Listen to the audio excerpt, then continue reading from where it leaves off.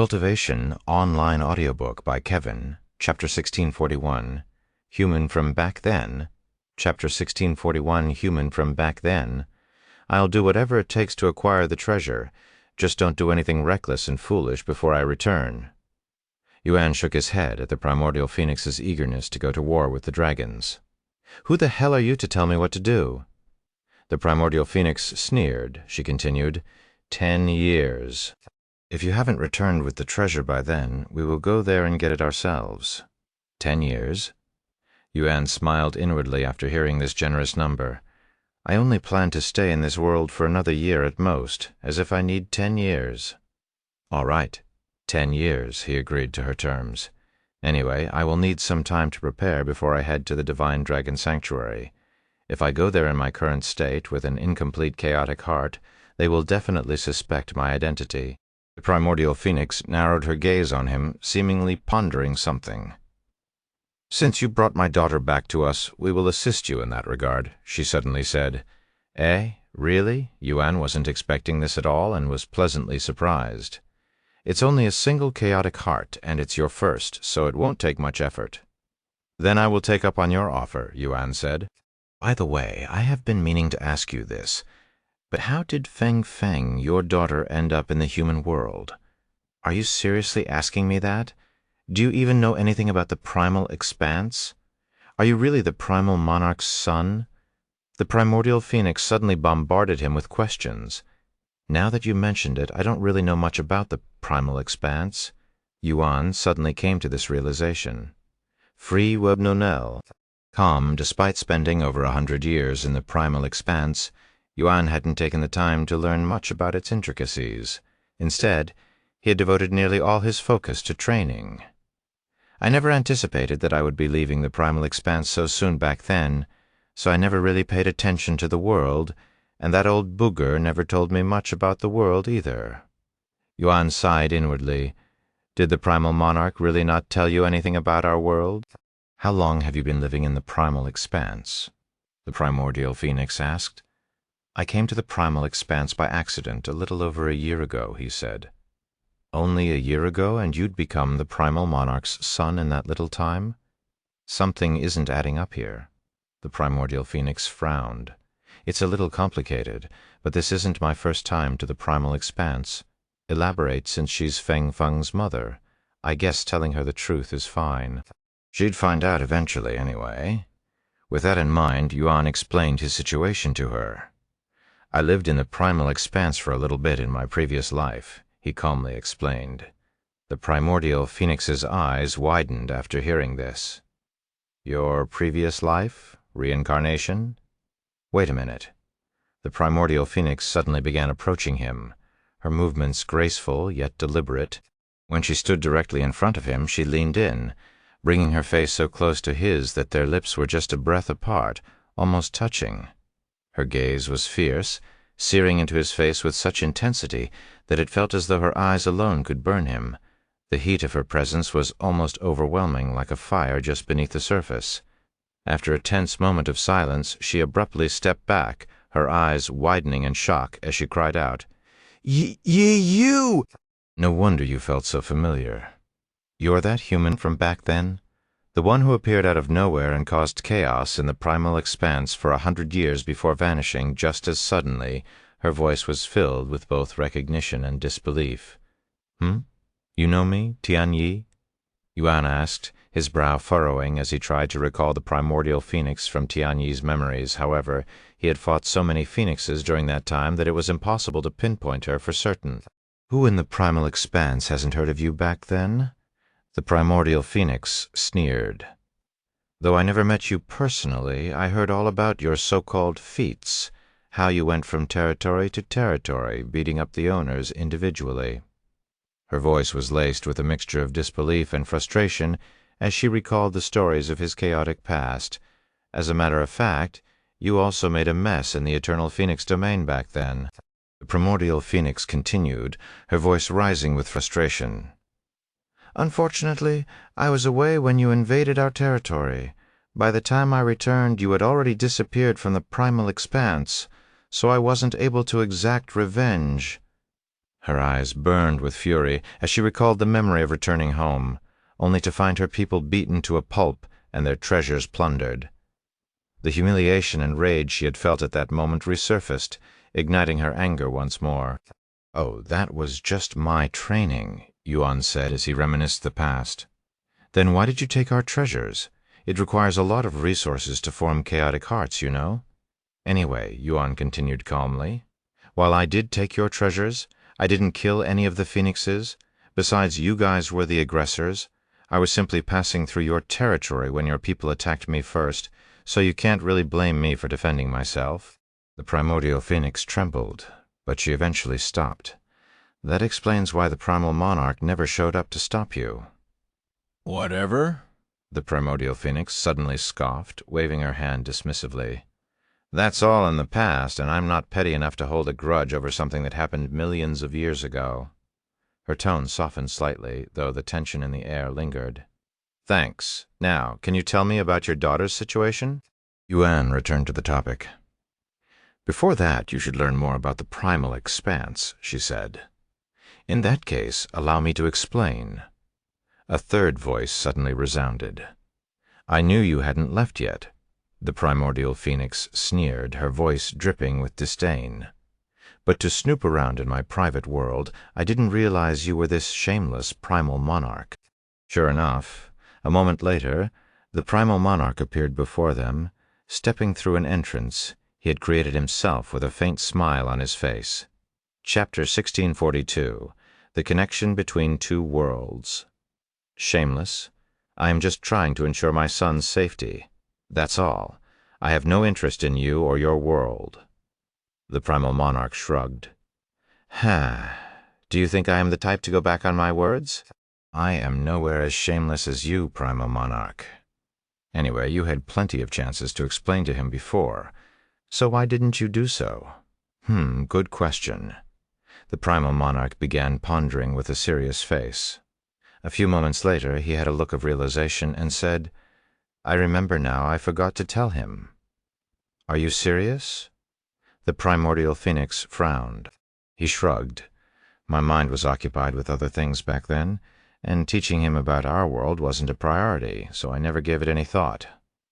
"Unbelievable," Yuan muttered Anyway, let me make it up by explaining our world to you now." The primal monarch looked at Yuan and went on to explain the connection between the primal expanse and the 9 heavens. "As you already know by now, the beasts of your world are originally from the primal expanse.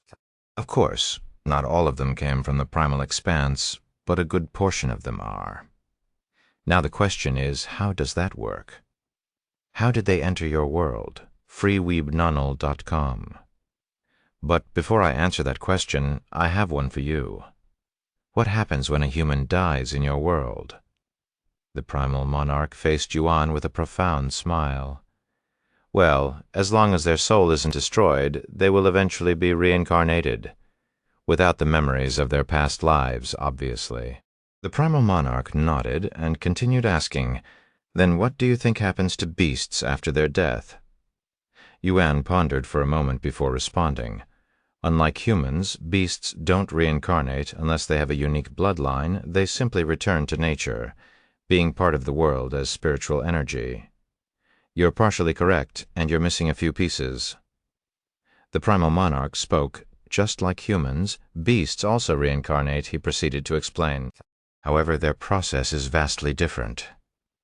When a beast dies, as long as its chaotic heart or core isn't destroyed or consumed, it returns to nature as chaotic essence in the primal expanse and spiritual energy in your world. Over time, that energy will give birth to a new beast, whether by natural birth or through another beast. Unlike humans who rely on their own bodily fluids to breed and procreate, beasts only need spiritual energy to do so. There are 2 ways they acquire this energy, by receiving it from another being or by absorbing the natural energy around them. Most prefer to use nature's energy, as it is both the most convenient and abundant source. However, those who wish to maintain or strengthen their bloodline's purity and strength typically acquire it from another individual." Yuan absorbed the information with a serious expression, carefully processing every word. When the primal monarch mentioned the beast's method of breeding through spiritual energy, Yuan's thoughts drifted to Lan Yingying and how she had requested his spiritual energy to conceive her future child. While it wasn't unheard of for beasts to conceive using a human's spiritual energy, it was incredibly rare due to the unpredictability of the results. The fusion of human and beast energy often led to unforeseen complications, making such occurrences highly unusual and risky. However, there are special races that can conceive with a human spiritual energy without any complications, and Lan Yingying belongs to that category. Now then, let's finally get to the main topic, the primal monarch said suddenly. In the primal expanse, for reasons still unknown when beings here perish, they don't always return to nature as chaotic essence. Instead, they sometimes transform into spiritual energy and drift into your world, where they are reborn. Huh? Yuan's eyes widened at this information. He looked at the primordial phoenix and muttered, "Does that mean your daughter died in the primal expanse and was reincarnated in the human world?" She nodded. Yes, but due to our unique bloodline, our reincarnation process is somewhat identical to that of humans. For instance, when a human reincarnates, they will always return as humans. If I were to die right now, I would eventually come back as a primordial phoenix. However, if there are no interferences, a dragon could reincarnate as a snake, or even a pig in their next life. In simpler terms, we will naturally retain our core identity and bloodline no matter how many times we are reborn, as long as there are no interferences. Therefore, no matter how many times she dies, my daughters will always be my daughter. I see, Yuan muttered. By the way, if you didn't know, the primal expanse existed long before the human world even came into the picture. The primal monarchs suddenly said, I have another question. If a beast dies in the human world, is there a chance that they could return to the primal expanse? Yuan asked. No. Once one leaves the primal expanse, they will never return, at least not in that fashion. Of course, they can still return the same way you did. How often does that happen? As often as humans show up. Also, if a beast without a chaotic heart visits the primal expanse, it will be as powerless as a human. After all, only those with a chaotic heart or the monarch's bloodline could cultivate and utilize chaotic essence. That explains why I am able to use my powers even without a chaotic heart, Yuan mused to himself. That said, a beast born in the human world can still form a chaotic heart, so they're not completely hopeless. The primal monarch added. Sometime later, Yuan said, I understand how the primal expanse and the 9 heavens are connected, but I still don't know why. Unfortunately, even I do not know why. The primal monarch shook his head. What about your bloodline? Just what exactly is the monarch's bloodline? The primordial phoenix stared at the primal monarch with intrigue. Although the beings in the primal expanse understand and have accepted the primal monarch's powers, nobody knows how or why such a bloodline exists. Chapter 1643, 6 in total. Chapter 1643, 6 in total. What is the monarch's bloodline, huh? The primal monarch looked at Yuan with a profound smile on his face. After a moment of silence, he responded with a casual shrug. No clue, huh? Yuan's face became dumbfounded. I am the first of my kind, and it has been that way since the beginning of time. I do not know why I was born or my purpose. I merely exist. The primordial phoenix stared at the primal monarch with a pondering expression. As he had claimed, he had existed since the beginning of time before any other race was born. In fact, there are speculations that he had been created alongside the primal expanse itself, an ancient being intertwined with the very fabric of the world. No one truly knows the full extent of the primal monarch's power, as he has never revealed it. Throughout the ages, he has remained detached from worldly affairs, rarely interacting with its residents or intervening in their matters. He was a silent ruler, observing the world from a position so high that others could hardly comprehend it, his presence akin to that of a god. He also possessed an unrivaled ability that allowed him to command all bloodlines as if they were his servants, even those of the so-called purest and most powerful bloodlines. Due to his terrifying abilities, few dared to challenge him, allowing him to remain at the peak of the world since the beginning of time. You never questioned it or tried to find an answer? Yuan asked, his curiosity piqued. The primal monarch remained silent for a moment before shaking his head. I was curious during my earliest years, he admitted, but once I realized that knowledge wouldn't change anything, I have since stopped caring about it. Just what is so special about this human for the primal monarch to be so attached to him? The primordial phoenix wondered inwardly. The primal monarch was a godlike existence, one so far beyond the reach of most that even speaking to him seemed unimaginable. Yet, somehow, a mere human had managed to pique his interest enough to not only be adopted as his own, but also be granted his immense powers. It was simply incomprehensible even for someone as experienced and knowledgeable as the primordial phoenix. Some time later, after their conversation ended, the primordial phoenix opened a rift, leading Yuan to the eternal phoenix domain's primary residence, where most of the phoenixes dwelled. "There will be someone to assist you with your chaotic heart," the primordial phoenix said to him after opening the rift. "You're not coming? I'm going to examine her curse a little more." "I understand." The moment Yuan emerged from the rift, he was immediately greeted by a familiar face, the young lady who was the first to approach him. And before them, multiple islands floated majestically in the sky, each one occupied by a powerful phoenix, their fiery auras radiating through the air. "We meet again. I was given instructions by my mother to assist you." "Your mother? You're also the primordial phoenix's daughter?" Yuan asked. She nodded. "I am the youngest. You can call me Feng Yao." "Nice to meet you. By the way, how many siblings do you have?" "I have 5 siblings, but only 3 of them still exist in the primal expanse. The last 2 drifted into the other world, one of them being the eldest, whom you brought back." "So there are 6 of you in total, huh? Are you all primordial phoenixes?" "Of course not. The primordial phoenix bloodline is the purest and highest grade phoenix bloodline. Besides the eldest, we all have a different bloodline. However, while our bloodline isn't as pure as the eldest, we're still at the top of our bloodline. So Feng Feng is a primordial phoenix like her mother. But her character status shows a different bloodline. Is this also due to the curse?" Yuan recalled that Xiao Hua's character status changed when she released her seal, so Feng Yuxiang might be in a similar situation. "Anyways, enough about me. What's your relationship with eldest sister?" Feng Yao stared at him with glowing eyes that were filled with curiosity. "We're traveling companions," Yuan said with a smile, purposefully avoiding the fact that they were in a master-servant relationship. "They'd probably skin me alive if they find out about our real relationship." Yuan could imagine the primordial phoenix's fury if she found out, sending shivers throughout his body. "How long have you known the eldest?" Feng Yao continued asking as they walked to their destination. "We've only known each other for a few years." "Huh? That little time? You're practically strangers." Yuan looked at her with raised eyebrows, but he refrained from commenting on her logic. "What was she like when she still lived in the primal expanse?" Yuan suddenly asked. Feng Yao shrugged and said, "I was born long after she was gone, so I don't have the slightest clue. However, the others might know. You can try asking them later."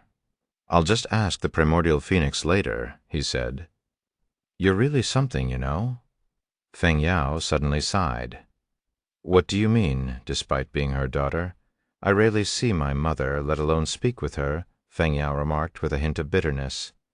"I think you've spent more time with her than I have in my entire life so far." "Seriously? Even though you all live in the same territory? What do you know?" "Mother spends most of her time inside her own world." "Doing what? Increase her cultivation? Which could already rival even the strongest cultivators in my world?" "No. She spends most of her time conceiving another child. It takes hundreds of millions of years for someone at her level to conceive a single child after all. This doesn't include the time it takes her to absorb enough chaotic essence to begin the process either." Yuan was left speechless by this revelation. Hundreds of millions of years for a single child. I suppose it would disrupt the balance of the world if such a powerful being could conceive too quickly, Yuan thought to himself. The stronger the being, the more time is required to conceive. a principle that applies even to humans. Compared to the primordial phoenix, Ying-Ying's 1,000 years is almost laughably short. All right, we're here, Feng Yao said out loud once they reached their destination. Chapter 1644-9, Levels of Hell. Chapter 1644-9, Levels of Hell. Where exactly are we? Yuan inquired as they stood at the peak of a massive volcano. He thought they were going to feed him treasures to complete his chaotic heart. We're at the 9 Levels of Hell peak. What a terrifying name. Why did you bring me here? The primordial phoenix said you'd help me complete my chaotic heart. Were you expecting us to feed you treasures or something? You will be forming your chaotic heart here. Feng Yao pointed at the raging flames inside the volcano. How does that work? Yuan asked with raised eyebrows. There are 9 floors in the 9 levels of hell, each floor engulfed in my mother, the primordial phoenix's flames, Feng Yao explained. If you temper your body within these flames, you'll eventually complete your chaotic heart. The deeper you go, the more intense the flames become, but the rewards will also be greater. Of course, they could have simply fed Yuan the necessary treasures to complete his chaotic heart. However, since the primordial phoenix couldn't kill him, she saw this as an opportunity to inflict some pain on him instead. Thus, this grueling method of tempering his body in the flames was chosen as a way to achieve his goal while ensuring he endured some suffering in the process. Not petty enough to hold a grudge, huh? Yuan recalled the primordial phoenix's words and shook his head inwardly. Anyway, you're only a human, and your cultivation is also pathetically low, so even the first level might be unbearable for you. Feng Yao continued, That's why I'll give you this. She handed him a bottle that contained a single drop of blood inside. Phoenix blood? Yuan raised an eyebrow. My blood, to be precise. If you consume it, you'll have enhanced fire resistance for a short time, enough to endure the 2nd level at most. It was only ordinary phoenix blood, but Feng Yao had a powerful bloodline, so even a single drop would be priceless in the 9 heavens. Your blood is only enough for the 2nd level. Just how powerful are these flames? Yuan asked. What do you know? My mother is the most powerful phoenix in existence. Her flames can burn even someone with fire immunity. Is that so? Have you heard of Phoenix's wrath? Yuan suddenly asked. Phoenix's wrath? Of course I have. Why? How does it compare to the flames here? Feng Yao pondered for a moment before responding. The Phoenix's wrath would only be as strong as the flames in the 4th level. The 4th level only? This place is no joke. Yuan swallowed nervously. If the pain he experienced from the Phoenix's wrath was only as strong as the 4th level, he couldn't imagine how much pain he'd experience in the 9th level. All right, I'm going in, Yuan said a moment later. Don't bite more than you can chew, Feng Yao said.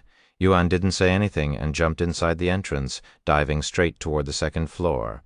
Wah! I just warned him, and he didn't even consume my blood. Are all humans this reckless? Feng Yao was shocked when Yuan jumped straight to the 2nd level. As Yuan passed through the 1st level, a wave of intense heat washed over him, making him feel as though he had stepped into an oven. The air was thick with scorching energy, but to his surprise it wasn't painful, just overwhelmingly hot, like standing too close to a blazing fire. The moment Yuan stepped into the 2nd level, the intensity of the heat skyrocketed. It was fierce enough to scorch his skin in an instant, but despite the flame's strength, they couldn't burn him faster than his body could regenerate. His healing abilities kicked in immediately, restoring his skin as quickly as it was damaged, creating a relentless cycle of burning and regeneration. Your fire resistance has increased. Your fire resistance has increased.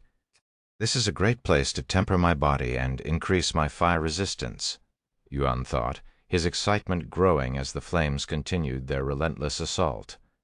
Perhaps I could even achieve fire immunity in this place. The burning sensation was excruciating, but it wasn't unbearable. Filled with determination, he sat down and began cultivating on the 2nd level. Wow, he's actually enduring the 2nd level right off the bat. I guess I underestimated him a little. Feng Yao mused, her interest piqued. Not only did the flames temper Yuan's body, but they also contained rich chaotic essence that gradually advanced his chaotic heart. However, the process was slower than he anticipated. It'll take years to finish my chaotic heart at this rate. I'll head to the 3rd level once I improve my fire resistance to the next level. With that in mind, Yuan continued to temper in the flames. Sometime later, a figure appeared at the 9 levels of Hell Peak and landed right beside Feng Yao. Elder Brother Mu, Feng Yao greeted this tall and handsome man with a respectful smile. "When did you return?" "A few hours ago," he responded, his gaze staring intently at Yuan's figure. Feng Mu was the 2nd youngest in the family, but he was still a billion years older than Feng Yao. "I came back immediately after hearing that the eldest has returned." "Is that him? The human who brought back the eldest from the human world?" Feng Mu asked. "Yes, he's the one." "He's less impressive than I anticipated, even disappointing," Feng Mu remarked, shaking his head in dissatisfaction. "I heard he was related to the primal monarch, too. Must be a lie." "No, it's true. The primal monarch even showed up to protect him when Mother was about to kill him," Feng Yao said. "Seriously? How is someone so weak related to the primal monarch? I can burn him to ashes with a single breath." Feng Mu quickly lost interest in Yuan and asked about Feng Yuxiang. "Have you spoken to the eldest yet? What was she like?" "That's haven't you heard? She came back as a shell, what?" Feng Mu immediately became dumbfounded. Chapter 1645, Fire Immunity. Chapter 1645, Fire Immunity. "What the hell are you talking about? The eldest came back in such a state?" Feng Mu almost couldn't believe what he was hearing. "Unfortunately, I don't know the situation, but Mother's going to take care of it. In the meantime, I am tasked with helping him complete his chaotic heart." Feng Yao pointed at Yuan. Feng Mu shifted his gaze to Yuan again and sneered. "What a waste of time and effort. Is that really the case? Huh? Don't tell me you think differently. I don't know humans enough to tell if he's talented or not, but he was chosen by the primal monarch. I think that says enough." Feng Yao shrugged. At this moment, Yuan suddenly opened his eyes and stood up. "You have gained supreme fire resistance." After Yuan's fire resistance reached a new threshold, he wasted no time and immediately descended to the 3rd level. The flames on the 3rd level were no longer the familiar orange hue of the first 2 levels. Instead, the 3rd level was bathed in intense blue flames, radiating an even more potent and refined heat. Even with his supreme fire resistance and powerful body, he experienced pain that was several times worse than the 2nd level. At this point, Yuan's entire figure was completely engulfed by flames, so much so that even his silhouette was no longer visible. The blue flames enveloped him entirely, making it seem as though he had become one with the fire itself. Despite the overwhelming intensity, Yuan remained focused, letting the flames temper his body further and push his limits. "Wow, he's actually cultivating in the 3rd level," Feng Yao muttered, covering her mouth in surprise, her eyes wide with awe. She had only expected him to reach the 2nd level at most, but in just a few days he had surpassed her expectations. Feng Yao turned to look at Yingzi, who had been silently blending in with the background, and spoke to her. "How long have you been following this human?" "Since the moment he arrived at the primal expanse, I guess." "Why are you following him? I thought shadow dwellers are introverts." "I wanted to know what it means to be human." "Oh, that does sound interesting. What have you learned so far?" A new voice suddenly interrupted. Yingzi turned toward the voice and saw a beautiful woman with short red hair and purple eyes hovering gracefully above the 9 levels of Hell Peak. Her presence was commanding, and the air around her seemed to shimmer with an ethereal glow as she watched the scene below with calm intensity. "Elder Sister Likyu." Both Feng Yao and Feng Mu bowed to her in a respectful manner the moment they noticed her presence. This newcomer was Feng Likyu, the 2nd eldest in their family. After snapping out of her daze, Yingzi responded, "Not much, but from what I've seen, humans are beings that grow exponentially fast. From my understanding, human growth varies from person to person," Feng Likyu said. "Although I don't know how he compares with the rest of the humans in his world, He's definitely a lot better than the humans I've encountered in the primal expanse. Being the second oldest in the family, Feng Liqui has lived for billions of years in the primal expanse, so she has encountered plenty of humans in the past. Have you spoken with Mother yet, elder sister Liqui? Feng Mu asked. Yes, but it was brief, elder sister Liqui. You've met the eldest before, correct? What was she like? Feng Yao suddenly asked after recalling Yuan asking her the same question. Elder sister, huh? Feng Liqui closed her eyes and recalled her memories of Feng Yuxiang, which were billions of years old. We never really got along and constantly competed against each other to impress Mother. As for what she was like, I don't remember. Anyway, she's probably reincarnated many times by now. I doubt she's the same person I remember. Feng Liqui's gaze returned to looking at Yuan. I'm more interested in this human with the primal monarch's bloodline, she muttered with a slight smile. What's so interesting about that weakling? Feng Mu shook his head, unable to comprehend it. Are you pretending to be stupid, or are you actually stupid? Feng Liqiu narrowed her gaze at him. What did you say? Did you just call me stupid? Feng Mu exclaimed, clearly surprised by her sudden mockery. Amongst the thousands of phoenixes in our territory, how many of them are capable of cultivating in the 3rd level? Most of them can't even endure the 2nd level. Yet, this human is able to achieve that with his pitiful cultivation. That's, Feng Mu became speechless. A human capable of withstanding Mother's flames. I am very intrigued. A profound smile appeared on Feng Liqiu's face as she returned to focusing on Yuan. Whatever. Feng Mu didn't linger and left the scene shortly after. However, he didn't leave the Eternal Phoenix domain. Are you going to stay here, elder sister? Feng Yao asked Feng Liqiu. I don't have anything else to do, so I might as well. I also want to see his limit. Huh? You think he'll be able to go higher than the 3rd level? That's impossible. He's already at his limit on the 3rd level. Feng Yao refused to believe that he could go any further. Is that what you think? I think he still has some tricks tucked under his sleeves. I mean, I did give him a drop of my blood, which he hasn't consumed yet. However, that won't help him in the next level. Oh, you gave him your blood? Did Mother tell you to do that? Feng Liqiu looked at her with a suspicious smile. No, but don't misunderstand. This is my way of showing gratitude. He brought back the eldest, after all. 2 weeks later, a significant change occurred in the flames surrounding Yuan's body. The once ferocious flames which had relentlessly burned him began to shift, their intensity softening as they seemed to merge with his aura. The fire no longer consumed him, but appeared to dance in harmony with his energy, as though he had mastered its power and become one with the flames. You have acquired fire immunity. You have acquired the title One with the Flames, Chapter 1646, Completed Chaotic Heart. That human. She achieved fire immunity. Feng Yao exclaimed, her expression filled with astonishment. I didn't know humans could do that. She had always believed that only beasts with unique bloodlines, like phoenixes, were capable of acquiring such immunity. The fact that a human had done it defied her expectations and understanding. Even in the 9 heavens, achieving fire immunity was an exceptionally rare accomplishment. Those who managed it typically relied on special techniques, priceless treasures, and years of dedicated cultivation to reach that level. There were also those born with unique physiques that granted them fire immunity naturally, but that was a different story since they hadn't earned it through effort, but were simply born with the gift. The fact that Yuan had attained this without the aid of a technique made his accomplishment all the more extraordinary. However, no, this isn't something as simple as fire immunity. Feng Liqiu's eyes widened as she came to this realization.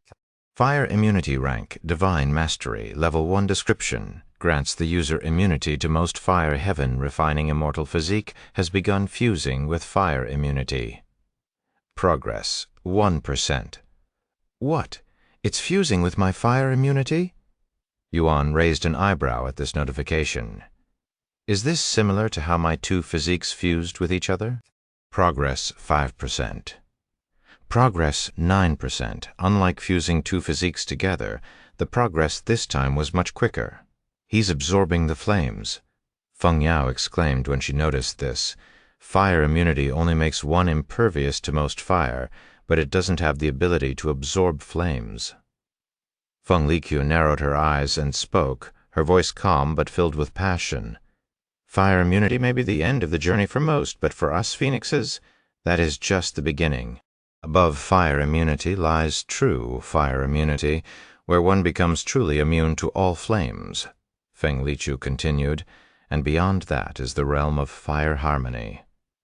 Once one reaches fire harmony, not only will they be immune to fire, but they'll also be able to absorb it, transforming flames into their own power, the apex of fire control. Are you telling me that a human has managed to achieve fire harmony when even I haven't been able to do so?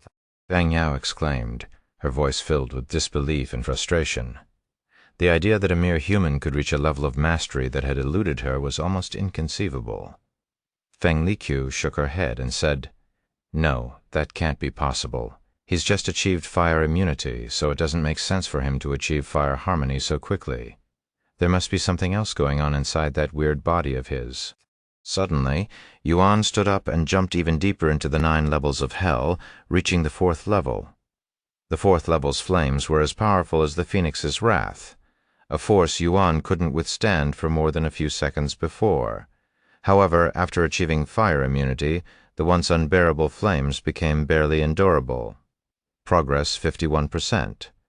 The progress of his physique, which had stalled at 50% before Yuan entered the 4th level, began to rise once more. As for his chaotic heart, it was already on the verge of completion. This is something different. It's similar to fire harmony, but it's not the same, Feng Liqiu mused to herself as she spent more time watching Yuan. Several hours later, Yuan completed his chaotic heart. You have completely formed your chaotic heart. Ding! Your character status has been updated. Yuan, Cultivation, Dantian, 1st level Spirit Sovereign, Cultivation, Chaotic Heart, N. A Yuan. Wasn't surprised to see a 2nd cultivation because Tian Yi also achieved the same thing after returning to the divine heavens and cultivating his Dantian. Due to having a chaotic heart, your heaven-refining immortal physique will no longer refine chaotic essence into qi. You have absorbed chaotic essence. You have absorbed enough chaotic essence for a breakthrough. You have reached early chaotic establishment. You have reached intermediate chaotic establishment. You have reached advanced chaotic establishment.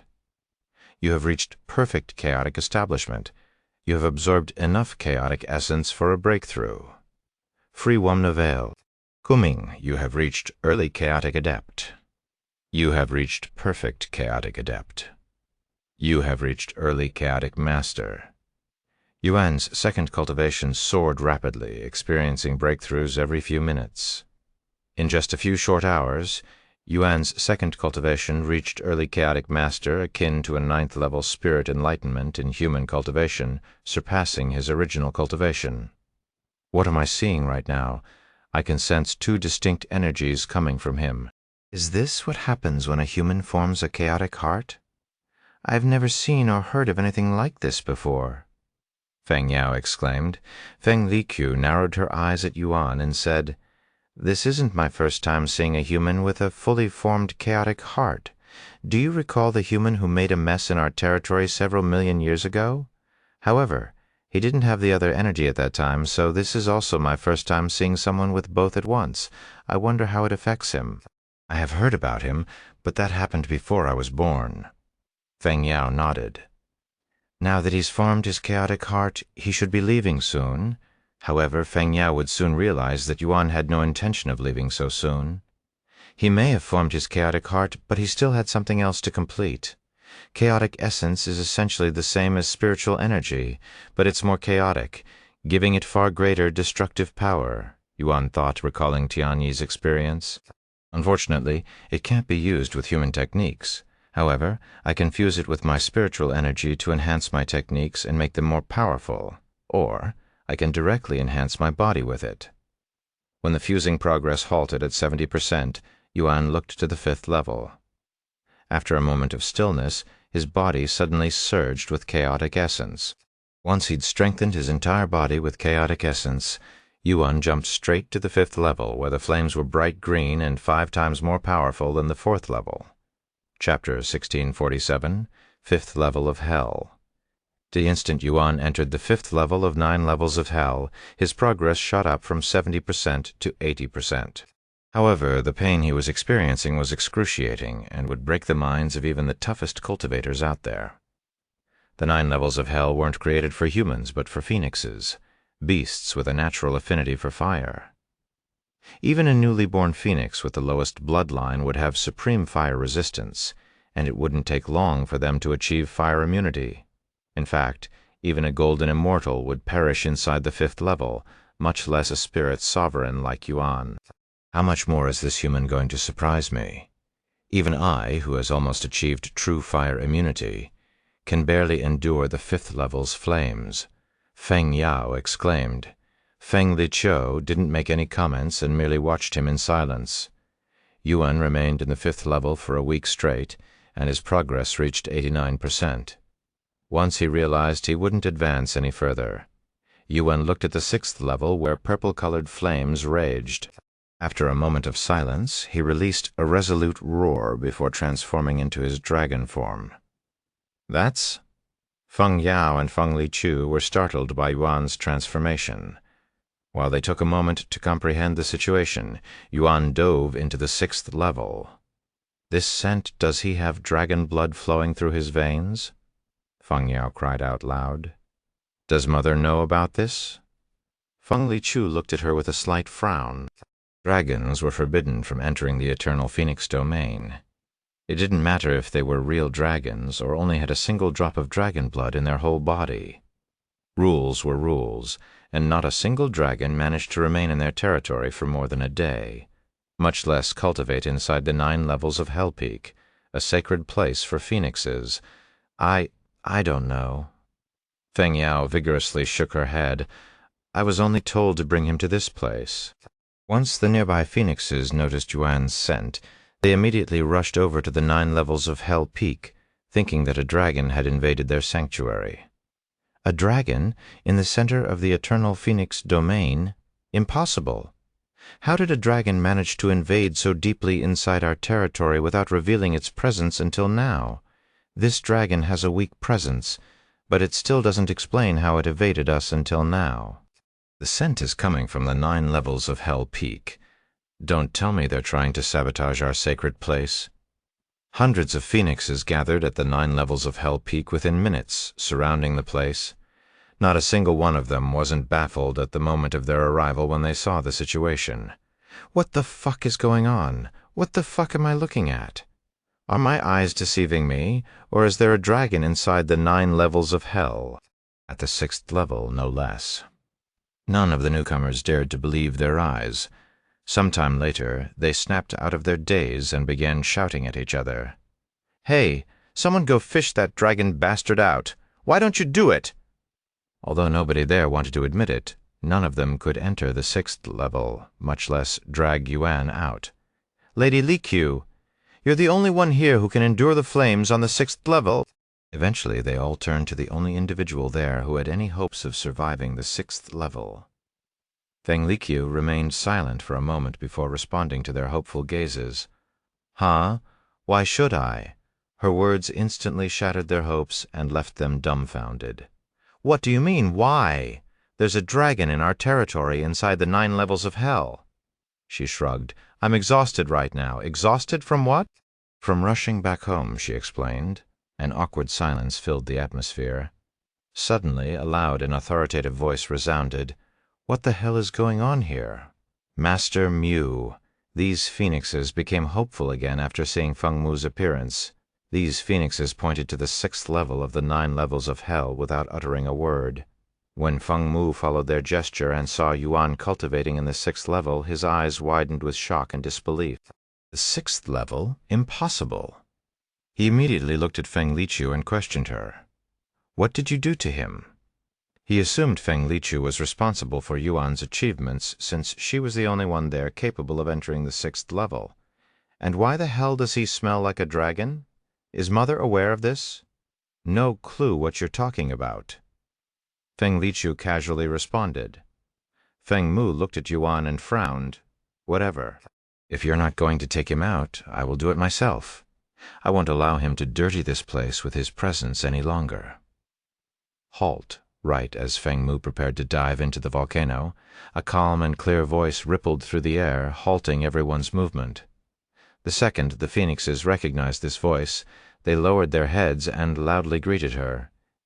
Empress Feng, we greet Her Majesty. The primordial phoenix emerged from a rift, her figure hovering majestically above the 9 levels of hell. Her gaze was fixed intently on Yuan, observing him with a mixture of surprise and curiosity. Nobody is allowed to disturb him.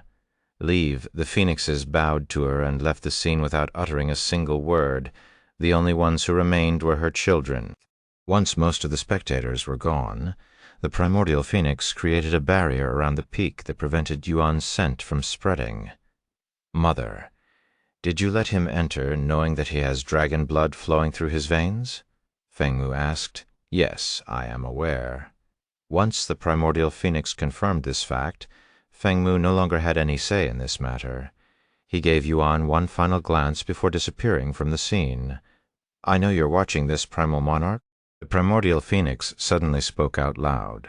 Sure enough, another rift appeared above the volcano, and the primal monarch emerged from it.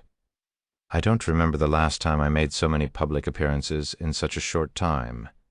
In fact, this might be a first, he spoke as he appeared. Chapter 1648, Impervious to Fire. Primal Monarch. Feng Yao and Feng Liqiu lowered their head after snapping out of their daze. The primal monarch acknowledged them with a slight nod before looking at the primordial phoenix and asking, So, why did you call for me?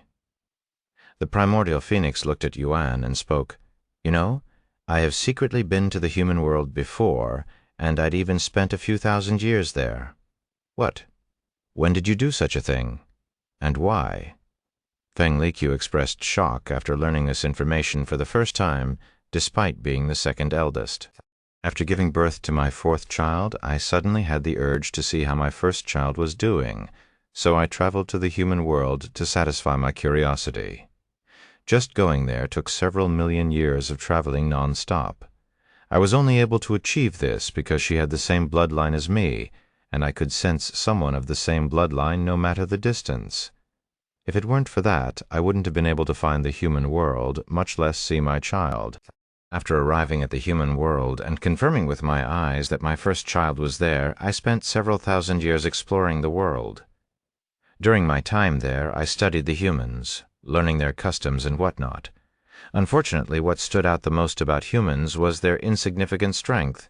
Even the strongest cultivators back then were laughably weak. The primordial phoenix recalled her experience in the divine heavens long before it was split. No matter how much potential they had, it didn't impress me even in the slightest. That's why I left their world so quickly. It was simply too boring, and I have already reunited with my first child without her knowledge. However, this human cultivating inside my flames right now, he's different, and I want to know if you had anything to do with its abilities, correct? The primordial phoenix nodded. The primal monarch looked at Yuan and smiled. He may have my bloodline, but what he's displaying right now has nothing to do with it. It's something entirely different, I see. Why do you even care? The primal monarch asked. Just curious, she responded in a nonchalant manner. A few days later, Yuan's aura suddenly began to transform. The primordial phoenix and the others watched with anticipation. Progress, 99%. Yuan stared at the progress for several hours straight, hoping it would be completed without needing him to enter the 7th level.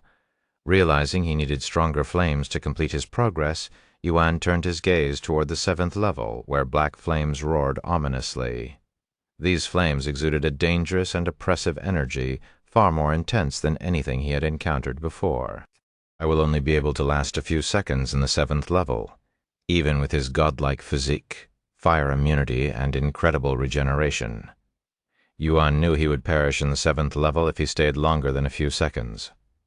The sheer power of the black flames was beyond anything he had faced before, and even this estimate felt like a dangerous gamble.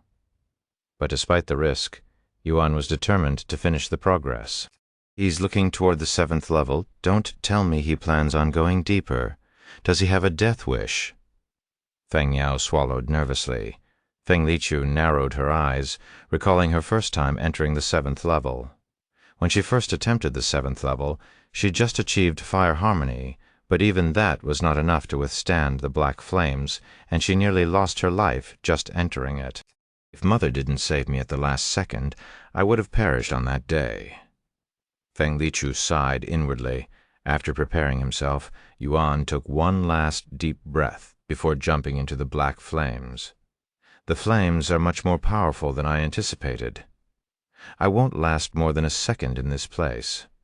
Yuan immediately realized that he'd underestimated the prowess of the black flames, but it was already too late to go back. More than half of his body was burned away the instant he entered the 7th level. However, at the same time, his progress also advanced. Progress 100%. Congratulations. Your heaven-refining immortal physique has successfully merged with fire immunity. Heaven-refining immortal physique has evolved to harmonious heaven-refining immortal physique incomplete. The moment Yuan's physique evolved, the black flames ceased their relentless assault on his body. Instead of burning him, the flames began to restore his body, even strengthening it. Once his body was fully restored, the flames began filling his chaotic heart with chaotic essence, causing his cultivation to soar once again. You have absorbed chaotic essence. You have absorbed enough chaotic essence for a breakthrough.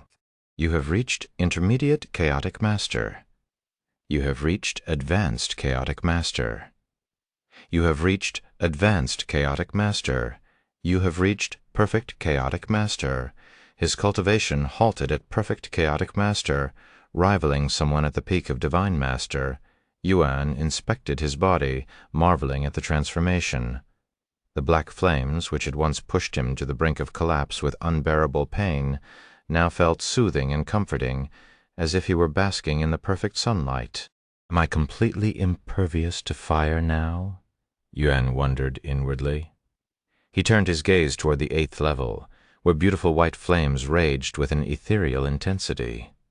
Strangely, despite their brilliance and power, he couldn't sense any threat from them. It was as though the flames no longer held the capacity to harm him. What just happened? His body was on the verge of destruction just seconds ago. Now it seems as if the flames don't even affect him. Feng Liqiu exclaimed, her voice filled with shock and disbelief.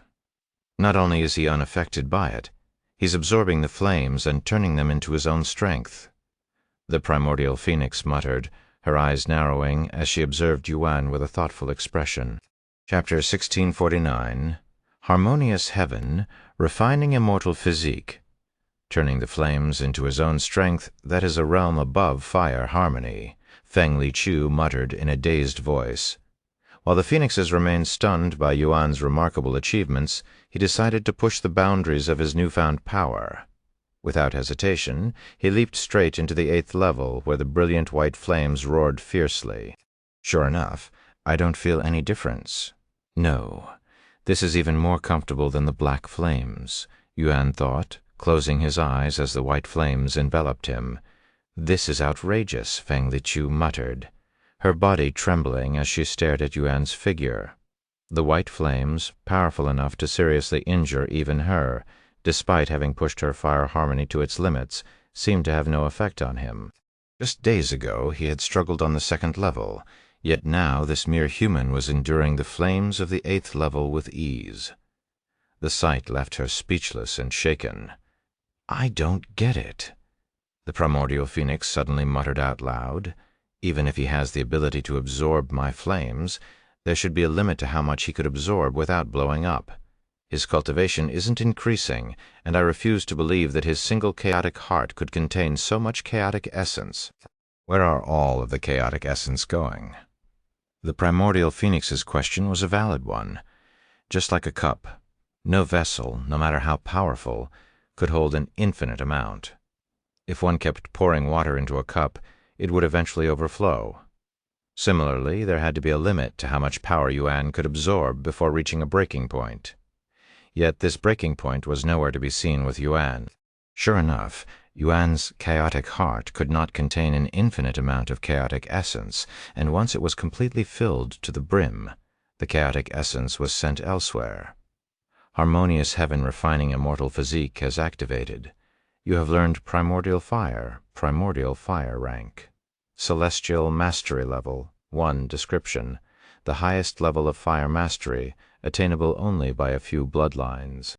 Primordial fire transcends all other flames, bypassing even the strongest fire resistance and immunity. It is the ultimate expression of fire, a flame unrivaled in destructive capability and feared by even Phoenix is. So I can turn the flames I absorbed into my own power. Yuan swallowed nervously at the implications. If I can merge my physique with the fire immunity, I should be able to do the same with other immunities. Perhaps that's how I complete my new physique. Sometime later, Yuan turned his gaze to the 9th and final level of the 9 levels of hell. Unlike the previous 8 levels, there were no visible flames in the 9th. However, despite the absence of fire, Yuan could clearly sense something powerful and ominous lingering within. It looks like I am not completely impervious to all fire yet, Yuan sighed inwardly. Though he had endured the 8th level without any issues, he could instinctively sense that the 9th level was different, deadly, even for him. I guess it's about time I leave this place. In just a few days he'd completed his chaotic heart, gained fire immunity, evolved his physique, and even acquired a celestial rank skill, feeling satisfied by the results. Yuan left the 9 levels of hell. The moment Yuan emerged from the volcano, he instinctively sensed something hurtling toward him. Turning around, his eyes widened as he spotted a massive ball of black flames flying directly at him. Yuan instinctively raised his arm, opening his palm to block the incoming flames with his bare hand. The moment the massive ball of flames made contact with his palm, it was absorbed instantly. The flames, which were strong enough to kill even immortals, vanished into his hand, leaving Yuan unscathed. What was that about? Yuan looked at the primordial phoenix who was responsible for the surprise attack. Free Webden's welcome. I wanted to confirm your abilities. What if that had killed me? But it didn't. Unbelievable. Why are you complaining? You should be thanking me for letting you use the 9 levels of hell. I would have if you didn't send me here because of your pettiness. Yuan shrugged. I have no clue what you're talking about. The primordial phoenix shook her head. Whatever, I'm going to head to the Divine Dragon Sanctuary now that I have completed my chaotic heart. What? Wait a minute. Feng Liqiu suddenly spoke up. Who are you? Yuan asked. I'm Feng Liqiu, the second eldest in the family. Oh, hello. Do you need something from me? Can you tell me how you are absorbing the flames? It's mostly thanks to my unique physique, that's all. Were you born with that physique? Yes. Feng Liqiu suddenly became silent with a ponderous expression on her face. If there's nothing else, wait, I have one more thing, a request. What kind? Feng Liqiu narrowed her eyes and spoke. Give me some of your blood and chaotic essence. What? Yuan raised an eyebrow, unable to comprehend her request at first. However, Feng Yao and the primordial phoenix reacted with shock, their eyes wide in disbelief. The request clearly struck them, while the primal monarch, observing the scene, wore a slight smile as if amused. Wait a second. Yuan suddenly had a sense of déjà vu. Then he recalled a certain conversation he had with Lan Yingying. He swallowed nervously before asking, That request you want to conceive with my energy? She nodded without hesitation. What the hell are you thinking? The primordial phoenix suddenly interjected. I have been wanting a child for a while now, and I think this is the perfect time. But with a human? I have never heard of anything like that before. Is that even possible? I guess we'll find out soon enough. Feng Liqiu smiled. Ahem. Yuan cleared his throat and said, It's definitely possible for beasts to conceive with humans since it's been done before in my world, but I have no intention of doing something like that with someone I don't know. But I already told you who I am. Feng Lichu said. "You know what I mean?" Yuan shook his head. Chapter 1650 Divine Dragon Sanctuary. Chapter 1650 Divine Dragon Sanctuary. "Honestly, I don't really understand." Feng Lichu shook her head, and she continued, "Most would be delighted, even honored, if I requested for their chaotic essence to conceive my child. Excluding dragons, I cannot imagine anyone refusing." Feng Lichu's status as the daughter of the primordial phoenix alone granted her immense prestige in the primal expanse. Her lineage was revered, making her among the most respected in the realm, with many viewing her as nearly untouchable. Moreover, she was a powerhouse in her own right, standing as one of the strongest predators in the primal expanse. In the entire eternal phoenix domain, her strength was second only to her mother, the primordial phoenix. Countless powerful beings had willingly offered their chaotic essence to Feng Liqiu over the years without her even needing to ask them, but not a single one of them managed to receive her approval. Just as human men court women out of love in the primal expanse, beings offer their chaotic essence to those they admire to express their desire for a deeper bond and in hopes of conceiving a child with them. "If I'm going to conceive a child with someone, I'd at least want to get to know them first," Yuan said. "Is that a human thing?" Feng Lichu asked. I guess hearing this, she no longer continued the topic, but she didn't appear to have given up yet. "Can you bring me to the Divine Dragon Sanctuary?" Yuan looked at the primal monarch. "Do you have a plan to acquire the treasure from them yet?" The primordial phoenix suddenly asked. He shook his head. "No, I don't. I'll figure it out as things progress." The primal monarch didn't ask any questions and created a rift that directly led to the Divine Dragon Sanctuary for him. "The rift will bring you to a place 2 days away from the Divine Dragon Sanctuary." "Okay." Yuan looked at Yingzi and asked, "Want to come along?" She immediately nodded. With the primordial phoenix and the primal monarch's presence there, the atmosphere was a little too suffocating for someone like her. "Then I'll see you again once I acquire the treasure." Yuan entered the rift the next moment, followed by Yingzi. The primal monarch left shortly after Yuan left, disappearing into thin air. "Sister, were you serious just now?" Feng Yao looked at Feng Lichu and asked, "Of course, but why?" "I'm curious," she said with a smile. "What kind of child would be born from a phoenix and a human like him? I want to find out. What do you think, Mother?" Feng Lichu looked at the primordial phoenix to get her opinion on the matter. "I think that's a ridiculous reason to conceive your first child with a human." The primordial phoenix shook her head, but she didn't reject the idea for some reason. Feng Liqiu noticed this and chuckled. "So you're also curious, huh? Now I wonder what would happen if a primordial phoenix like Mother conceived with a human." Hearing this, the primordial phoenix smacked Feng Liqiu in the back of the head and sneered, "Don't get ahead of yourself." After emerging from the rift, Yingzi guided Yuan toward the Divine Dragon Sanctuary. Even before they began their journey, Yuan's eyes were drawn to a towering pillar-like structure in the distance. The massive tower seemed to stretch endlessly into the heavens, dominating the horizon with its grandeur and presence. That must be the Dragon Ascending Mountain. I wanted to visit this place before, but it was too far away. Yuan recalled his experience as Tian Yi, starting from the Eternal Phoenix domain. The Divine Dragon Sanctuary was located on the far opposite side of the primal expanse. Without special treasures, the journey would take an unfathomable amount of time. Even with such treasures, it would have taken Tian Yi over 100 years to reach the Divine Dragon Sanctuary on his own, which was why he had chosen to ignore it in the past. "Do you know anything about the Divine Dragon Sanctuary?" Yuan asked Yingzi as they traveled. "I have never been to this part of the primal expanse, but the Divine Dragon Sanctuary is one of the most famous territories in this world. Although it has dragon in its name and many dragons gather there, other races are also allowed to stay in the Divine Dragon Sanctuary," Yingzi continued. "It's quite populated and diverse, unlike the Eternal Phoenix domain, which is more exclusive." "Is that so?" Over the next 2 days, Yuan pondered how he should go about acquiring the sacred chalice of purification. Unfortunately, with so little information on the Divine Dragon Sanctuary, formulating any reliable plans was pretty much impossible. In the end, Yuan decided to join the Divine Dragon Sanctuary to learn more about them first before planning anything.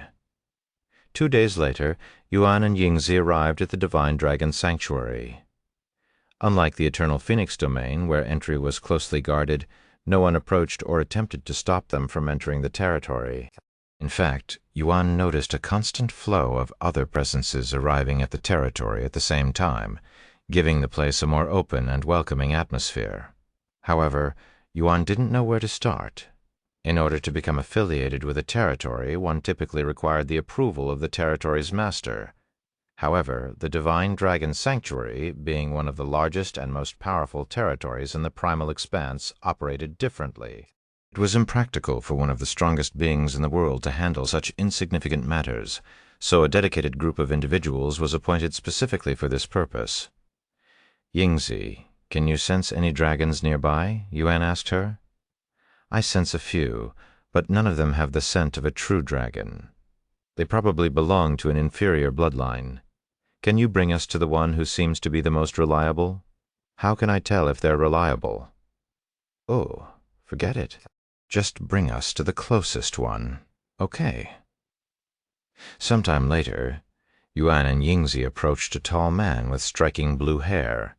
The moment he sensed Yuan's scent and powerful aura, the man's eyes widened in surprise and awe.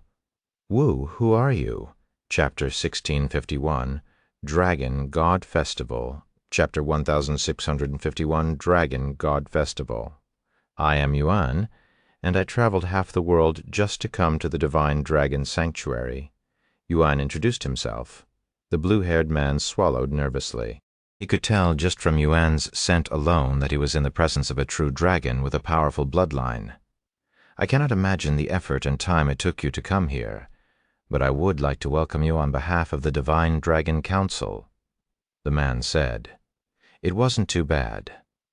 Yuan smiled. "Anyway, I came here because—" Before Yuan could finish his sentence, the man interrupted. "The Dragon God Festival, correct?" "The what?" Yuan raised an eyebrow after hearing this unfamiliar name. "The Dragon God Festival," he repeated before asking. "You didn't come here for the festival?" "Pretty much every single visitor these days are here for the festival." "Sorry, but I came here to visit the Divine Dragon Sanctuary because of its widespread fame." Yuan shook his head. "Please, there's no need for you to apologize. I should be the one apologizing for making such assumptions in the first place. If you have any questions, don't hesitate to ask me. In that case, can you tell me more about this Dragon God Festival?" The man nodded. The Dragon God Festival is a tradition in the Divine Dragon Sanctuary that happens only once every 25 million years. During the festival, the participants compete against each other for the title of Dragon God Successor. Naturally, since this is related to the dragon race, only dragons are allowed to participate. However, there's some leniency. Even those with inferior or incomplete dragon blood are permitted to join. Every 25 million years, Yuan wore a dumbfounded expression on his face after hearing this information. He then asked, "What kind of competitions occur during the festival?" "I'm sorry, but I don't know," the blue-haired man replied, shaking his head. "The trials are decided by the Dragon God, and they change with every festival. We only learn the details of the trials when the festival is about to begin." "When does the festival begin?" "Exactly 2 years from now, so very soon." Yuan was speechless. "Since the festival takes place every 25 million years, I guess 2 years is nothing in their eyes," he sighed inwardly. "Is there anything to be gained from this festival?" Yuan asked a moment later. "Of course. Not only will you become the Dragon God's successor if you win the festival, but the Dragon God will even grant you any one wish," the man replied, his voice filled with excitement. "Any wish?" Yuan repeated as he mused to himself. The man nodded. "That's right. The Dragon God is one of the most powerful beings in the primal expanse. He can fulfill almost any wish. I must be fated to participate in this festival." Yuan sighed inwardly. If he won the festival, he could wish for the sacred chalice of purification. "Can I participate in the festival?" he asked a moment later. "Of course. As long as you are related to the dragon race, you can sign up for the festival. Are there any other requirements? For example, do I have to be affiliated with the Divine Dragon Sanctuary? No, the festival is open to everyone as long as they meet the requirements. That's great. Where do I sign up? The man pointed to the dragon ascending mountain and said, Do you see that tower? You can sign up there. Thank you very much. Yuan and Yingzi made their way to the tower shortly after. Now that I've decided to participate in the festival, I have to wait 2 years for it to begin. Yuan pondered what he should do in the meantime while they approached the Dragon Ascending Mountain. Sometime later, Yuan and Yingzi reached Dragon Ascending Mountain, but by the time they got there, tens of thousands of beings were already lined up.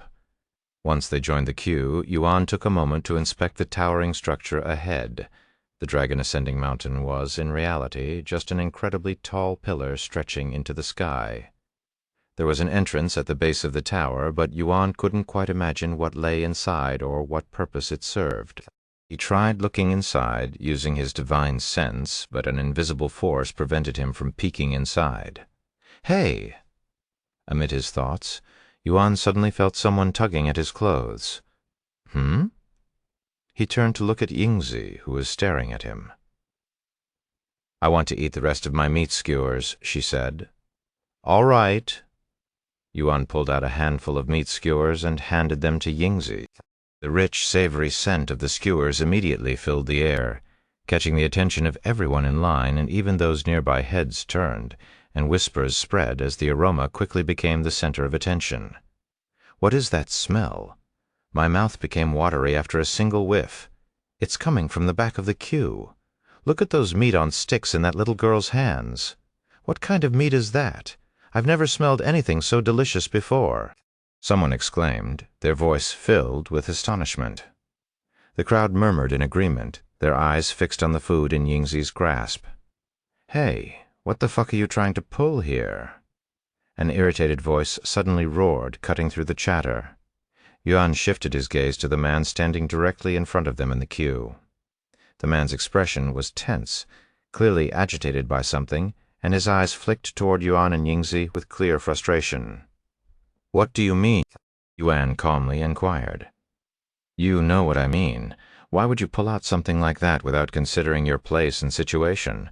Or are you trying to start something on purpose? It's just food, Yuan said with a seemingly innocent expression on his face. Well, it's causing a commotion.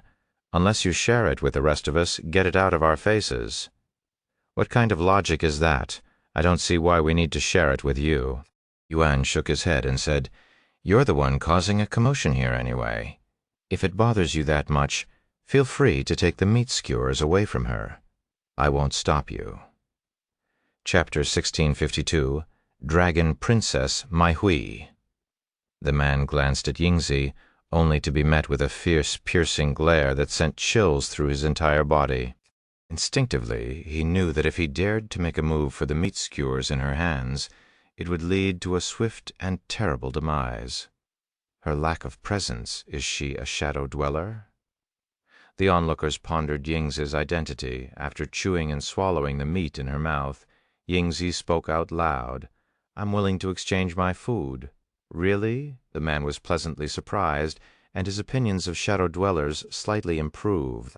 However, Yingzi continued, in exchange for 1 skewer, I will have your life. Not just the man before her, but even Yuan and the other onlookers reacted with bafflement. You crazy little bitch! I'm gonna fucking kill you! The man roared with an enraged face, and his aura surged with bloodlust. However, right as the man raised his hand, another voice boomed, What is going on here? Who dares to cause a commotion right before the Dragon God Festival? I'll disqualify you on the spot. Everyone there turned to look at the approaching figure. She was a tall beauty with a strict face and an authoritative air around her. Dragon Princess Mai Hui. The people there lowered their heads when they recognized her identity. Yuan looked at her with interest. In terms of prowess, she seems to be on par with Feng Lichu. So what is the problem here? Dragon Princess Mai Hui glared at Yuan, and the man who exuded bloodlust with a deep frown on her face. However, If one looked closely, one would see her eyes glancing at the meat skewers in Yingzi's grasp every few seconds. Dragon Princess Meihui would never admit it, but she couldn't care less about their insignificant drama. What prompted her to show up in the first place was in Yingzi's grasp. "Dragon Princess, we were quietly waiting in line when this unreasonable fellow in front of us suddenly became aggressive. Yuan was the first to speak up, and he directly placed all blame on the man. Don't give me that bullshit. You are the ones who provoked us with your food." The man hastily refuted. Yuan shook his head and said, "How did we provoke you with our food? I don't recall dangling them in front of your nose and provoking you. Or were you so enticed by the scent that you became offended? Either way, my friend was minding her business when you started yapping about sharing our food without providing any logical reason, and then you got angry when she refused." Yuan turned to look at the Dragon Princess with an apologetic smile. "Although it wasn't our intention, it is true that our food was the main cause for the commotion. I hope you can forgive us." Before the Dragon Princess could even open her mouth to respond, Yuan retrieved a handful of meat skewers and shoved them toward her. "Please accept our apology." Silence filled the atmosphere while the onlookers were shocked by the implications behind Yuan's actions. That bastard has the audacity to bribe the Dragon Princess so openly. The Dragon Princess stared at the meat skewers with a somewhat dazed face. When she snapped out of it a moment later, she cleared her throat and spoke. "Is that so? Don't worry about it. Since eating here is not a crime, you are not responsible for what happened." She turned to look at the man with narrowed eyes and continued, "I will only give you a warning. If you continue to make a scene, I will disqualify you from the festival. I understand. I will not disappoint the princess a second time." The man didn't dare to argue back and responded with his head lowered.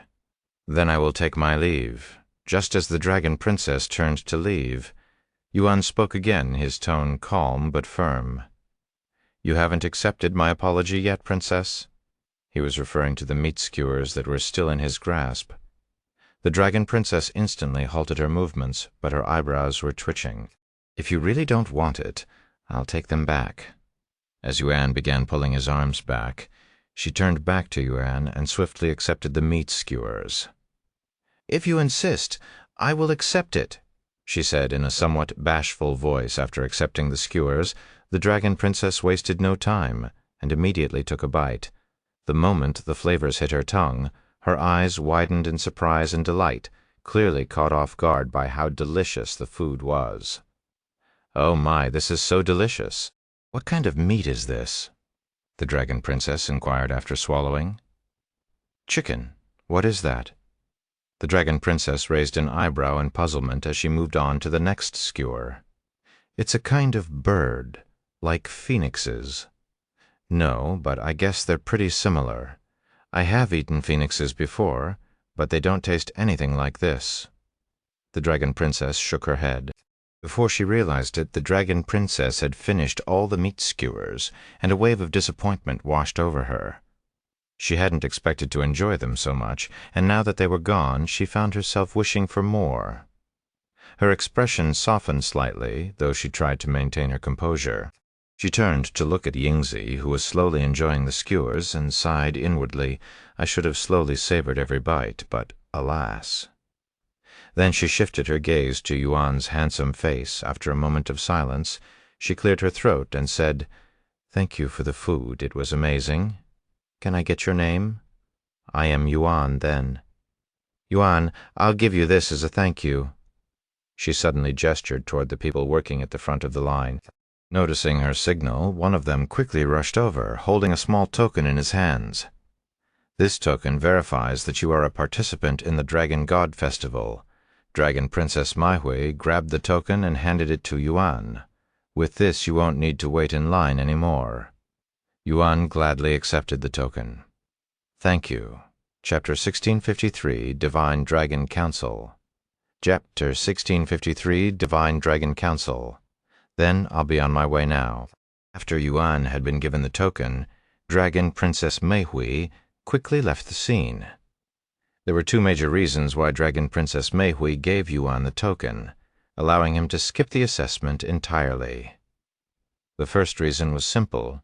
She could tell by Yuan's dragon scent that he was more than qualified to participate, making the assessment process unnecessary and a waste of time. The second reason was because of the meat skewers. If the others in line were forced to endure the enticing aroma for too long, it would likely lead to another commotion. By allowing Yuan to leave early, they would avoid any further disruptions caused by the irresistible scent of the skewers, with the token in his grasp. Yuan and Yingzi left the scene, disappearing into the distance. I guess I don't need to worry about being affiliated with the Divine Dragon Sanctuary for now. Yuan tossed the token into his spatial ring. What are you going to do for the next 2 years? Yingzi asked him. Yuan pondered for several minutes before responding. If the Divine Dragon Sanctuary is as powerful as the Eternal Phoenix Domain, they should have training areas like the 9 levels of Hell, right? I should take this time to strengthen myself further and prepare for the festival. But will they allow someone who isn't affiliated with their territory to use these training spots? Yingzi mused. Let's go ask that blue-haired dragon. Yingzi and Yuan made their way back to the blue-haired dragon, who'd barely moved from his spot since they left. You're back already? Did something happen? The blue-haired man asked them with a puzzled face, since it'd been less than 2 hours since they left. Yuan shook his head and explained, No, I have the participation token in my possession. I returned because I have some more questions already. That place is usually crowded, and it normally takes several weeks to acquire a token unless you skipped the queue, the man remarked, his expression filled with surprise. One thing led to another, and I somehow managed to skip the line. Yuan smiled. So something did happen. By the way, why are you still here? Oh, I'm something like a guide. It's my job to assist visitors like you. There are many first-time visitors because of the Dragon God Festival after all. I see. Anyway, you have some questions, right? I'll try my best to answer them. I'm looking for something to do while I wait for the Dragon God Festival. Are there any training areas available in the Divine Dragon Sanctuary? Yuan asked. Training grounds, huh? There are several, but they are only accessible by those affiliated with the Divine Dragon Sanctuary. How does one become affiliated? You must visit the Divine Dragon Council and pass several assessments. Once you become an affiliate, you will essentially become part of the Divine Dragon Sanctuary's prowess. For example, if our territory is ever threatened, you are obligated to aid us. Can I ask about the assessments? What do they ask for? The Divine Dragon Council will ask about your background to determine whether you're qualified to become an affiliate. So there's a chance I won't qualify, huh? Yes, but I have no reason to believe why you wouldn't qualify. In fact, you're pretty much guaranteed to qualify because you belong to the dragon race. I see. Where's the Divine Dragon Council? In response to Yuan's question, the blue-haired man retrieved a white stone and said, This will bring you directly to the Divine Dragon Council. This? Yuan accepted the white stone and inspected it with interest. You've never seen a teleport stone before? The man inquired, sounding somewhat surprised. No, they don't exist where I am from. I guess that's not too surprising, since they're unique within the Divine Dragon Sanctuary. These teleport stones are created by the Void Dragon, who has the ability to teleport.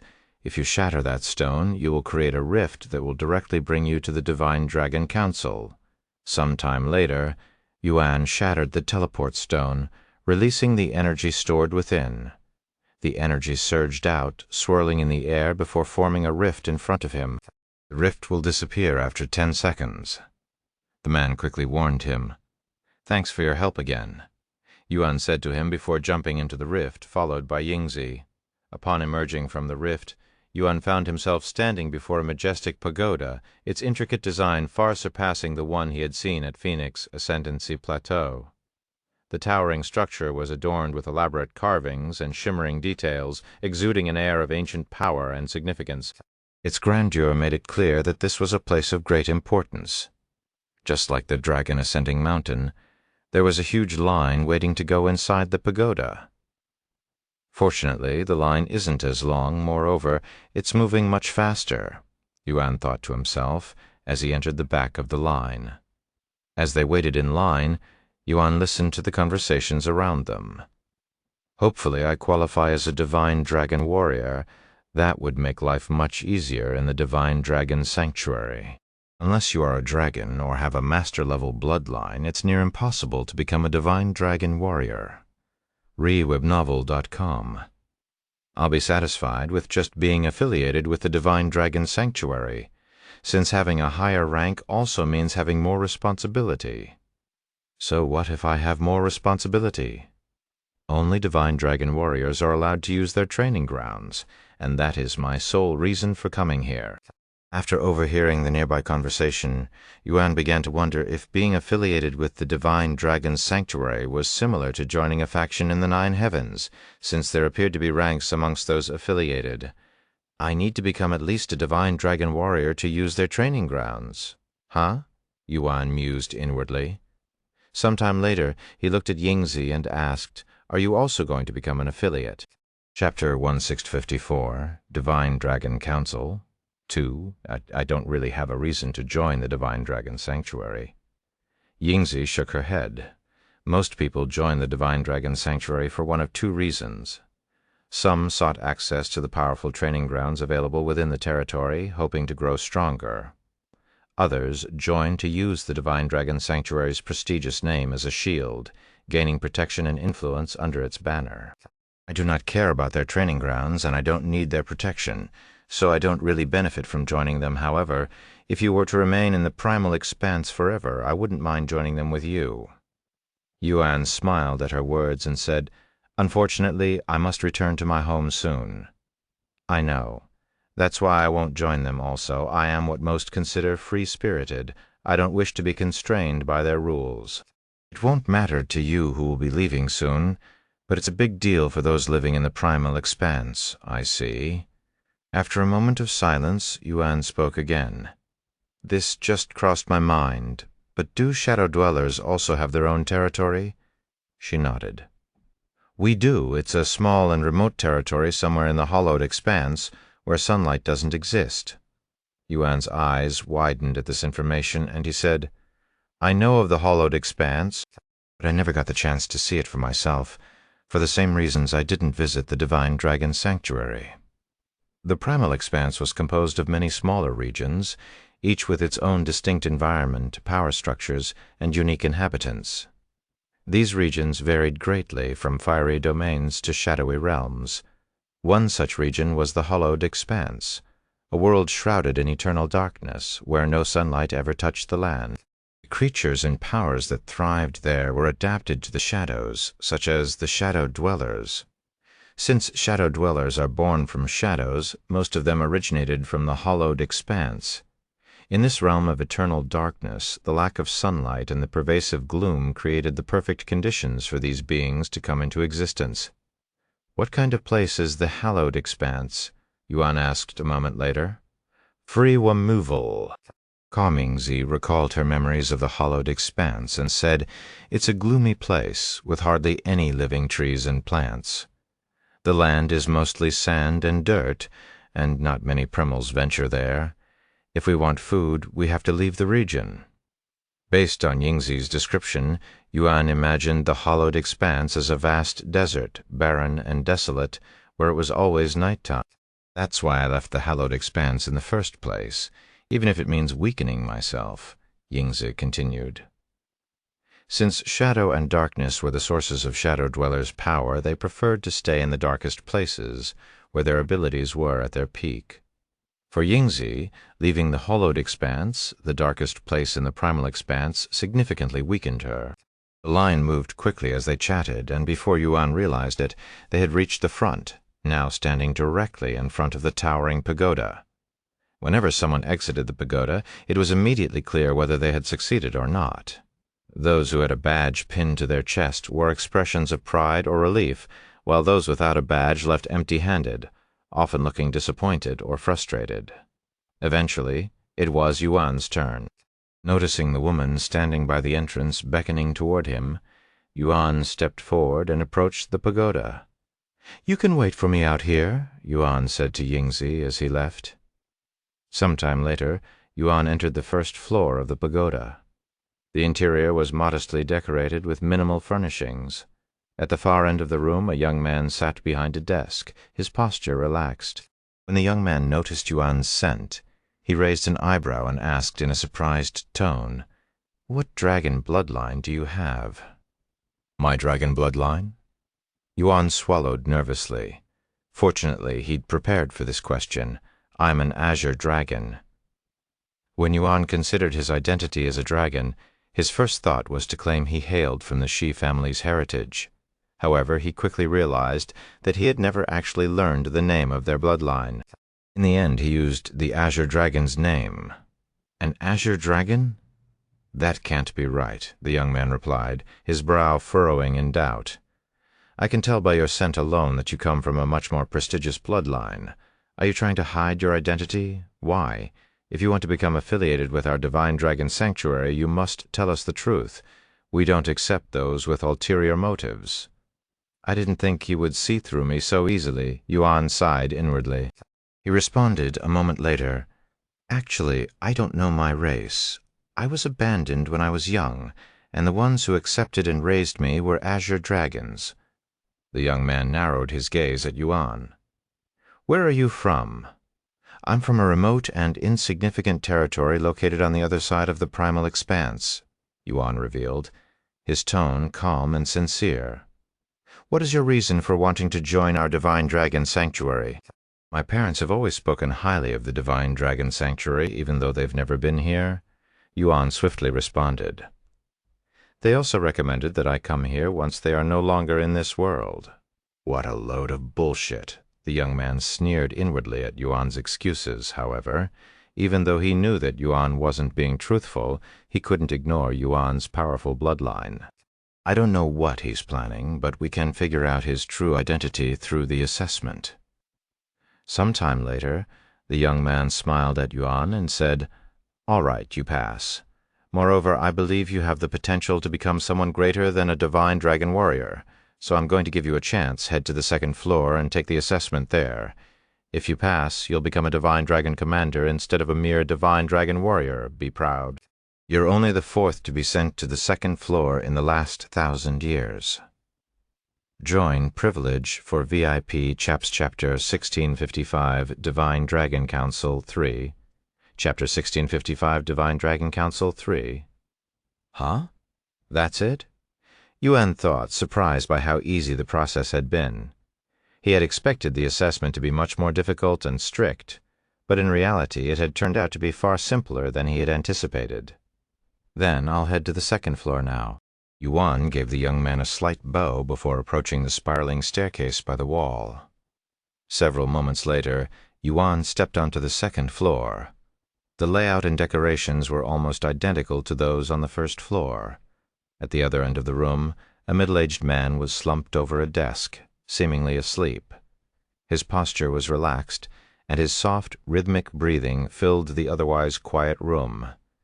Yuan didn't say anything and approached the desk. Suddenly, without opening his eyes, the middle-aged man spoke. "It's been 200 years since someone was sent up here." A moment later, the man slowly opened his eyes and sat up, his calm gaze immediately locking onto Yuan. I see why you were sent up here. You have a strong bloodline, thank you." The middle-aged man then spoke. "In order to qualify as a divine dragon commander, you must demonstrate a certain level of prowess, and your bloodline must be at least commander quality. In the primal expanse, bloodlines are ranked in the following order: primal, master, commander, emperor, and monarch. Each rank signifies a major increase in potential and influence. Monarch quality bloodlines sit at the very pinnacle, and only supreme beings like the dragon god, primordial phoenix, and primal monarch possess such powerful bloodlines. The middle-aged man retrieved a finger-sized needle and tossed it to Yuan. "Feed it your blood," he instructed. Yuan didn't act right away. Instead, he stared at the needle in silence for a moment, as there was a good chance this would expose his identity. The next moment, Yuan pricked his finger with the needle, and it immediately absorbed his blood. No 954.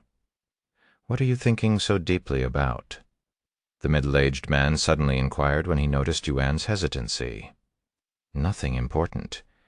It's just that I've never seen anything like this before and was wondering what it does," Yuan said with an innocent smile. "Where did you come from to have never seen that before?" "It tests the quality of your bloodline," the middle-aged man briefly explained. "I see." The next moment, Yuan pricked his finger with the needle, and it immediately absorbed his blood. Once the needle had consumed enough of Yuan's blood, it began to glow faintly with a green light. In a matter of moments, the color shifted rapidly from green to blue, then to red, before finally settling into a glistening silver. The middle-aged man's eyes widened with shock. "Quickly, let me see it," he hastily urged. Yuan nodded and gave the needle to him, who inspected it with a serious expression on his face. "My eyes are not deceiving me.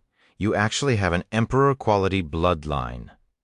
The middle-aged man stood up and shifted his gaze from the needle to Yuan, his eyes burning with excitement. "What sort of bloodline do you have?" Yuan was inwardly relieved that the needle only revealed the quality of his bloodline and nothing more. I don't know," he responded a moment later. "What do you mean by that? I grew up without my parents. Is that so?" The middle-aged man muttered, his tone laced with skepticism as he eyed the glowing needle.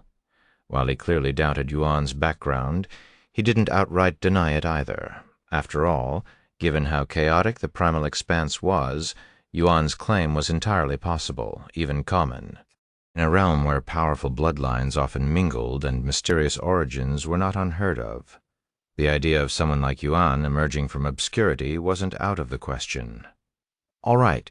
You passed this assessment. Congratulations. You're the second to pass the second floor in the last 1,000 years. What about assessing my prowess?" Yuan asked. "You'll be doing that on the next floor. Although your cultivation is lacking, I don't doubt you have immense potential as someone with an emperor-quality bloodline. So there's a very good chance you'll qualify as a divine dragon commander even if you fail the next assessment. All right, then I'll head to the next floor now." Shortly after Yuan left the second floor, the middle-aged man noticed the needle was still glowing. "That's strange. Why is it still active?" Right as he muttered these words, the needle abruptly changed colors again. This is," he gasped, his face pale with shock. He dropped the needle and stumbled backward, falling onto his buttocks. The silver needle was now glowing a brilliant golden color. "A golden glow," he whispered in disbelief, fully aware of the significance of such a sight. "No, this can't be possible." The middle-aged man shook his head in disbelief before staring at the golden needle for a moment longer. Then he pulled out something that worked like a communication jade slip and started speaking into it. Meanwhile, Yuan had just reached the third floor, only to find it completely empty except for 2 words painted on the wall that read, "Be patient." After seeing the words, Yuan patiently waited for the interviewer to show up. "There's a formation in the center of the room." Yuning suddenly notified him. She continued after examining it. "It appears to be a teleport formation." Yuan smiled as he sat on the floor and patiently waited for the interviewer to show up. Unbeknownst to Yuan, the divine dragon sanctuary was in a commotion, stirred by a piece of specific information that spread like wildfire amongst the upper ranks. What? A new descendant of the dragon god showed up. How is that even possible? The dragon god should only have 3 descendants. Perhaps he conceived another one in secret. That's highly unlikely. Where's this supposed 4th descendant? According to Counselor Luo, he's currently on the 3rd floor of the Divine Dragon Hall. How long has it been since someone made it to the 3rd floor? Who's going to do the assessment? I heard the interviewer has already been decided. About 15 minutes had passed since Yuan began waiting for his interviewer to show up when the teleportation formation suddenly flickered to life, and a handsome young man with a dignified and commanding presence emerged from it. Chapter 1656, Long Yejun. Chapter 1656, Long Yejun. After appearing on the 3rd floor, the handsome young man approached Yuan with a calm smile. "Hello. I hope you didn't wait too long." Yuan quickly stood up and said, "No, I didn't." The young man then introduced himself. "I am Long Yejun, and I will be your interviewer before we begin. Can you tell me about yourself? I'm Yuan, and I traveled here from the other side of the primal expanse. I grew up in a small territory with 2 azure dragons who I consider my parents. Unfortunately, I don't know my real parents. I see, Long Yejun mumbled with a ponderous face. Some time later, he looked at Yuan with a serious expression and said, "To be honest, based on the assessment from the 2nd floor, we believe you may have a connection to the dragon god." What? Yuan's eyes widened with surprise after hearing this unexpected news. "When you say dragon god, do you mean the master of the divine dragon sanctuary, that dragon god?" Long Yejun nodded. "Indeed." Yuan wore a dazed look on his face as he pondered how such a thing was possible inwardly. "I may be related to the dragon god? That's ridiculous. I don't recall ever meeting him even as Tian Yi. So how is it possible that we're related?" Long Yejun stared intently at Yuan's face, carefully analyzing every detail, as if searching for something hidden beneath the surface. He's genuinely surprised by the information. Maybe he really has no idea that he has the dragon god's blood within him, and it was pure coincidence that he came to the divine dragon sanctuary. He wondered inwardly after a brief moment of silence. Yuan's expression shifted as though a sudden realization had dawned on him. The blood-cleansing ceremony? He gained the ability to transform after the blood-cleansing ceremony at the ancient dragon city, and the Zexai family claimed they were unaware of the origin of the blood he absorbed. However, the system had confirmed that the blood belonged to the dragon god. That expression, did you remember something? Long Yejun inquired with a slight smile on his face. Before Yuan could respond, he continued, "Anyway, I am not here to question your bloodline. We can do that after the assessment. For this assessment, I will be evaluating your combat prowess. The most effective way to do that is through a sparring match with you." Long Yejun suddenly suppressed his cultivation to perfect chaotic master, matching Yuan's cultivation. "You will pass this assessment if you can injure me even slightly," he said afterward. "Are you sure?" Yuan asked. "Yes, and take as much time as you need to prepare." Yuan didn't say anything else and became silent. How should I go about this, he wondered inwardly. He could easily injure this confident interviewer with number 1 under heaven, but he was pretending to be a dragon, and very few beings in the primal expanse used weapons. Moreover, he wanted to test out something. Sometime later, Yuan said, "All right, I'm ready." Long Yejun beckoned with a provocative gesture, saying, "Show me what you've got." In the next instant, Yuan sprang from the ground, hurtling toward Long Yejun with incredible speed. Relentless Dragon overwhelms the 9 heavens.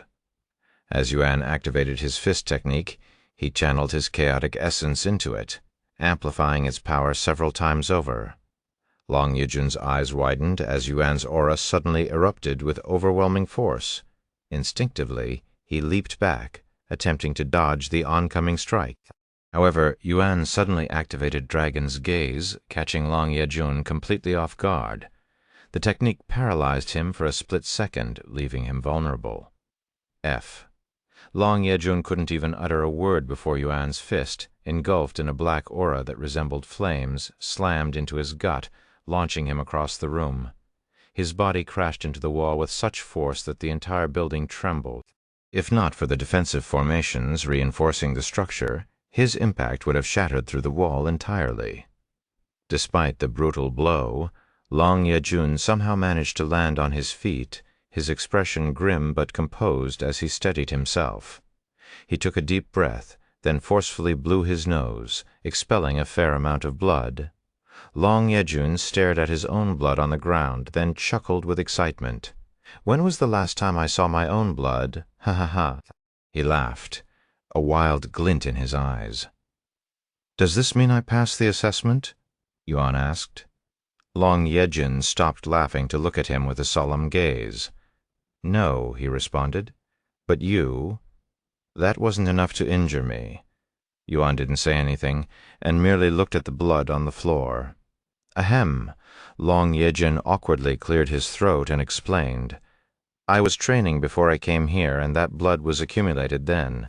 Yuan shook his head inwardly and responded with a bittersweet smile. I understand. Let's continue, then. A satisfied smile appeared on Long Yejun's face as he settled into a combative stance, his eyes gleaming with anticipation. After a brief moment of stillness, Long Yejun made the first move, using a movement technique to instantly get in front of Yuan. Yuan reacted swiftly, but as he raised his arms to defend, Long Yejun's eyes gleamed with a golden light. Dragon's gaze? Yuan was caught off guard by Long Yejun's dragon's gaze and became momentarily stunned. Payback time. Long Yejun laughed as he drove his fist into Yuan's stomach, precisely where he had been struck moments earlier. Yuan was instantly sent flying, crashing into the wall with even greater force than when he had struck Long Yejun. The impact reverberated through the room, shaking the entire building. Yet it was Long Yejun who bore the brunt of the damage from the exchange. His hand was bruised and slightly bleeding, while Yuan emerged seemingly unscathed. "Fuck, what is your body made of?" Long Yejun cried out, shaking his hand in an attempt to dispel the pain, disbelief written across his face. Chapter 1657, Endless Arena. Chapter 1657, Endless Arena. Although Yuan appeared unscathed on the outside, he hadn't emerged from the exchange completely uninjured. Beneath his calm exterior, the impact had taken a slight toll on his body, but his regenerative ability swiftly healed the damage, allowing him to recover almost instantly. I cannot underestimate this man. Not only did he penetrate my defenses with his bare fists, but he's even restricted his cultivation to my level. Yuan stared at Long Yejun with a sharp gaze. Unbeknownst to him, an excited smile crept onto his face, giving him a fierce and almost vicious appearance. When Long Yejun saw Yuan's expression, he also grinned excitedly. "I see. So you're just like me. This is going to be fun. Ha ha ha ha." However, this place is too small and restrictive for us to really go all out. Long Yejun tossed a teleport stone to Yuan and said, "Let's change our location to somewhere more suitable." Before Yuan could even respond, Long Yejun crushed his own teleport stone and disappeared from the room. Yuan didn't think too much about it, and also crushed the teleport stone the next moment. After being teleported, Yuan found himself in a vast land that seemed to have been artificially flattened. The ground was smooth and level, resembling the surface of a grand arena prepared for battle, and it stretched endlessly toward the horizon, its sheer size almost overwhelming. freewebnovel.com. "Welcome to the Endless Arena," Long Yejun said, gesturing to the vast expanse around them. "This is the largest arena in the Divine Dragon Sanctuary, spanning over 100,000 miles. We won't have to worry about slamming into walls and whatnot here. Whenever you're ready." Long Yejun gestured to Yuan a moment later. After a moment of stillness, Yuan made the first move. However, this time, Long Yejun had no intention of letting Yuan land a hit so easily and swiftly countered with a move of his own. When they clashed, a powerful ripple surged through the arena, as if two colossal mountains had collided, sending shockwaves across the vast expanse and shaking the ground beneath them. Each of their punches was so powerful that it generated a fierce gust of wind, while every kick unleashed small windstorms, the sheer force of their battle reshaping the air around them. In addition to their fists and legs, they also unleashed dragon's gaze on each other whenever possible. However, now that they were both fully aware of each other's capabilities, neither of them was caught off guard, skillfully countering the other's dragon's gaze with their own. "How is he canceling out my dragon's authority?" Long Yejun thought in disbelief. "Even though I've suppressed my cultivation, my soul strength should still be vastly superior." Meanwhile, Yuan was focusing all his efforts on breaking through Long Yejun's mental defenses, but no matter how hard he tried, he found himself unable to penetrate them. "We're pretty evenly matched at this moment, but neither of us is truly going all out." Since it was rare for Yuan to encounter an opponent equal in strength, he took this moment to savor the fight. In fact, he had already forgotten about the assessment entirely, lost in the thrill of the battle. Long Yejun felt the same way. Even if he suppressed his cultivation to match his opponent, only a handful of people in the Divine Dragon Sanctuary could even land a hit on him, let alone rival him in strength. "What was your name again?" Long Yejun suddenly asked. "Yuan?" "Allow me to introduce myself again. I am Long Yejun, a descendant of the Dragon God. Since you also have the Dragon God's blood in you, that makes you my younger brother." "How many children does the Dragon God have?" Yuan asked as they continued fighting. "We always thought there were only 3 of us, but with your sudden appearance, there are now 4 of us. I am the second eldest." "The second eldest? Huh. No wonder why you're so strong." Yuan laughed out loud. "If I am strong, what are you? The youngest? Your cultivation may be low, but your prowess does not match your cultivation in the slightest, being several realms stronger. Just to fight with you on an equal footing, I had to increase my cultivation to intermediate chaotic commander." Long Yejun admitted that he'd increased his cultivation just to match Yuan's prowess. As Yuan and Long Yejun continued their intense battle, nearby beings began to take notice. Given the vast size of the endless arena, it was common for multiple individuals to use it simultaneously, typically without paying attention to others. However, the sheer ferocity of Yuan and Long Yejun's fight was impossible to ignore, compelling onlookers to steal glances and witness the spectacle unfolding before them. "Huh. Isn't that Prince Yejun? Who is his opponent?" "I don't recognize him." "I don't recognize him, but he's fighting with Prince Yejun on equal footing while having a lower cultivation. What in Dragon God's name is going on?"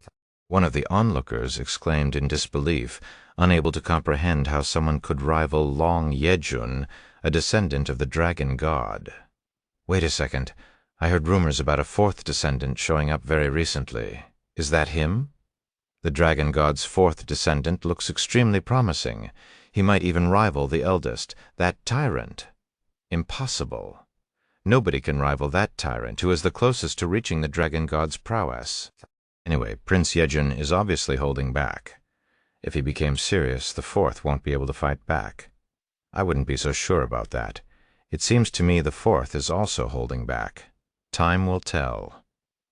More and more people began showing up at the endless arena to watch Yuan and Long Yejun's fight once word of it spread. As the fight progressed, both Yuan and Long Yejun grew more serious, gradually revealing more of their true strength.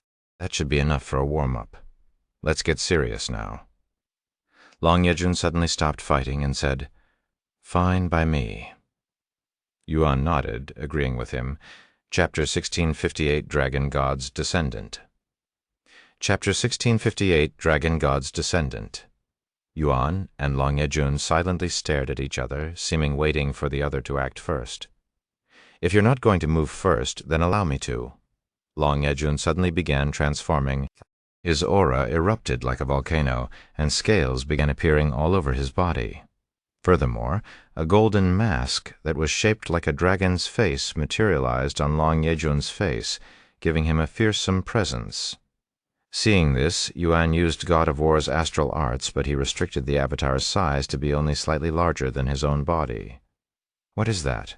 Long Yejun murmured, staring at the avatar with awe and intrigue, as he had never seen a technique like that before. It was not just Long Yejun. The onlookers were also baffled by God of War's astral arts, a unique technique unlike anything they've seen before. "Why are you just standing there? Let's go." Yuan made the first move a moment later, when Long Yejun only stood there in silence. Long Yejun quickly snapped out of his daze to block Yuan's strike before countering with his own. Long Yejun's speed and power had significantly increased since his transformation. As for Yuan, not only did he become stronger, but he also grew another pair of arms, allowing him to attack more frequently after their power-up. Each of their punches and kicks would create powerful windstorms and cause violent earthquakes. "What is going on here?" A new onlooker showed up after being attracted by the commotion. "Princess Maihui." The others bowed to her after recognizing her. "The Dragon Prince is currently sparring with the 4th Dragon God descendant." Someone filled her in on the situation. "Huh, my brother? And what do you mean, 4th Dragon God descendant?" Dragon Princess Maihui raised her eyebrows in a puzzled manner. This was her first time hearing this news. "You haven't heard?" This person managed to reach the second floor of the Divine Dragon Council, and when his bloodline was tested, it was revealed he had the Dragon God's blood within him. It's been spreading around like crazy. This is my first time hearing about it. Princess Maihui shook her head. She narrowed her focus at the figure fighting with her brother, Long Yejun. When she saw Yuan's face and recognized him, her eyes widened with shock. "He's the fourth Dragon God descendant?" "No way," she exclaimed. "What? You know him?" "We've met and even spoken very recently.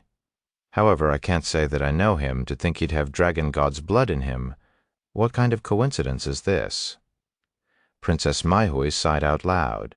"It's just a rumor for now, since they haven't confirmed if he is truly the Dragon God's fourth descendant." Princess Maihui shook her head and said, "It's likely true, since I felt a strange connection with him when we first met. Although it was subtle, it was still there. I didn't think much of it back then and even ignored it. No way, so he might really be the fourth Dragon God's descendant." The others were speechless.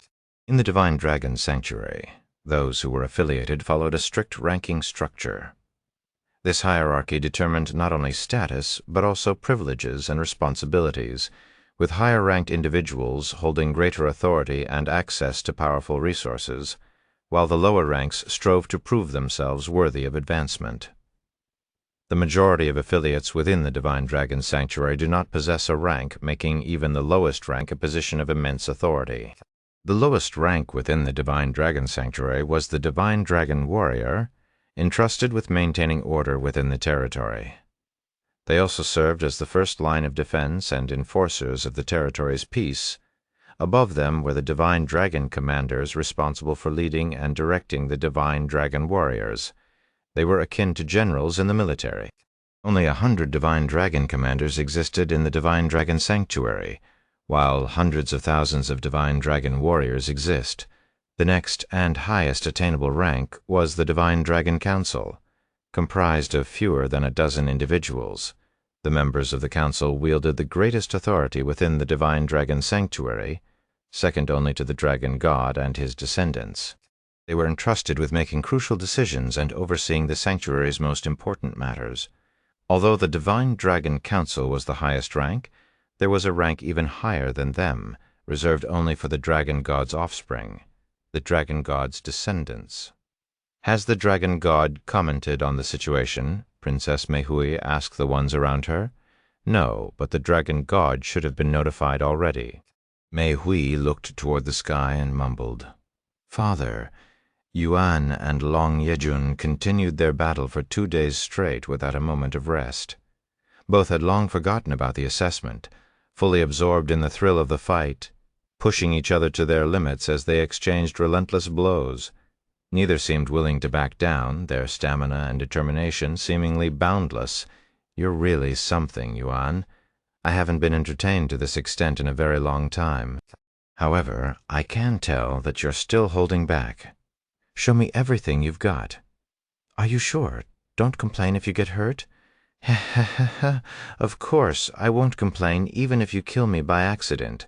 Long Yejun laughed out loud. "Then allow me to show you my true strength." Yuan's aura suddenly surged, transforming into something more refined and razor-sharp, resembling the cutting edge of a sword. Long Yejun halted his movement and even subconsciously backed away from Yuan after sensing his enhanced sword aura. "What is that power?" Long Yejun muttered in astonishment. Everyone watching was equally bewildered by Yuan's sword aura. The sharp, otherworldly energy left them in awe, unable to comprehend its origin or nature. "I am not done yet." After releasing his enhanced sword aura, Yuan imbued it with his chaotic essence. Boom! The sword aura instantly intensified several times, almost reaching the realm of supreme sword aura in terms of prowess. Chapter 1659 Chaotic Sword Aura. Chapter 1659 Chaotic Sword Aura. "Oh, this is not bad, much better than I anticipated." Yuan nodded in satisfaction, impressed by the result of fusing his chaotic essence with his enhanced sword aura. "What is that power?" Long Yejun asked again. Yuan pondered for a moment before responding. Chaotic Sword Aura. He decided to give his sword aura a new name. Chaotic Sword Aura. What a fearsome technique. Long Yejun swallowed nervously. Despite the distance between them, it felt as though his body was being assaulted by countless invisible blades. Had his physique been any weaker, Yuan's aura alone would have been enough to kill him on the spot. In fact, a sizable 500-meter-long crater had formed around Yuan. His chaotic sword aura was so sharp and overwhelming that his mere presence had obliterated everything around him. "Here I come," Yuan warned Long Yejun before he swung his arm in a chopping motion. Sha! A black-colored sword light was created from the motion and flew at Long Yejun. Long Yejun was barely able to react and narrowly dodged it, or so he thought. After sensing what felt like a drop of water flowing down his face, Long Yejun awkwardly reached for his face. When he looked at his fingers, they were stained by his own blood. Long Yejun trembled at the sight of his own blood. It had been so long since someone had managed to penetrate his scales that he couldn't remember the last time it happened. "Ah, this sensation, this thrill that I'm feeling." A crazed expression appeared on Long Yejun's face as he licked his blood-stained fingers. "Ha ha ha." Long Yejun's aura suddenly skyrocketed, piercing straight through the heavens. "Let me enjoy this some more, you brother, Yuan." Long Yejun charged at Yuan. Yuan also wore a wide smile on his face. As he faced Long Yejun head-on, boom, when they clashed, Yuan's chaotic sword aura scattered in every direction, carving deep sword cuts into the surrounding area. Long Yejun, who stood directly in front of Yuan, bore the brunt of the scattered sword aura with his bare body. Sword cuts appeared all over Long Yejun's body, quickly drenching him in blood. However, despite the severity of the sight, the wounds were superficial, no more than paper cuts. Within moments, his naturally strong body healed all the sword cuts. My turn. Long Yejun opened his mouth, and a bright orb of light suddenly began to form inside, glowing with intense energy as it rapidly grew in size and brilliance. Yuan's instincts warned him of the impending danger, but he found himself unable to move when he tried to dodge as Long Yejun held tightly onto his wrists. Long Yejun had deliberately closed the distance between them, enduring Yuan's previous attack directly with his body, all in order to capture him and prevent his escape. Dragon's breath.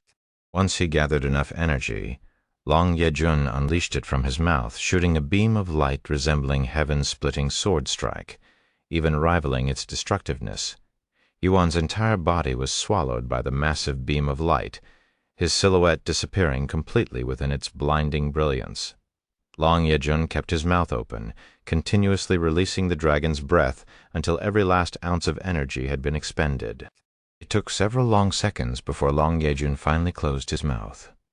When the dragon's breath attack was complete, it left a path of utter devastation in its wake, and Yuan was nowhere to be seen. "Shit, did I accidentally kill him?" Long Yejun muttered in a dazed manner after snapping out of his frenzied state.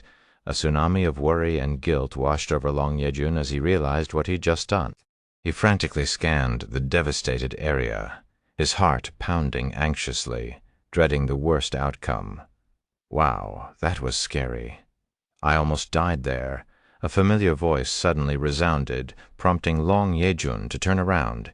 Yuan was standing right behind him, seemingly unscathed. However, he was naked since all of his clothes and equipment were destroyed by the attack. "Thank the dragon god you're alive," Long Yejun exclaimed, feeling a surge of relief wash over him when he saw Yuan had survived his brutal attack. He let out a shaky breath, realizing just how close he'd come to a tragic mistake. He wouldn't have known what to do if he had accidentally killed Yuan. "Do you still want to continue?" Yuan asked, seemingly eager to continue fighting despite his near-death experience. Long Yejun shook his head with a bittersweet smile and said, "No, let's stop here." He continued, "It's embarrassing considering my status and experience, but I tend to lose control when I get too excited in a fight. Anyway, I'm glad you're safe. This is my loss." Yuan smiled and dismissively waved his hand. "Don't worry about it. I know how you feel since it also happens to me. But how did you survive? I'm certain my dragon's breath landed on you, since I could still feel the sensation of your wrist after I released it, Long Yejun suddenly asked.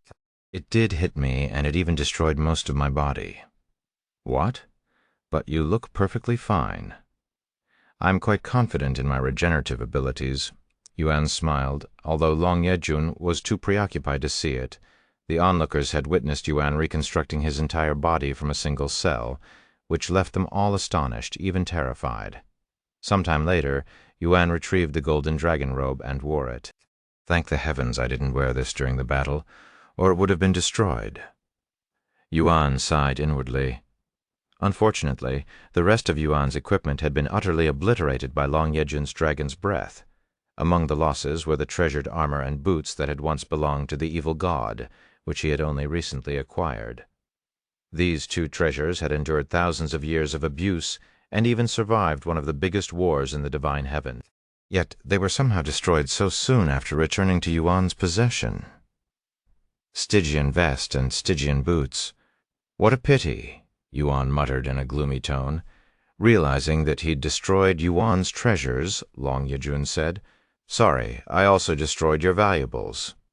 It's fine. At least they were destroyed in a battle. They were also quite old and worn out anyway. No, it's not fine. I will compensate you fully, I promise, Long Yejun said with a heartfelt face. Yuan nodded, acknowledging his sincerity. Thank you for listening to the story on kevinaudio.com, Chapter 1660, Ancient Azure Dragon. Sometime after their fight ended, Long Yejun said to Yuan, Although you have passed the assessment, it never mattered since you're one of the dragon god's descendants, so you will automatically be ranked above the Divine Dragon Council. Oh. Yuan wondered if he should follow the flow and pretend to be a dragon god's descendant. If the dragon god is as powerful as the primordial phoenix, there's a good chance he will be able to see through me. So the longer I continue to impersonate his offspring, the worse things will get from me, free will. However, if I reveal myself now, who knows how Long Yejun and the others will react. After some serious pondering, Yuan decided to continue acting as one of the dragon god's descendants to take advantage of their training grounds for as long as possible. Even if his identity were exposed later by the dragon god, Yuan was confident that the primal monarch wouldn't allow any real harm to come to him. Hey, we meet again. A familiar voice suddenly resounded, prompting Yuan to turn his head. Princess Meihui. Yuan acknowledged her with a nod. There's no need for such formality between us siblings. Allow me to introduce myself again. I am Long Meihui, the youngest of the dragon god's descendant. Long Meihui said with a beautiful smile on her face, I'm Yuan. I'll call you Brother Yuan from now on, so you should call me Sister Meihui. Elder sister is fine, too. Long Meihui chuckled blissfully. Although she was the youngest, she was still billions of years old, so one could imagine her happiness in finally becoming an elder sister. I am finally an elder sister. I am no longer the youngest. Ah-ha-ha. I thought this day would never come. Long Meihui laughed out loud. She was so happy that she began crying a moment later. By the way, Yuan suddenly spoke, can I still participate in the Dragon God Festival as the Dragon God's descendant? Of course. We'll also be participating. Long Yejun nodded. I see, that's great. Are you participating because there's something you want to accomplish? Can you tell us? Maybe we can help you right now. Long Meihui suddenly said, as one of the dragon god's descendant, there was very little they couldn't achieve in the divine dragon sanctuary. Yuan nodded and said, A close friend of mine is cursed, and I need the power of the sacred chalice of purification to cure him.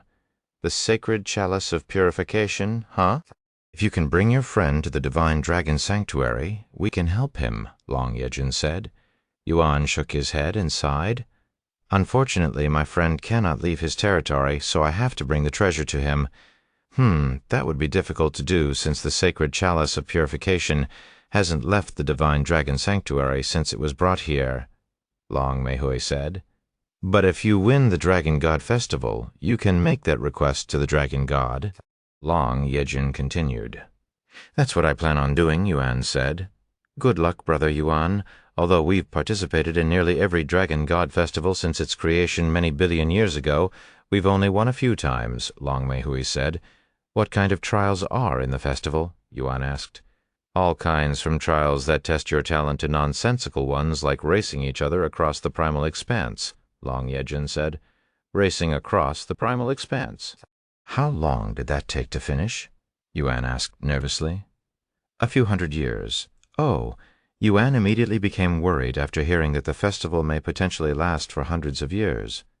What's the shortest time a festival has ever lasted? He asked a moment later. The shortest festival happened 750 million years ago. I believe that one ended in just a few minutes. Long Yejun said after pondering for a few moments. Ah, I remember that one. It was a ridiculous trial that required us to catch a primal prepared by the dragon god. The eldest caught it in less than 3 minutes. Long Mei Hui sighed as she recalled the events of that day. Anyway, Brother Yuan, are you free now? I want to compensate you for the valuables that I destroyed. Long Yejun suddenly said. I am free now. Yuan nodded. Great, take this. Long Yejun tossed another teleport stone to him. I'll see you later, Long Mei Hui said to him before flying away. Sometime later, Yuan crushed the teleport stone and entered the rift, followed by Long Yejun. When they emerged from the rift, Yuan found himself standing before a beautiful pavilion with a pond built around it. Where are we? He asked. Long Yejun smiled and said, The Silver Pavilion. When Long Yejun approached the pavilion, another portal appeared. This is just the entrance to my real home. Once they entered the portal, Yuan found himself surrounded by an endless, shimmering sea that was completely motionless, like water in a still cup. He stood on a long silver bridge that stretched out toward a distant island where a large house was situated. What do you think of my world? Long Yejun asked for his impressions. Yuan looked around for a moment before responding. I can see that you like water. Long Yejun laughed at his response. He then said, I'm actually a water dragon, an ancient azure dragon. A water dragon? I thought you were a land dragon with how well you fought on land. Yuan was surprised to learn this. Long Yejun smiled and said, If we had fought near the ocean, even near a small pond, I wouldn't have lost to you. Water dragons could only unleash their true potential when fighting near or within water, so Long Yejun had been severely handicapped during his battle with Yuan. I wouldn't be so sure about that, Yuan said provocatively. Do you want to find out? Long Yejun's aura suddenly surged, causing the still water around them to tremble with excitement. However, before Yuan could even respond, Long Yejun retracted his aura and chuckled. I'm just joking with you. Follow me. I'll bring you to my living quarters. Yuan silently nodded, maintaining a composed expression, though inwardly he was startled by Long Yejun's aura just now, which was incomparably stronger than when they had fought. If we really fought here, I have only about a 20% chance of winning, he sighed inwardly. Chapter 1661 Long Yejun's Treasures. After walking for several minutes, they finally arrived at the island. Welcome to my humble home, Long Yejun said to Yuan as he opened the door. Though this is just my secondary home that I only use when I am in my human form. My real home is the water outside.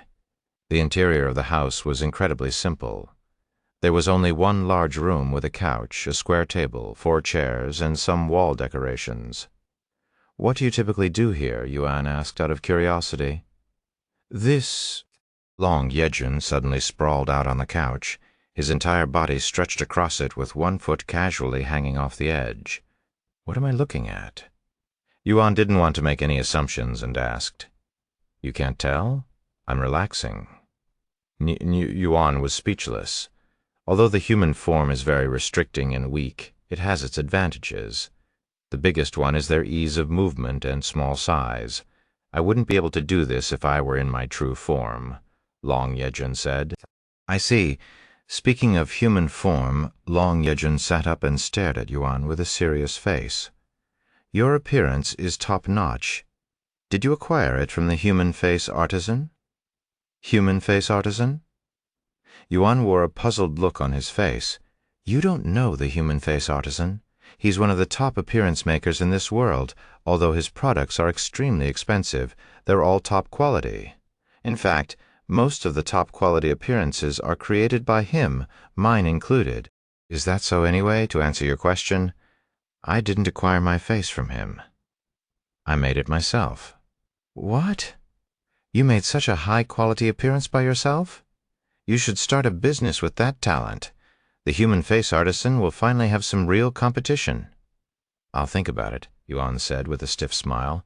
Sometime later, Long Yejun got off the couch and walked toward the steel door on the other end of the room. When he opened the door, a descending staircase was revealed. Come with me. Yuan nodded and followed Long Yejun down the staircase. The staircase led to a tunnel made of transparent materials, allowing them to see the surrounding water. It reminded Yuan of an aquarium with the serene, vast expanse of water pressing in from all sides as they walked through the passage. However, there was no aquatic life, so there was nothing to see. After walking for several minutes, they arrived at another room where numerous objects, each radiating a vast amount of chaotic essence, were displayed like a prized collection. Welcome to my treasure room where I store most of my valuables. Unfortunately, I don't have any valuables that could replace your destroyed clothes and shoes. Since humans don't exist in the primal expanse and predators only take human form as a hobby, armor-type treasures meant for human anatomy are extremely rare. Since I destroyed 2 of your valuables, you can pick any 2 treasures from here, Long Yejun continued. Huh? Any? Are you sure? Yuan was pleasantly surprised by his generosity. Yes, I am sure. Then I'll look around. There were about a dozen treasures in the room, and Yuan approached the one that was closest to him. However, when he inspected the item, he was shocked by the notifications. Itwin could not be analyzed. Grade, quality, description. The system failed to analyze the treasure. This was the first time the system couldn't identify a treasure at all. Is it because the treasures were created in the primal expanse, he wondered. A few moments later, Yuan looked at Long Yejun and said, Do you mind giving me a brief description of these treasures so I know what they do? Oh, of course. Long Yejun walked beside him and continued, This treasure is called Dragon's Avarice. If you feed it enough chaotic essence, it will unleash a devastating attack that rivals even a dragon's breath. Is that the technique you used on me? Yuan asked. Yes. Let's move on to the next one. I'll make a decision after I hear about every treasure. Sure. The next treasure was a large golden scale that was the size of a watermelon. This is a scale directly from the dragon god. It doesn't really have any particular uses, but it's extremely durable, near indestructible. I wouldn't be able to put a scratch on it even if I used my full power, Long Yejun said. The dragon god's scale. How did you acquire this, and why is it so small? It was given to me by the dragon god, our father. Our siblings also have one, so he'll probably give you one later. It's small because I made father shrink it, since its actual size is a pain in the ass to carry around. Its real size could cover the entire endless arena. I see, the next treasure was an elegant earring, crafted from gleaming silver and adorned with a brilliant sapphire gem. Oh, I crafted this one myself. It greatly increases the wearer's ability to control water. I chose this shape after meeting a human a few 100 million years ago, and he was wearing something like this on his ears. Long Yejun explained. What happened to that human? Yuan asked out of curiosity. He took his own life when he realized that he couldn't return home and couldn't cultivate in this world. He was also my first and last human friend. A sorrowful expression appeared on Long Yejun's face as he recalled this tragic event. Sorry if I made you uncomfortable. It's fine, it happened a long time ago. The next treasure appeared to be nothing more than an ordinary sheet of black leather at first glance, but Yuan could sense an ominous aura emanating from it. This is dragon skin that belongs to the dragon of destruction, who was said to be the dragon god's strongest rival billions of years ago. After his defeat, he was skinned alive and eaten by the dragon god. This is all that remains of the dragon of destruction today. Yuan stared at the black leather with great interest. I can make new armor out of this, he thought. Chapter 1662, 2 treasures of his choice. Long Yejun noticed Yuan's intrigued expression and smiled. You seem interested? Do you want it? He nodded. A little, but I will decide after looking at the other treasures. Then let's move on to the next one. The next treasure displayed was a beautiful golden marble resembling a dragon's eyes. This is the dragon's true eye. If you consume it, you'll significantly strengthen all of your senses and even learn dragon's authority. Since you already know dragon's authority, this treasure won't benefit you too much, but for an ordinary dragon it essentially turns them into royalty. The next treasure appeared to be some kind of stone. It didn't have any distinctive shape, and its chaotic essence was also the weakest in the room. Givoptmovel.com. This is a small piece of the dragon god's claw. I acquired it from the first dragon god's descendant, who managed to chip it off the dragon god during a spar. If you know how to make your own treasures, this will definitely create a very powerful treasure. Yuan stared at the dragon god's claw with interest. Because he had recovered Tian Qion's memories as the exalted blacksmith, these materials were more enticing than already completed treasures, because he could easily customize the treasure to his own preferences. This material will be the most effective if used to create a weapon, but I already have enough weapons. Perhaps I can use it to upgrade the abyssal dagger. All sorts of ideas appeared inside Yuan's head. Sometime later, Long Yejun continued introducing the treasures to him. Since there were only a dozen treasures in the room, it didn't take long for the tour to be finished. So, have you decided on which 2 treasures you want? Ling Yejun asked him afterward. Yuan nodded and walked to the Dragon of Destruction's skin. I want this for my first choice. I had a feeling you would pick that. If needed, I can get someone to craft a treasure for you with that skin. Yuan shook his head and said, It's fine. I plan on doing it myself. What? This material isn't your ordinary skin, but the Dragon of Destruction's skin. You'll need to be a master of crafting to deal with it. I know. I just need the proper equipment and place to craft the treasure. Yuan showed a confident smile. Unbelievable. How many talents do you have? Long Yejun muttered with a dumbfounded face. After snapping out of it, he continued, All right, I'll arrange the perfect place for you to craft the treasure. It might take a few months, though. As long as it can be done before the Dragon God Festival, Yuan said. Long Yejun retrieved the Dragon of Destruction's skin from the display and handed it over to Yuan. There's a lot more than I anticipated, Yuan mumbled after unfolding the skin to examine it properly. At a glance, there didn't appear to be much skin when it was neatly folded inside its display, but unexpectedly, after it was unfolded, its full size was revealed to be large enough to use as a ship's sail. With this much material, I can create more than just a piece of armor. Yuan smiled excitedly after realizing this. After storing the skin inside his spatial ring, Yuan approached his second choice. Long Yejun raised his eyebrows in a puzzled manner after seeing Yuan's second choice. Why did you pick this treasure? He asked. I'm not sure myself. It's a gut feeling, I guess, Yuan said with a genuine face. Are you sure I only placed it here because of its mysterious origins? The treasure Yuan had picked for his second choice had an unknown origin and effects. Long Yejun had examined and tried to figure out its secrets since he acquired it, but to no avail, I am sure. If you say so. Long Yejun didn't say anything else and handed the treasure to Yuan, who placed it inside his spatial ring without examining it. Seeing how confidently Yuan handled the treasure, Long Yejun had a feeling that Yuan knew the origin of the treasure, but he decided not to inquire about it for now. Once Yuan had his 2 treasures, they left the treasure room and returned to the main room. What are you going to do until the Dragon God Festival in 2 years? Long Yejun asked. I'm going to use the training grounds to strengthen myself. Which one? I'm not sure yet, since this is my first time at the Divine Dragon Sanctuary. I see. Wait a moment. Long Yejun suddenly tapped his forehead, retrieving an orb of light. After extracting the orb of light, he made a flicking motion with his fingers, shooting the orb of light directly into Yuan's forehead. Once he absorbed the light, information on the Divine Dragon Sanctuary began filling his head from its training grounds to other miscellaneous places. He was essentially given a map of the entire divine dragon sanctuary. Sometime later, Long Yejun asked, "Have you found a training ground yet?" Yuan nodded and said, "The baneful dragon's poisonous swamp." Long Yejun's eyes widened, and he hastily said, "Whoa, wait a second. That's one of the most dangerous training grounds available. Unless you're a poison dragon, it's essentially suicide to train there. Even I don't dare to go there.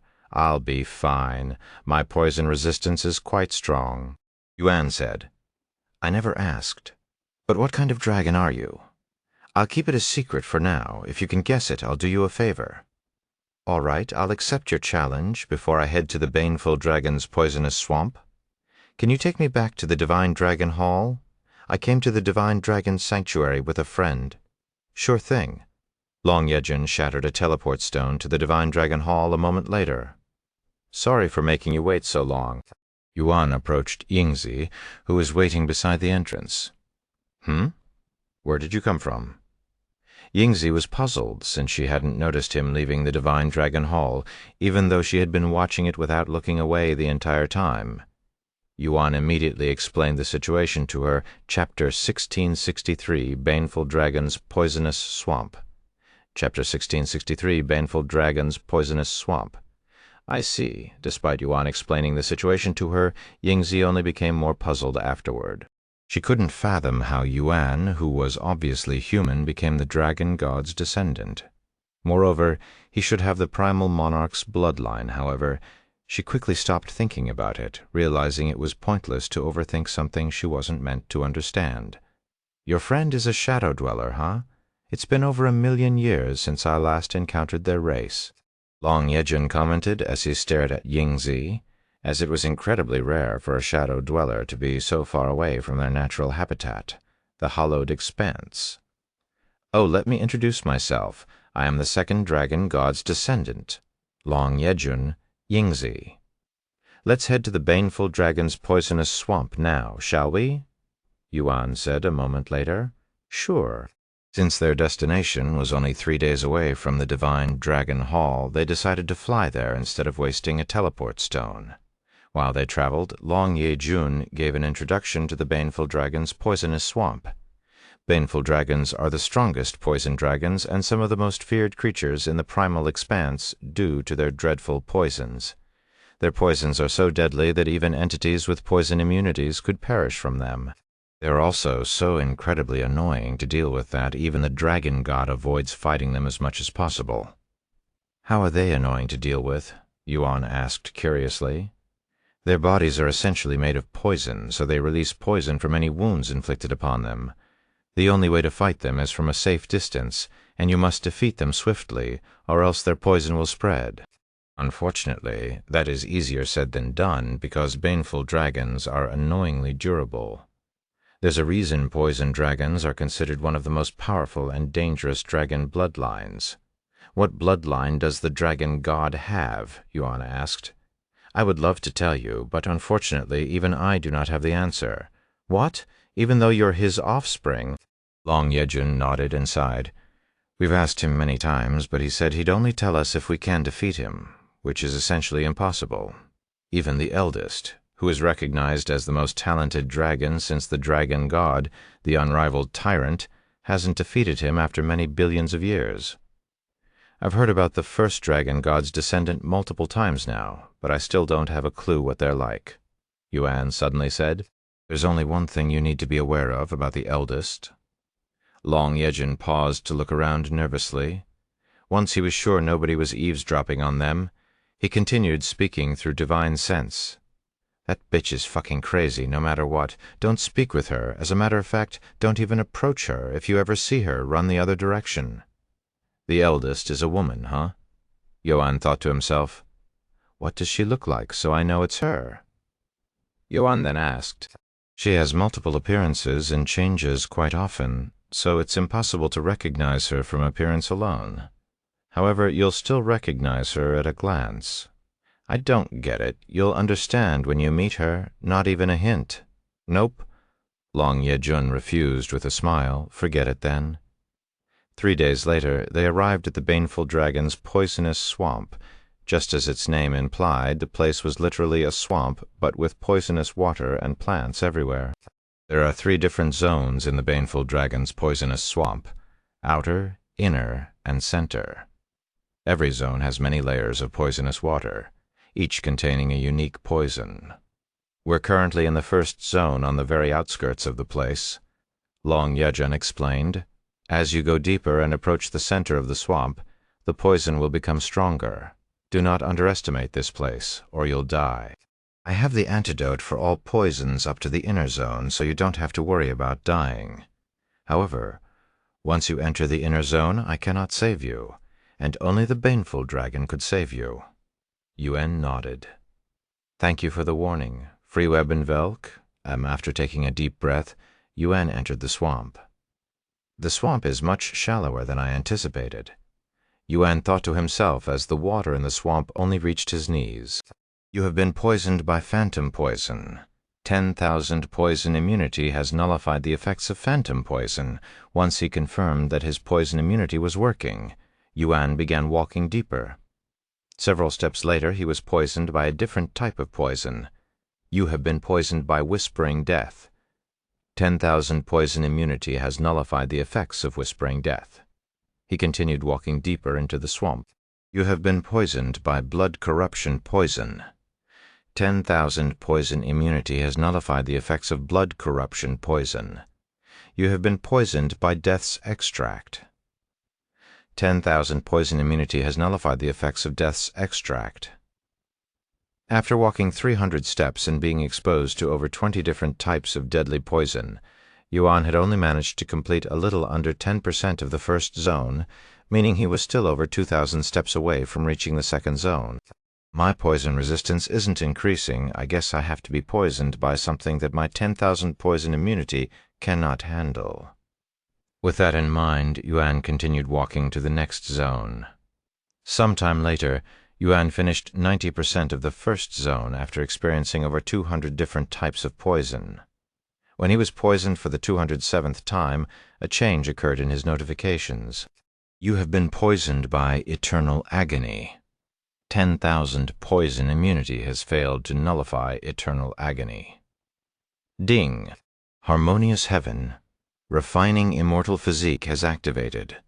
Harmonious Heaven Refining Immortal Physique has begun refining eternal agony. Your poison resistance has increased. Your poison resistance has increased. Your poison resistance has increased. Seeing that his physique had finally activated, Yuan sat in the poisonous water and began cultivating. Although his physique was refining the poison, it didn't mean he wasn't experiencing any pain.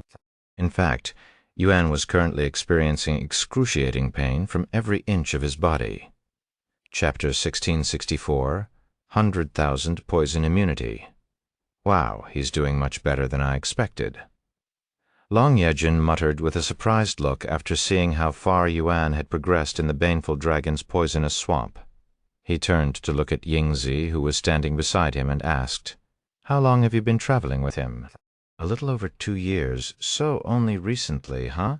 How did you guys meet?" "I was the one who approached him. He appeared out of nowhere and piqued my interest." "Is that so?" Some time later, Yuan stood up after receiving a notification. "Your poison resistance has strengthened. Heaven Refining Immortal Physique has begun fusing with 10,000 poison immunity. Progress, 10%. Harmonious Heaven Refining Immortal Physique has nullified eternal agony. You have been poisoned by plague poison. Harmonious Heaven Refining Immortal Physique has activated. Harmonious Heaven Refining Immortal Physique has begun refining plague poison.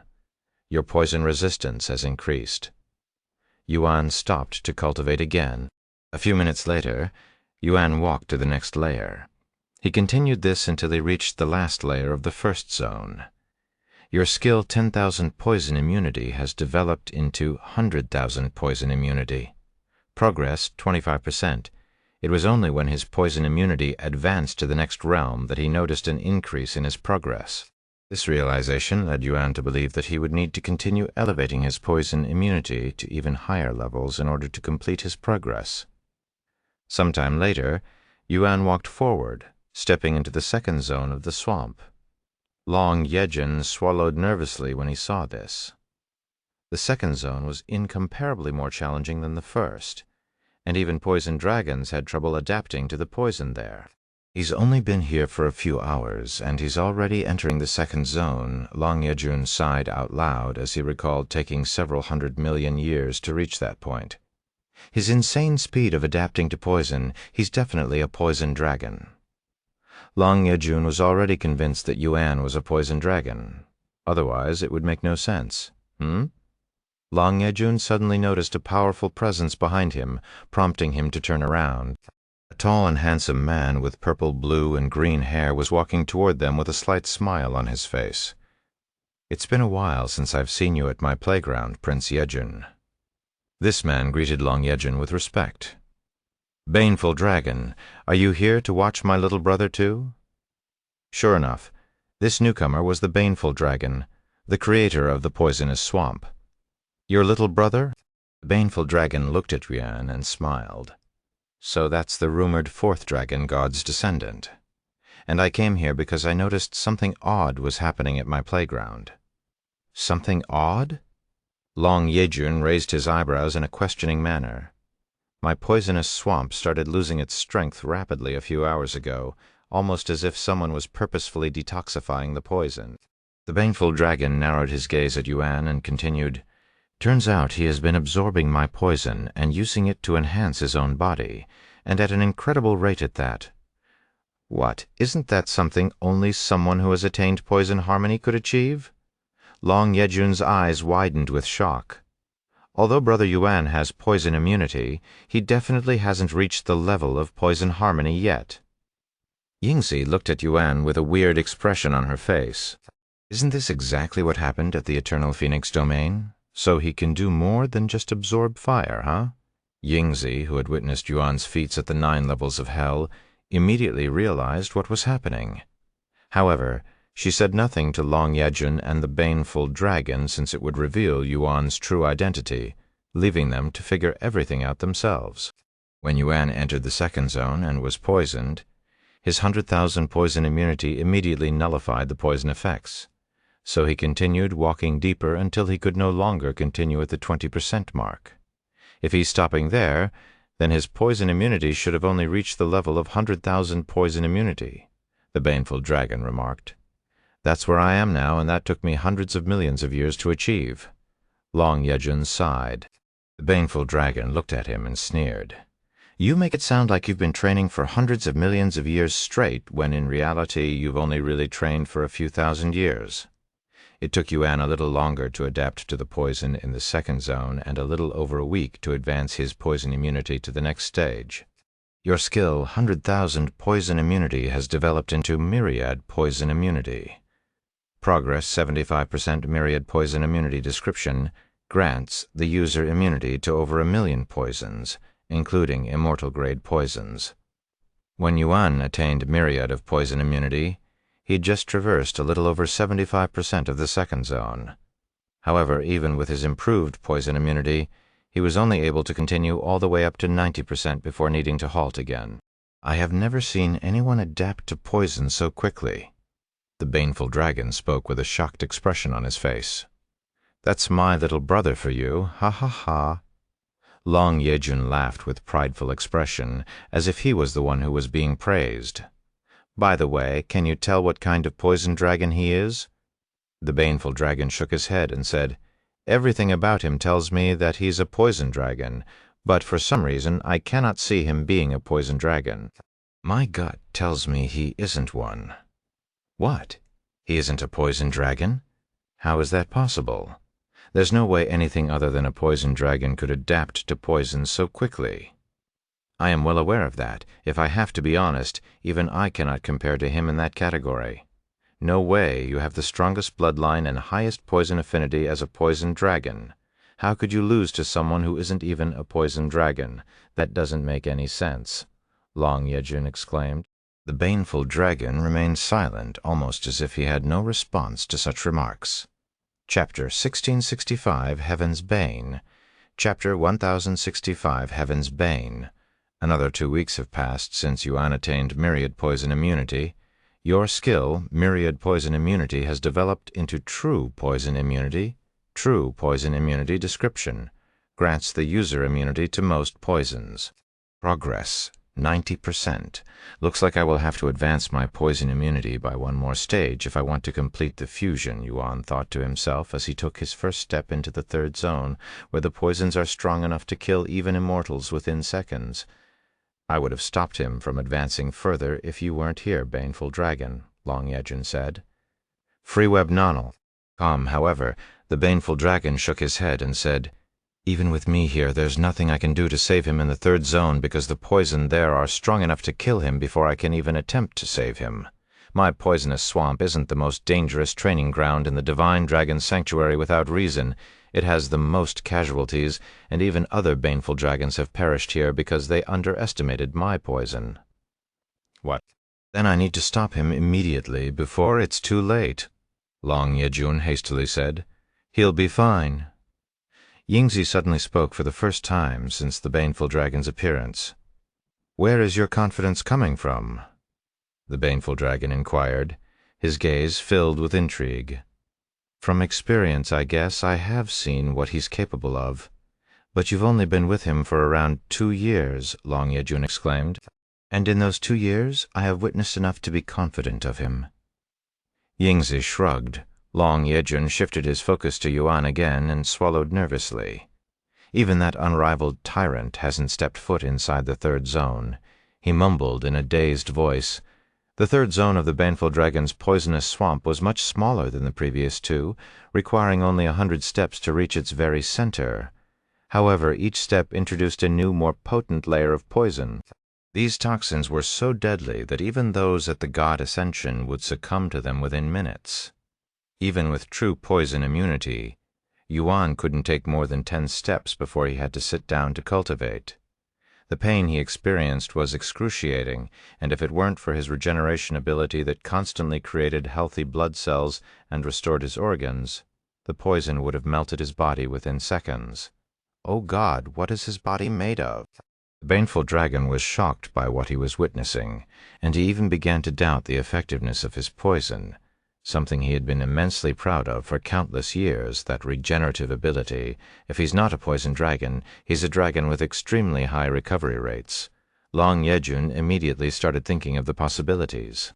Only an undying dragon would be able to rival that recovery speed of his, but they are especially weak to poison, so that can't be right. The dragon god's blood within him might have something to do with that. No.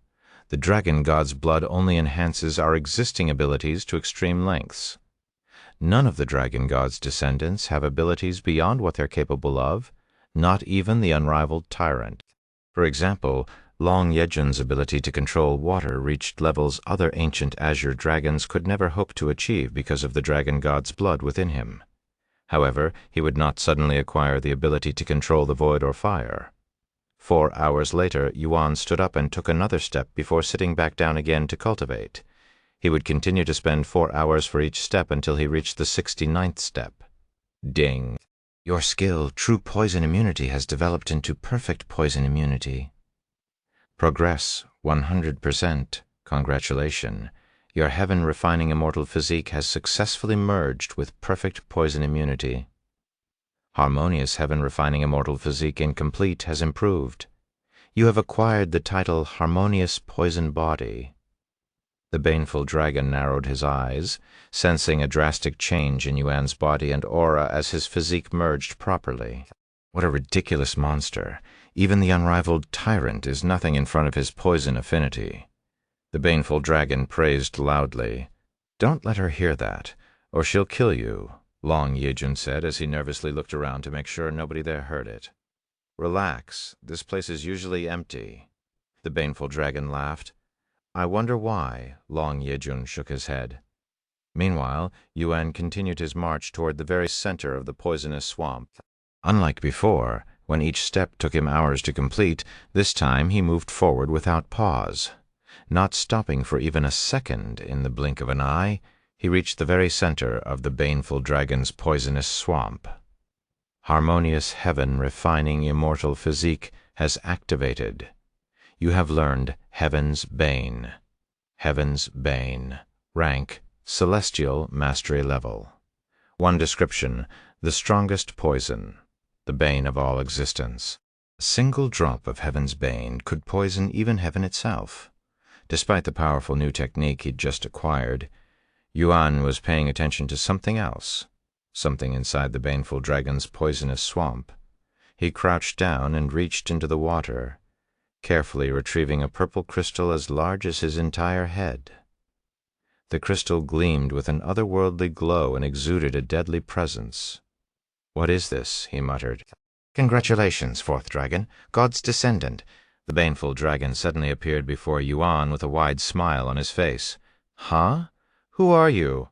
"I am the baneful dragon, the owner and creator of this wonder playground, and you've just become the first entity to defeat all of my poison by reaching the very center of the swamp. That object in your hand is a baneful crystal, a treasure I have been nurturing for over 1 billion years in this playground. It can be used to create poison or as a material to craft another treasure. I'll give it to you to celebrate this occasion." "Thank you, baneful dragon. I will put this treasure into good use," Yuan said, already thinking about how he should use it. Join privilege for VIP chaps. Chapter 1666. The Next Training Ground. I can't believe you have managed to conquer the baneful dragon's poisonous swamp in such a short time, and it's even your first visit to this place. Long Ye-jun praised Yuan when he returned. He said, "Are you a baneful dragon too?" Only a baneful dragon with dragon god's blood could possibly achieve this feat. Yuan shook his head with a smile and said, "Sorry, you're wrong. I am not a baneful dragon. I want to believe you, but alas, anyway. Let's head to the next training ground." Yuan then said, leaving them speechless, "Already? There's less than 2 years until the Dragon God Festival, so I am short on time. I'm going to experience most of the training ground in the Divine Dragon Sanctuary by then." "Ha ha ha! You're really something, little brother. Good, I'll also stay with you until then," Long Ye-jun declared, as he had a feeling that he might be witnessing history being made. "What about the location where I can craft my treasure?" Yuan then asked. "Don't worry, I've already notified my contact about it. I'll let you know when it's available." "Thank you," Yuan nodded. "Where are you going next?" the baneful dragon suddenly inquired. Yuan took a moment to look at the map inside his head before responding.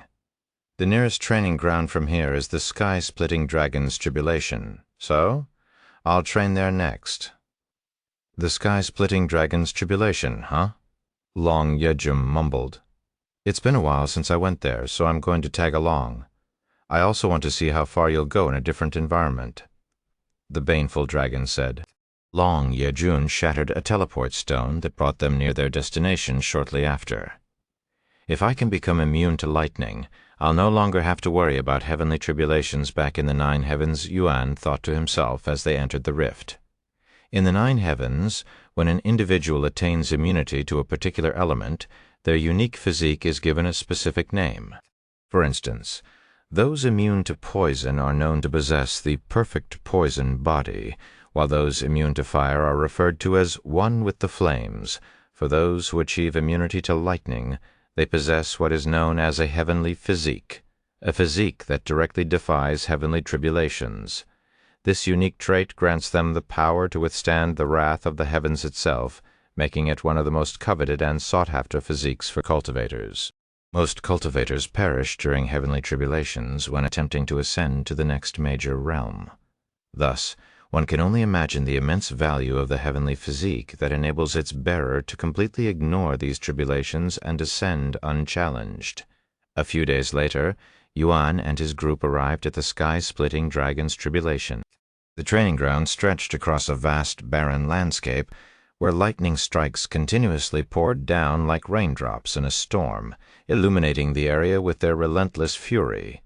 With countless lightning strikes crashing down incessantly, the training ground was filled with a deafening noise. The clamor was so overwhelming that it was impossible to stay there without sealing one's hearing. Long Ye-jun snapped his fingers, covering their group in a soundproof barrier. What a chaotic place and scenery! But it's also oddly beautiful, Yuan muttered. Unlike the baneful dragon's poisonous swamp, which was devoid of any presence, the sky-splitting dragon's tribulation was bustling with beings. Hey, look over there. 2 of the 7 dragon monarchs are together. It didn't take long for the beings there to notice Yuan's group. Wow, the water dragon monarch and the poison dragon monarch, what a rare sight. In the divine dragon sanctuary, there exists a prestigious title separate from the regular rankings, bestowed only upon the strongest dragons of their respective elements. Both the baneful dragon and Long Yejun held this revered title as the poison dragon monarch and the water dragon monarch. The spy-splitting dragon was also one of the 7 dragon monarchs as the lightning dragon monarch. What are they doing together at this training ground? And who are those 2 unfamiliar faces with them? I recognize the young man. He's the 4th dragon god's descendant. So he's the one. While the onlookers chatted, Long Yejun explained the training ground to Yuan. There are 9 levels of difficulty in this training ground. Long Yejun explained, you basically temper your body at the level you can endure until you're ready to move on to the next. Quite simple, right? For reference, my limit is level 3, Long Yejun continued. Only level 3, Yuan remarked with raised eyebrows, surprised that the limit seemed relatively low for someone of Long Yejun's stature. As a water dragon, I am especially weak to lightning, so it's much harder for me to train here than others. By the way, my limit is level 5, the baneful dragon said. What about the unrivaled tyrant? Yuan asked out of curiosity. She's conquered all 9 levels a few million years ago, Long Yejun said, but it took her 300 million years of straight training. 300 million years? Yuan swallowed hard at the sheer enormity of that number, unable to hide his awe and disbelief. Hopefully it won't take me anywhere as long. After taking a moment to prepare himself, Yuan entered the training ground. Then I'll see you later. Good luck, they said to him. Look, 4th dragon god's descendant has entered the training ground. The onlookers started shifting their attention to him. After entering the training ground, Yuan was immediately bombarded with lightning strikes that could easily kill even a divine grandmaster. However, it merely tickled him, who had attained the golden immortal physique. Yet he didn't continue to the 2nd level and sat down to cultivate in the 1st level. Unlike the poisonous swamp where I had some poison immunity since the beginning, I don't have any resistance to lightning, so I must build it up from scratch, he thought inwardly. Join privilege for VIP chaps. Chapter 1667, Sky-Splitting Dragon's Tribulation. Chapter 1667, Sky-Splitting Dragon's Tribulation. Harmonious Heaven, Refining Immortal Physique, has activated. Your lightning resistance has increased slightly. Your lightning resistance has increased slightly. Your lightning resistance has increased slightly. An entire day had passed since Yuan began his training at the Sky-Splitting Dragon's Tribulation, yet he had still not managed to develop any resistance to lightning. Lightning resistance was not only one of the most sought-after immunities, but also one of the most difficult to train. Among all the immunities, the heavenly physique was one of the rarest, even though it had the greatest number of pursuers. Seeing that he was only progressing slightly, Yuan was tempted to enter the 2nd level directly. After some contemplation, Yuan moved to the border between the 1st and 2nd levels. In the 2nd level, the lightning strikes crackled with a vivid purple hue, a stark contrast to the blue lightning of the 1st level. A few moments later, Yuan entered the 2nd level with just one of his arm to test the waters. Dong! As if his arm had become a lightning rod, the purple lightning strikes that had been raining down aimlessly suddenly converged, targeting him with unerring precision. Whoa! Yuan cried out loud when the lightning strikes completely obliterated his arm in the blink of an eye, and he hastily took several steps back afterward. The difficulty between each level is no joke. He swallowed nervously. Unfortunately, there was nothing he could do but continue training in the 1st level until he gained some resistance to lightning. Is he bold or reckless? I have never seen anyone try to advance to the next level so quickly. The onlookers laughed after witnessing Yuan's blunder. He was probably influenced by his success in my playground and underestimated this place. The baneful dragon smiled. Fortunately, he was smart enough to only stick an arm in there, or that would have been the end of him.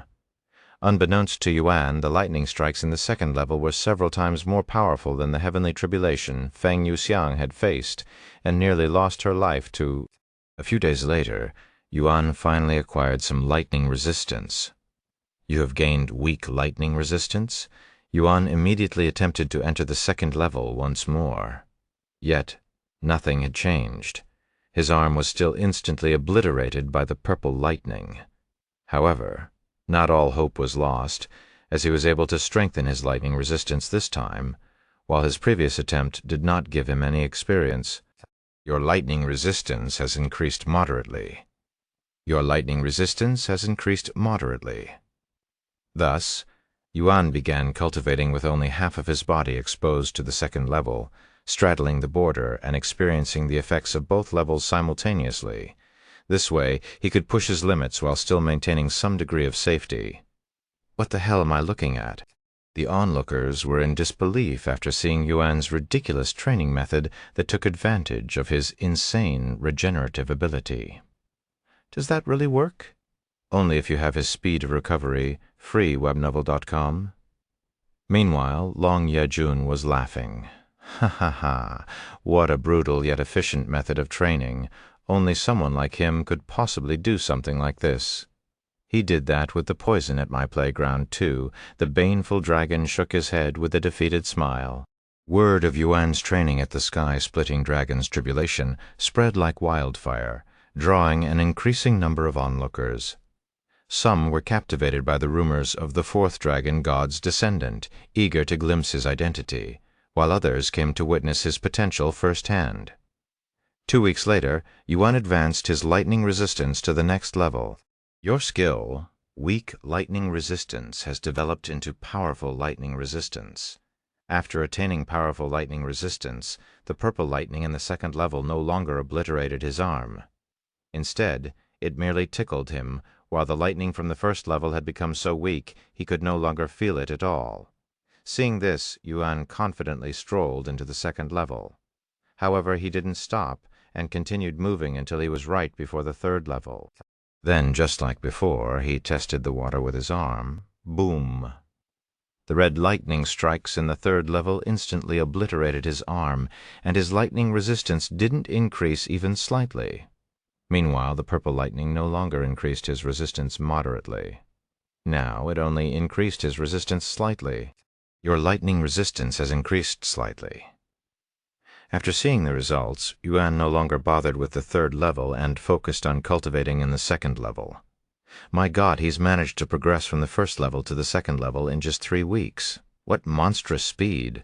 The onlookers exclaimed with shock. Even the unrivaled tyrant took several years.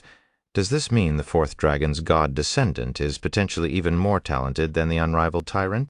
No, this just means he's more talented than her in this one aspect. The unrivaled tyrant has conquered most of the training grounds in the divine dragon sanctuary after all. Also, it is still too early to say anything. Even if his progress is faster than others, that won't mean anything if he reaches his limit too quickly. A month later, your skill, powerful lightning resistance, has developed into super lightning resistance. After advancing his resistance, Yuan repeated what he had done at the first level and cultivated in the third level with only half of his body. Your lightning resistance has increased moderately. Your lightning resistance has increased moderately. During this time, news of Yuan's intense training session continued to spread across the territory, drawing in a steady stream of new onlookers. Curiosity and excitement filled the air as more people gathered, eager to witness his remarkable progress. Elder brother, I knew you'd be here. Long Meihui approached Long Yejun after noticing him at the training ground. Oh, you're also here, baneful dragon. It's been a while, Princess Meihui. The baneful dragon greeted her with a handsome smile. How long have you been watching? Long Yejun asked her. I just arrived, she said, turning to gaze at Yuan with a look of awe in her eyes. Chapter 1668, Courting Death. Chapter 1668, Courting Death. How long has he been training here? Long Meihui asked. It'll be 2 months tomorrow, Long Yejun said. Did he start from level 2? No, he started from level 1. What? He went from level 1 to level 3 in 2 months. That's impossible, Long Meihui exclaimed, her face filled with disbelief. The baneful dragon smiled and said, "Then you'll definitely not believe this. But he came here right after conquering my poisonous swamp in just a month." "What?" Long Meihui snapped her head to look at the baneful dragon with eyes as wide as saucers. "That's literally impossible. Even Elder Sister hasn't conquered the poisonous swamp. And you're telling me he's managed to do just that in a month?" Long Yejun chuckled at her reaction. "It's true, I was there from the beginning." "That's—" Long Meihui fell silent with a dazed expression on her face. In the blink of an eye, 2 more months passed. Your skill, Super Lightning Resistance, has developed into Supreme Lightning Resistance. After advancing his lightning resistance, Yuan entered the 3rd level with his entire body and walked straight to the border of level 3 and level 4. However, when he tried sticking an arm in level 4, Yuan was pleasantly surprised to see his lightning resistance increase, and his arm hadn't been obliterated, only burnt. "Your lightning resistance has increased significantly." Of course, it was unfathomably painful. Even though it was only his arm getting struck, he felt the pain throughout his entire body. No pain, no gain. After mentally preparing himself, Yuan walked into the 4th level, shocking the onlookers. He's going straight into level 4 this time. How bold. No matter how many times I see it, his regenerative ability still shocks me. Is he an undying dragon? Most likely time continued to swiftly pass, and another 3 months have passed. Your skill's Supreme Lightning Resistance has developed into Incomplete Heavenly Physique. By now, Yuan has spent 7 months in the sky-splitting dragon's tribulation. If the cultivators in the 9 heavens knew that he'd managed to start creating his heavenly physique in such little time, not even the heavens could predict their reaction. Even the most talented cultivators required centuries, if not millenniums, of rigorous training to attain the incomplete heavenly physique. But Yuan had managed to achieve it in a little over half a year. However, the incomplete heavenly physique was just the beginning, as he still had to advance it a few more times to achieve the completed heavenly physique. Heaven refining immortal physique has begun fusing with incomplete heavenly physique. Progress 25%. Free Ebnevel Gop Yuan went to stick an arm into the 5th level shortly after. Your lightning resistance has increased significantly. When he confirmed that he was able to survive the lightning strikes, he entered the 5th level with his entire body. Level 5 in 7 months. I don't think anyone is going to beat this record. The onlookers could feel their bodies trembling in excitement. If he continues at this pace, he'll reach level 9 before the Dragon God Festival. However, to the onlookers' shock, Yuan increased his pace, and just a month later, he began walking toward the 6th level. Your skill, Incomplete Heavenly Physique, has developed into Imperfect Heavenly Physique. Progress 50%. When he entered the 6th level and was bombarded with silver-colored lightning strikes, Yuan was pleasantly surprised to find out that he was enduring the lightning strikes with relative ease. Thus, he made a bold move and went into the 7th level after testing the waters with an arm. He's already at level 7. The 7th level unleashed torrents of black-colored lightning strikes, each bolt as thick as a tree trunk, crashing down with immense power and fury. Your lightning resistance has increased significantly. Your lightning resistance has increased significantly. Your lightning resistance has increased significantly. Although he was able to endure the 7th level, each lightning strike was powerful enough to almost completely erase his existence. Ding. You have acquired the title Courting Death. Courting Death Description. The holder of this title has faced the brink of death countless times. All sources of healing will be 1000% more effective. After receiving his new title, Yuan's regeneration became even more powerful. Is it just me, or is he regenerating even faster now? You noticed it too? The onlookers did not miss this detail. By now, the entire sky-splitting dragon's tribulation was filled to the brim with onlookers, all of them watching with anticipation for the moment Yuan conquers the training ground. In fact, even the sky-splitting dragon himself was present to witness history being made.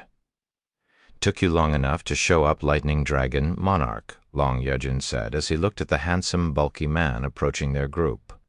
"I had to confirm the rumors that someone had reached the 7th level from the 1st level in under a year. Is it true?" "It is very much true," Long Mehui said. The sky-splitting dragon looked around and asked, "Where's the unrivaled tyrant? I thought she'd be here as well." "I haven't seen her since she entered the void vortex 2 million years ago," Long Yejun said. "But she should be returning soon for the Dragon God Festival," Long Mehui continued. The baneful dragon shuddered at the thought and sighed. If only she never returned.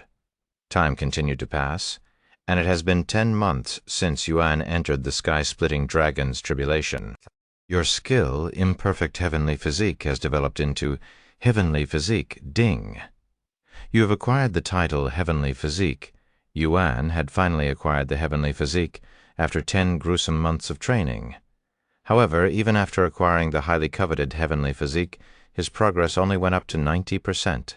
Progress, 90%, I guess there's one more stage beyond the heavenly physique. With that thought in mind, Yuan began approaching the 8th level, where golden-colored lightning strikes poured heavier than rain in a storm. He's heading for level 8. The onlookers swallowed nervously as they watched Yuan step into the 8th level after making sure he could endure it. Chapter 1669. Heavenly Physique. Your lightning resistance has increased significantly. After reaching the 8th level, Yuan didn't pause and continued toward the 9th level. However, just as he was about to extend his arm into the 9th level, he suddenly stopped. His instincts had kicked in, warning him that he wouldn't escape with just a destroyed arm if he underestimated the 9th level. Let's ignore the 9th level for now. Yuan took several steps back and sat down to cultivate in the 8th level. I guess he's not just bold and reckless. Long Yejun laughed out loud after seeing Yuan's actions. He has good instincts, the sky-splitting dragon smiled. You guys want to play a game? Let's bet on how long he'll take to reach the 9th level and conquer the training ground. The baneful dragon suddenly suggested, I'll start with 5 months. Sounds fun. I'll bet a year, the sky-splitting dragon confidently said. Then I'll go with 6 months, Long Mehui said. Long Yejun pondered for a moment before speaking. I'll bet he'll conquer this place within 3 months. What are we betting anyway? Yingzi asked. Good question. How about something we consider valuable, even if it's only slightly? Sure. Then I'll bet 100 meat skewers he'll finish in a month, Yingzi said. Meat skewers? What are those? They looked at her with raised eyebrows. The only person who knew what the meat skewers were, aside from Yingzi, was Long Mehui, who had experienced their deliciousness before. It's food, she calmly said. Food? How's that valuable? The baneful dragon asked. Long Mehui responded in Yingzi's stead. I can vouch for their value. They're unlike anything you've ever seen or tasted before. I can still clearly taste them even though it's been a year since I had them. Now I'm interested, Long Yejun said with an intrigued smile. But I thought they belonged to Brother Yuan. Long Mehui then inquired while looking at Yingzi. They do, but some of them belong to me, she said. I see a month and 20 days later. Your skill heavenly physique has developed into flawless heavenly physique. Progress, 100%. Congratulations, your heaven-refining immortal physique has successfully merged with flawless heavenly physique. Finally, Yuan stood up and immediately began walking towards the 9th level. This time his instincts told him that he had no problem withstanding the rainbow-colored lightning strikes in the 9th level. No way is he already ready to conquer the training ground, the sky-splitting dragon exclaimed in a shocked voice after seeing Yuan's actions. Slightly under 2 months. If he manages to conquer this place, it'll be the Shadow Dweller's win since she has the closest guess. Long Yejun said, after taking a deep breath. Yuan stepped into the 9th level. As the lightning strikes rained down on him, they rapidly changed colors, giving an odd scenery. Harmonious heaven refining immortal physique has activated. You have learned heaven's final judgment. Heaven's final judgment rank, celestial description, the pinnacle of lightning mastery, a level no human has ever attained. A single strike shall split the heavens and obliterate stars. He's done it. The fourth dragon god's descendant has actually managed to conquer the sky-splitting dragon's tribulation in less than a year. The onlookers cheered loudly after witnessing history being made, causing the place to tremble. Unbelievable, Long Mei Hui muttered in a dazed voice, "Here." The baneful dragon handed a treasure he deemed valuable to Yingzi after losing the bet. The sky-splitting dragon and the others followed. "Thank you." Yingzi tossed the treasures into her shadow without even inspecting them. Some time later, Yuan reunited with Long Yejun and the others. "Congratulations, Brother Yuan. I can't believe you actually conquered this training ground in just a year." Long Mei Hui congratulated him. However, Yuan did not react in the manner they expected. "Hey, how long have I been training?" he asked in a shaky voice, his face pale with a look of terror as he sought confirmation. "Well, it hasn't been a full year, but it's close," the baneful dragon said. 11 months and 20 days, to be exact," Long Yejun confirmed. "Fuck, I had been training for that long." Yuan cried out in surprise, suddenly realizing that he had completely lost track of time. "I'll be right back." Without explaining further, Yuan suddenly disappeared into thin air, dumbfounding everyone there. "What the? Where did he go?" the sky-splitting dragon muttered with a dazed expression. "I don't know, but he'll be back soon," Yingzi said. Meanwhile, in the nine heavens, Shi Meili approached Mishu and asked with a worried face, "Still no news from Yuan?" Mishu shook her head in a dispirited manner. "It's been a whole year since he stopped all communication. What if something happened to him?" Shi Meili sighed out loud. Yuan had been so absorbed in his training that he'd forgotten to log off, missing his monthly update to the others for an entire year. "Don't worry, I'm sure he's fine," Mishu reassured Shi Meili. "The last time we spoke a year ago, he mentioned that he would stay in the primal expanse for at least another 2 years to revive Feng Feng. He's probably just lost track of time while training. This isn't the first time it's happened, though it is definitely one of his longest absences. I really hope that's the case." At that very moment, Chu Liuxiang appeared before them like a ghost, a wide smile spreading across her face as she announced, "Yuan's back." "What? Really?" Shi Meili's eyes flickered with excitement and relief after receiving this news. Yes, she reassured. "What happened to him?" Meishu inquired. Chu Liuxiang chuckled and said, "He said he was training and lost track of time. He also wanted to say he's sorry for making us worry. As long as he's safe," Shi Meili said. Chu Liuxiang continued, "Anyway, he returned to Cultivation online immediately after telling me that. However, he said he'll return as soon as possible to update us once he's done with his business in the primal expanse." Chapter 1670, Something Fun. Chapter 1670, Something Fun. "Where did you go just now?"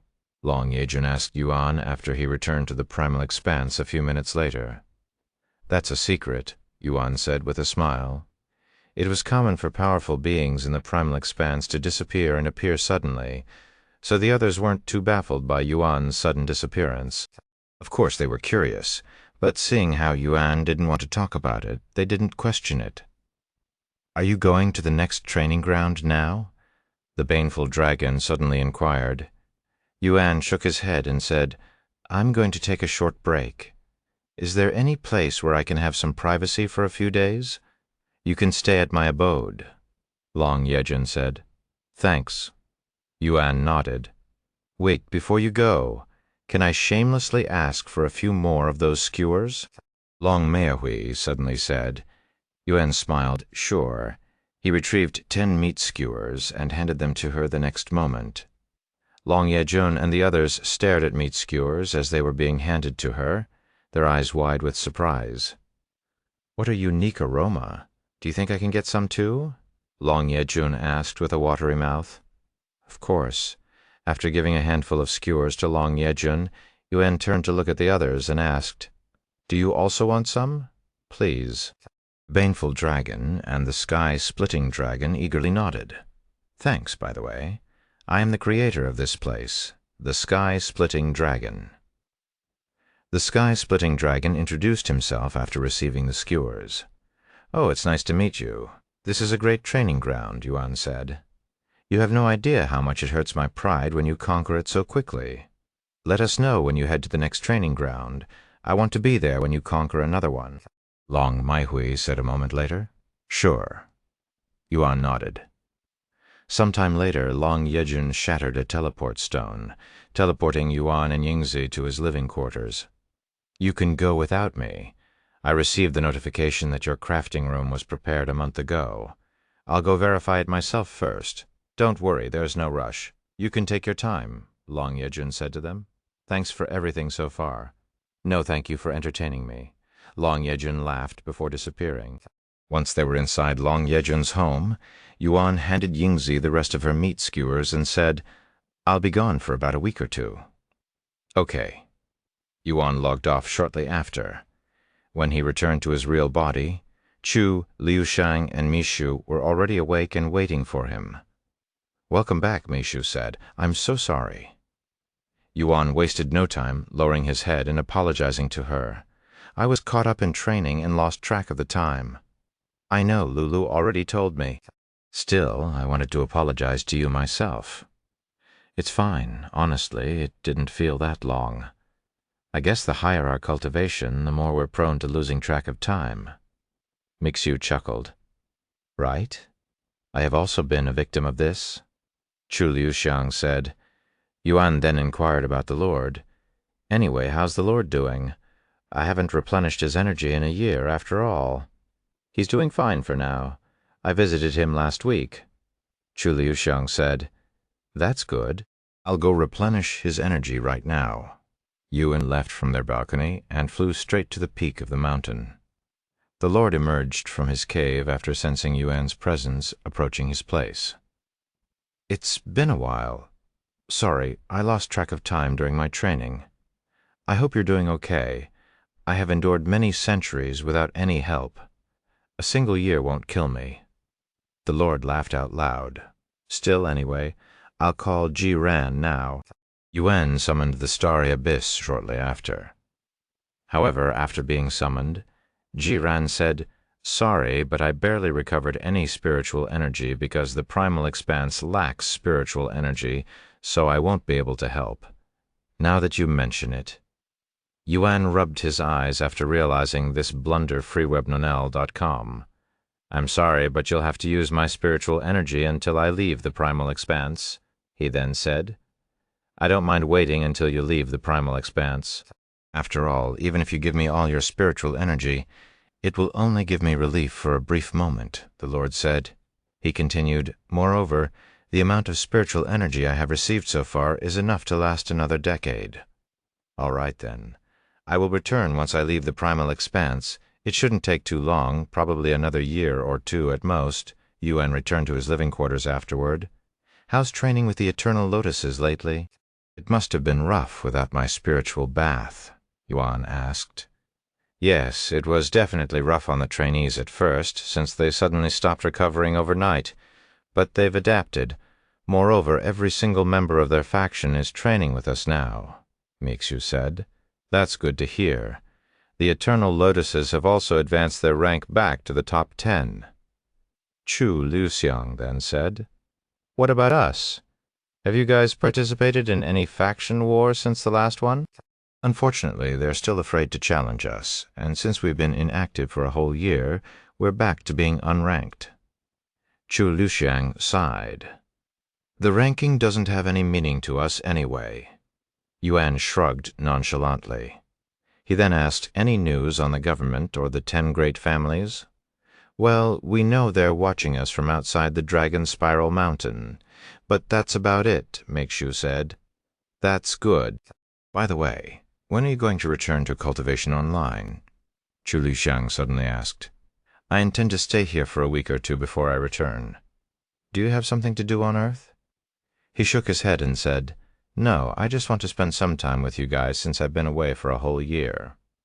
Then, do you want to go out and have some fun? It's been a while since we've done anything fun together, Chu Liushang suggested. Yuan nodded. Let's do that. Chapter 171, Ready or Not. Chapter 171, Ready or Not. Do you have any suggestions? Chu Liushang asked.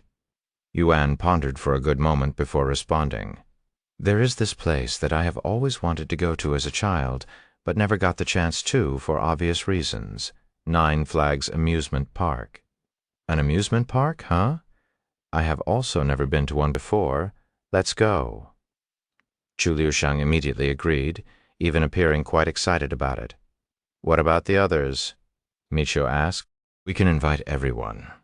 I'll let Yuru know later, Yuan said. Sometime later, Chu Liushang logged into Cultivation online to invite the Demon Sealing faction. Meanwhile, Yuan and Meishu went to visit the Eternal Lotuses. Brother, you're finally back. Yuru was nearly brought to tears after seeing Yuan's face for the first time in over a year. Sorry, Yuan apologized and explained the situation to her. I thought we would see each other more often after becoming your neighbor. How wrong I was, she sighed. Yuan smiled and said, This is the nature of the cultivation world anyway. You've grown taller and even more pretty since I last saw you. Trying to change the subject? Well, I'll forgive you this time. Yuru showed a bashful smile after hearing his praises. Then, changing the subject again, I'm here to give you an invitation. We've decided to visit the 9 Flags Amusement Park. Want to tag along? I want to go, Yuru responded immediately and without any hesitation. She continued, Oh, but can I invite Sister Jingyi and Sister Lianhua? Of course, great. I'll go let her know now. While Yuro went to speak with Xia Jingyi, Yuan visited Bai Lianhua. Who is it? Bai Lianhua stopped her paperwork after hearing her door being knocked on.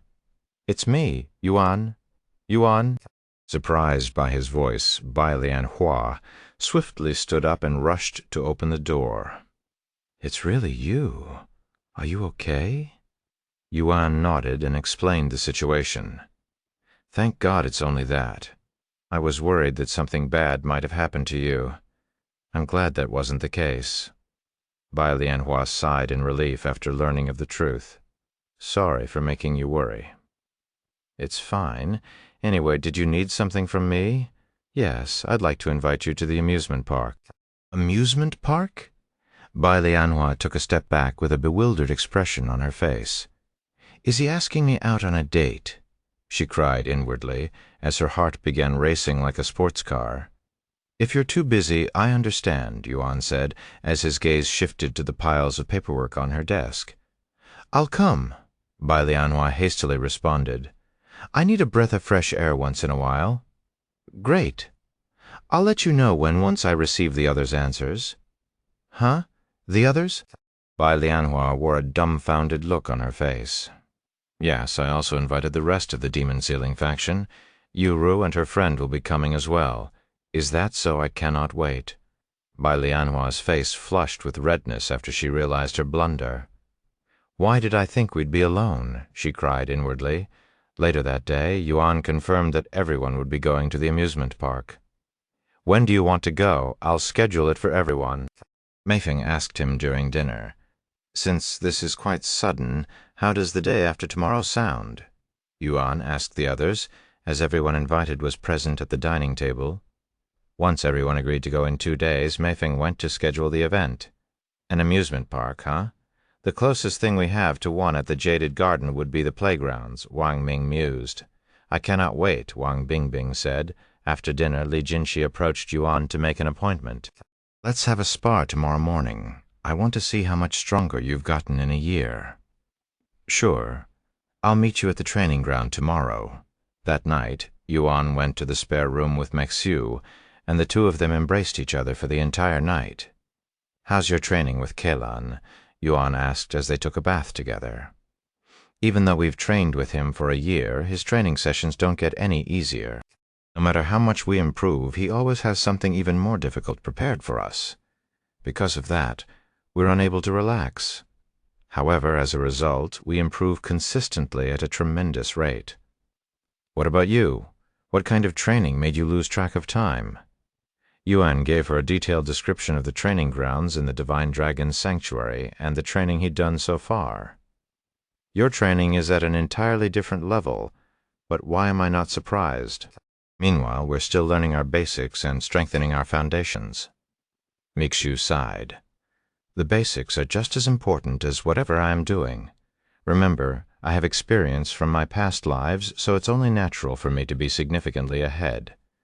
My starting line is different from everyone else, so there's no need to compare yourself to me. I know, but it's human nature to compare ourselves with others. After coming out of the bathroom, Yuan headed straight to the training ground where Li Jinshi stood, the Golden Empress already firmly in her grasp. Although it had been a year since they last sparred, and it was natural for people to change in that much time, Yuan could sense that there was something fundamentally different about the Li Jinshi standing before him now. Did something happen? Yuan inquired with a curious gaze. Why would you ask me that? Li Jinshi asked. Just felt like it, I guess. I'll tell you if you can beat me. Yuan smiled and said, You should only utter such words if you've never lost to your opponent before.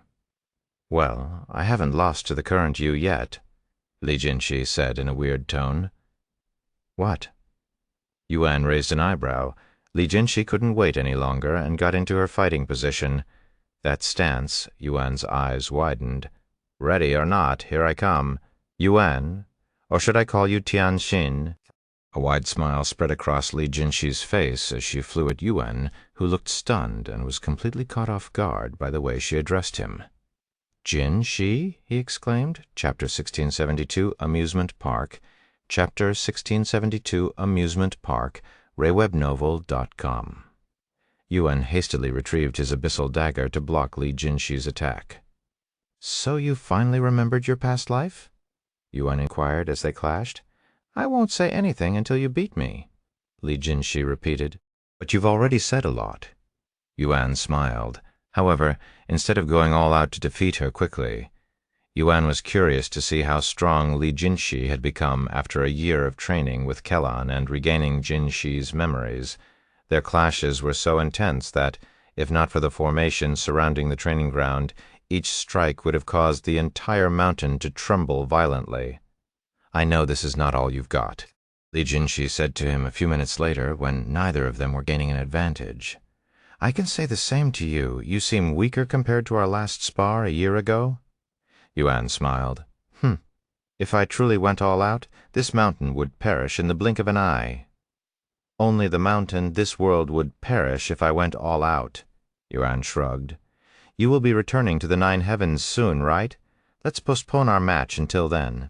We can only go all out in the 9 heavens anyway, she suggested. I can't give an exact date of my return, but it won't be too long.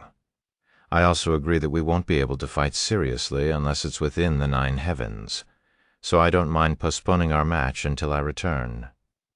After a slight pause, Yuan continued with a provocative smile. It'll give you more time to mentally prepare for your inevitable defeat, too. Then it's settled, Li Jinshi said, as she stowed away her weapon. Are you really not going to say anything until then? Yuan then asked.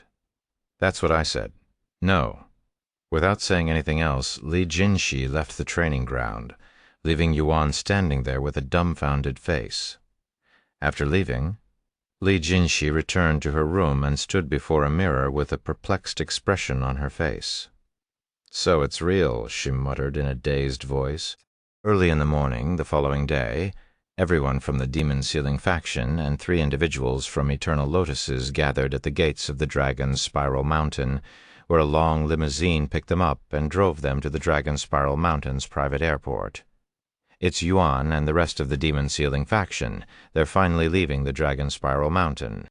People hired by the government to watch over the Dragon Spiral Mountain were shocked to see Yuan and the others leave the mountain, and they quickly notified their superiors. When did you buy a private jet? Yuan asked Meifeng when they arrived at the airport to see a luxurious private jet with the name of their faction printed on its body. A few months ago, she said. We have plenty of money, so you don't have to worry about our finances. I am not worried at all.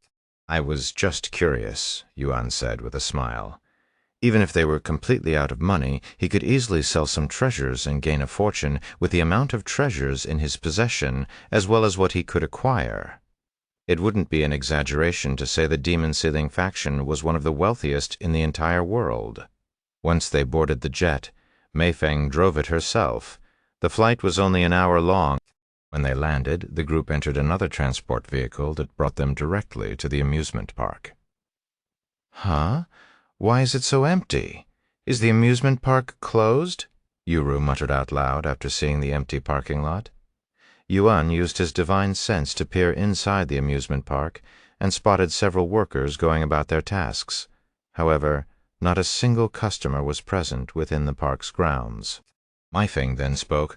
"Oh, that's because I reserved the whole amusement park for today. So we're the only ones here." Seriously. Yuru stared at her with wide eyes. "The experience will be different if we're alone." Chu Liuxiang sighed. Meifeng shrugged and explained herself. "In case you forgot, you're all celebrities. If I hadn't done this, we would have been swarmed by people." Yuan then said, "Although the experience will be different than what I had anticipated, I understand why it was done. I don't really mind it either. Also, this means we don't need to wait in line for the rides. I actually prefer that we're alone since we don't need to deal with anyone," Wang Bingbing said. Sometime later, they entered the amusement park. "What should we do first?" Yuro asked. "We have plenty of time to try everything, so why don't we explore the park clockwise?" Yuan suggested. "Sounds like a plan." Thus, the group began exploring the park, experiencing every attraction one at a time. However, several attractions later, Wang Ming sighed out loud. "This is more boring than I'd anticipated. Is it because this park was built for mortals? I don't feel any excitement from the roller coasters." As cultivators, their senses had been significantly enhanced, and things like roller coasters felt like they were moving at a snail's pace. As for the height, it wasn't even worth mentioning. It's a little disappointing, but there's nothing we can do about it after all.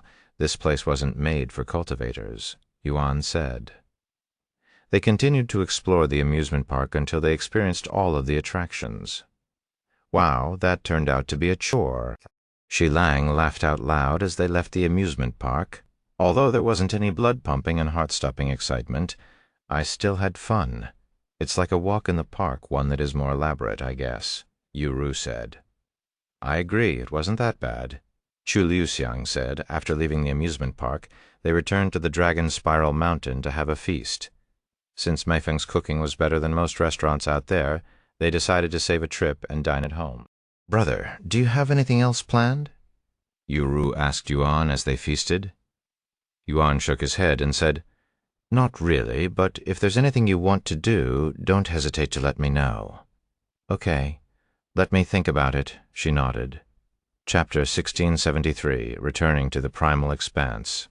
At the end of the feast, Yuru said, "Brother, if you don't have anything to do, why don't you give us a concert? It's been a while since I've listened to your music." Yuan nodded. "Sure, how does tomorrow noon sound? I can do it in our training ground."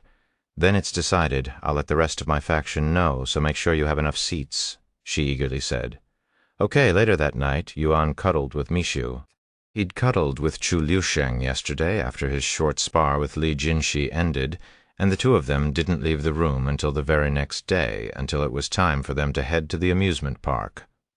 The following day, after embracing Mishu for an entire night and morning, Yuan held a private concert in his training ground with the demon-sealing faction and Eternal Lotuses as his audience.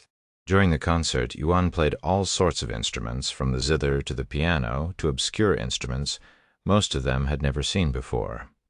Meanwhile, government agencies around the world were in the midst of a meeting. The subject of the matter was, of course, about Yuan. Yesterday, at 0600, Yuan and the entire demon-sealing faction left the Dragon Spiral Mountain for the first time in over a year. His sister, Yuru, her close friend, Jia Jingyi, and the leader of the Eternal Lotuses, Bai Lianhua, was also with them. They flew from the Dragon Spiral Mountain's private airport to Jade City's airport, and from there they went to the Nine Flags amusement park. The demon-sealing faction's manager, Meifeng, who used to work for the Yu family, had reserved the entire amusement park for the whole day. They spent 6 hours and 32 minutes in the amusement park and returned straight to the Dragon Spiral Mountain. Every detail of the demon-sealing faction's movement was reported to the people in the meeting. He went radio silent and holed up inside the Dragon Spiral Mountain for over a year, then came out just to visit the amusement park. What do you guys think of this? Bastard doesn't even put us in his eyes. How dare he have fun at an amusement park after threatening us? He's acting like we don't even exist. Honestly, I'd rather he ignore us than pay attention to us. That's what a coward would say. How can you let a single man who just reached adulthood scare you with some threat? You say that, but I know you're also scared of him. This man has the power to destroy the world. We should ensure he doesn't see us as a threat rather than make an enemy out of him. Let's change the topic for a moment. Did we manage to find anyone close to him who's willing to spy on him for us? We're still working on it, but we're making progress. We're currently in contact with several members of Eternal Lotuses trying to make a deal, increase the rewards if they're still hesitant, enough to blow their hesitancy away in an instant. In the end, they decided to continue monitoring Yuan from a distance, at least until they found a way to deal with him.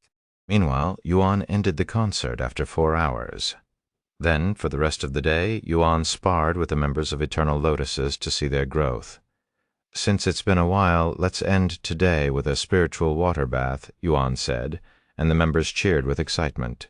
FreyaWebNovel.com. After the bath, everyone returned home.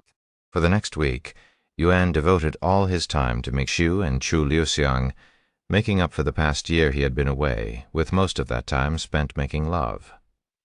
I'll be returning to the Primal Expanse today, Yuan announced after spending 13 days on Earth. Try not to disappear on us for too long again, okay? Chu Liuxiang teased. Yuan nodded with a bittersweet smile. After saying his goodbyes, Yuan returned to the Primal Expanse. Welcome back. Yingzi was there to greet him upon his return, and all of the skewers she had before he left were gone. Did Long Yejun come by while I was gone? He asked her. Yes, he came by 2 days ago and left this behind. Yingzi handed him a teleport stone before continuing to speak. He said everything's been prepared, and you can use this teleport stone whenever you're ready. All right. After leaving Long Yejun's home and returning to the Divine Dragon Sanctuary, Yuan shattered the teleport stone and entered the rift with Yingzi. When he emerged from the rift, Yuan found himself on a remote island that had an active volcano that was larger than any mountain he'd seen before. Where is this? Yuan muttered out loud, as this place wasn't part of the Divine Dragon Sanctuary. Suddenly, a powerful presence filled the entire island. Are you the one Prince Yejun said will be coming? A stern voice rippled. Yes, I am Yuan. A half-naked, tall, bulky man with a bald head appeared before them a moment later. Let's make this clear. I only agreed to lend you my precious workshop because I owe Prince Yejun a favor. I don't care if you're the 4th dragon god's descendant. If you make a mess of my workshop, I will kill you. Yuan nodded with a confident smile and said, Don't worry, I'll be out of your hair. Your sight before you even know it. By the way, is Long Yejun not here? No, but he said he'll be back soon. Do you mind if I wait until he returns? I don't care, but I only agreed to lend you my workshop for 10 years, not even a second more. Oh, one more thing. The timer started when I notified you a month ago. Yuan silently nodded. It's been a while since I created something, so I will be a little rusty, but it shouldn't take more than a few months to finish my treasures. He thought to himself, Chapter 1674, Metal Dragon Monarch. Chapter 1674, Metal Dragon Monarch. Can you show me the workshop for now? Yuan asked the bald man. By the way, how should I address you? The man lifted his head in a prideful manner and introduced himself. I am the Metal Dragon Monarch, Refined Obsidian Dragon. I am also one of the few beings in the Primal Expanse capable of creating treasures. As a matter of fact, nobody dares to claim they are number 1 as long as I am still alive. Creating treasures was unheard of in the primal expanse until a human skilled in treasure crafting appeared hundreds of millions of years ago. Since then, they have acquired the ability and knowledge to craft treasures. However, despite its potential, crafting treasures remained a niche practice in the primal expanse, as the knowledge and techniques were originally designed solely for humans. While some, like the refined obsidian dragon, have refined and further developed their techniques to new heights that allowed them to craft treasures for primals and predators, most lacked the talent to achieve such mastery and remained mediocre in their abilities. The lack of treasures for primals and predators also contributed to why the beings of this world preferred using human appearances, as that allowed them to wield treasures. That said, only the truly powerful are capable of acquiring treasures, which is why only the top beings in the primal expanse take the form of humans. Sometime later, the refined obsidian dragon led Yuan to a massive cave located at the base of the volcano. The workshop was so massive that Yuan couldn't help but think it had been built for giants. He glanced at the refined obsidian dragon, whose human form was also significantly larger than normal, resembling that of a miniature giant. All sorts of tools hung on the wall, but the most eye-catching was the elegant black hammer that hung prominently above the furnace, its surface gleaming with a mysterious aura. Yingzi also looked around with interest.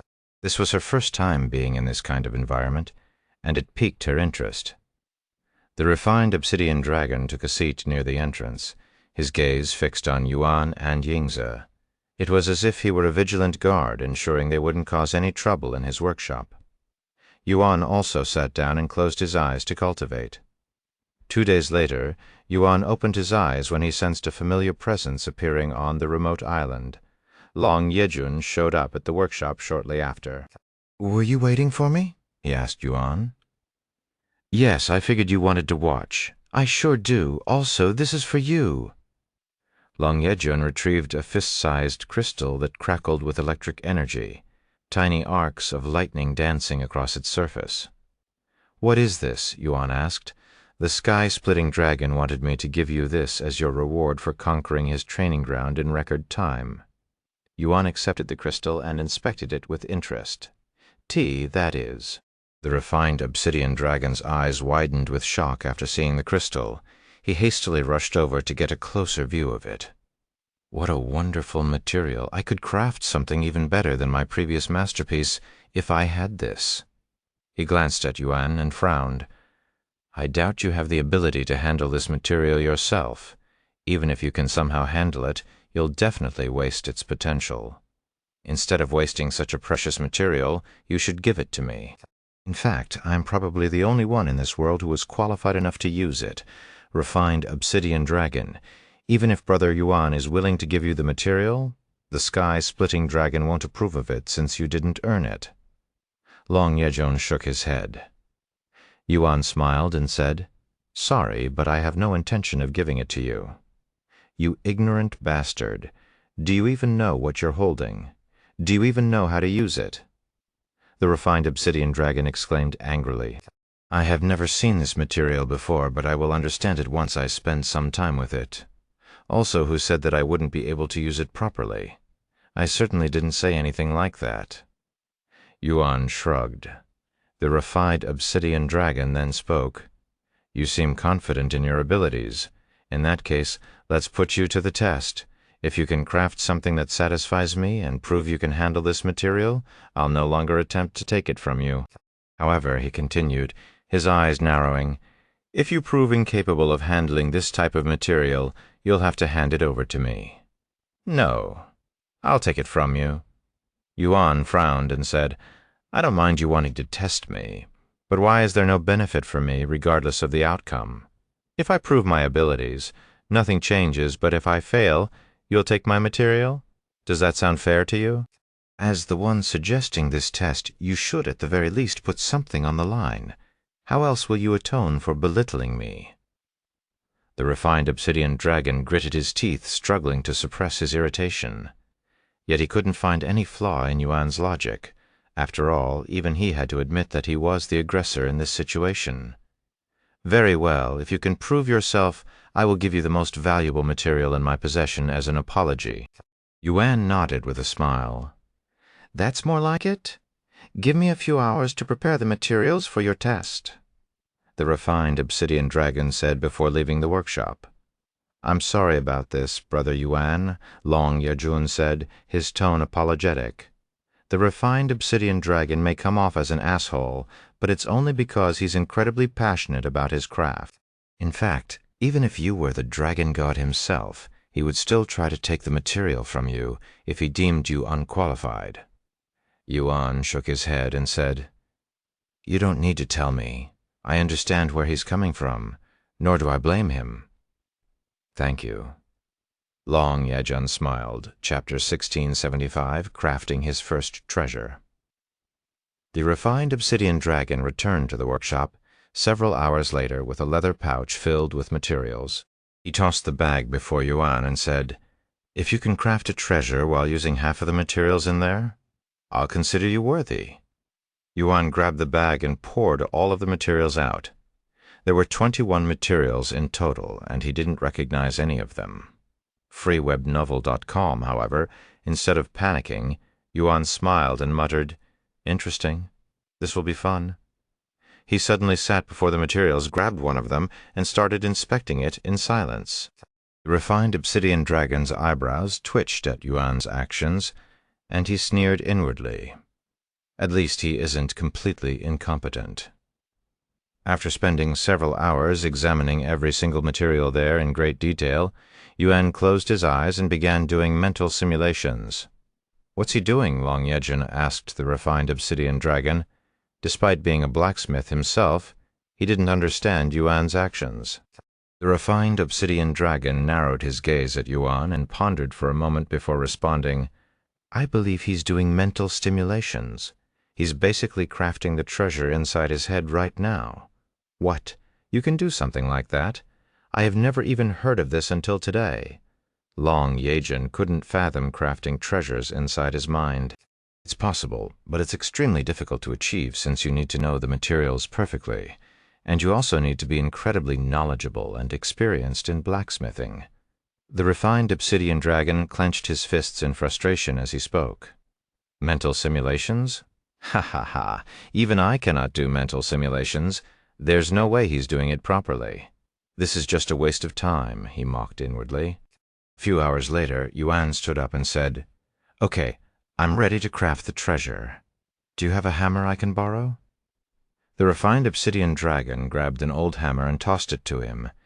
Yuan looked at the worn hammer with a slight smile and said, "It'll only make you look worse if I pass the test with this half-broken tool. Here, you can use mine." Long Yejun retrieved his personal hammer and offered it to Yuan. However, he shook his head, refusing to accept it. "Thanks, but I don't need it." He walked to the anvil and controlled the materials from afar with his chi manipulation, throwing all of them into the furnace. "What the?" Long Yejun's eyes widened at his bizarre actions. "Ha ha ha ha! What the fuck is he doing? How can he throw all of the materials in her at once?" The refined obsidian dragon burst out laughing. They were taught to deal with one material at a time, so Yuan's actions made him look like a complete fool who knew nothing about smithing. "I can't believe I actually thought he was competent even for a second. He had me fooled in the beginning." Yuan completely ignored the refined obsidian dragon's loud mockery and focused on the materials inside the furnace. A few days later, Yuan retrieved a single piece of material from the furnace. This material had no impurities and was perfectly refined. When the refined obsidian dragon saw this, his eyes nearly popped out of their sockets. "What the fuck? That's impossible!" he cried out loud. He actually managed to refine that many materials at once, even though each one needed to be handled differently and required a different refining time. Long Yejun muttered in disbelief, struggling to comprehend the feat. The refined obsidian dragon felt an intense urge to rush over and inspect the refined material up close, but he held back. It wasn't out of respect for Yuan, but rather because of an unspoken rule among blacksmiths to never interrupt one once they have begun their work. After inspecting the refined material and being satisfied with it, Yuan placed it on top of the black anvil before him and started hammering away with the damaged tool. The refined obsidian dragon felt his heart skip a beat with every strike Yuan delivered to the material, his ears captivated by the mythical sound that resonated each time the hammer made contact. What is this sound? How is he creating such a beautiful melody with that tool? Long Yejun muttered, his eyes wide with awe. Even Yingzi, who knew nothing about smithing, could sense that something extraordinary was unfolding before her. She found herself completely absorbed by the performance, unable to look away. The refined material, his hammering techniques, the sound it produces, it's beyond even my understanding. The refined obsidian dragon fell to his knees as the crushing reality of the vast difference in skill between himself and Yuan set in. It was an unfathomable gap, leaving him overwhelmed and humbled.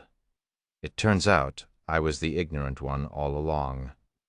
Tears flowed from his eyes.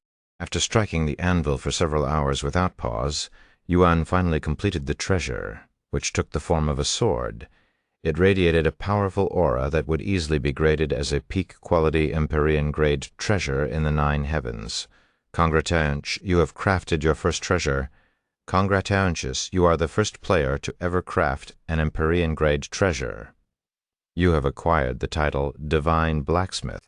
Yuan walked to the refined obsidian dragon, who was still on his knees, and placed the treasure before him. I'm done. Please examine it.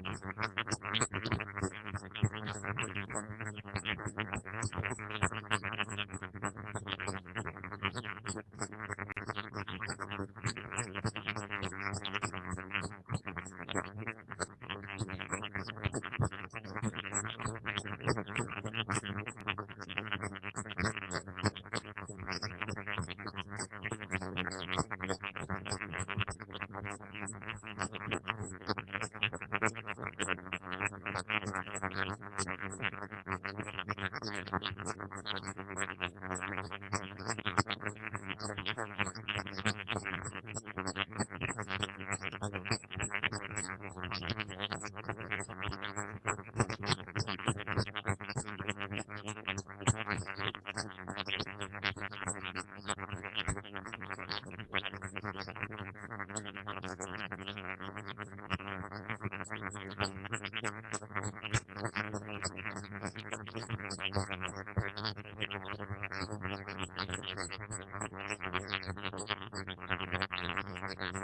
refined obsidian dragon slowly reached for the sword before him, but he stopped himself centimeters away and withdrew his hand. I don't deserve to touch it, let alone examine it. I'm also not qualified to test you. I apologize for my ignorance and disrespectful behavior earlier. I hope you'll forgive me, Master Yuan. The refined obsidian dragon apologized in a sincere tone as he kowtowed respectfully before Yuan. Long Yejun stared at the scene, his face filled with bewilderment. He could never have imagined witnessing the refined obsidian dragon behave in such a manner. He's showing Brother Yuan more respect than he does to the dragon god, he sighed with a bitter-sweet smile.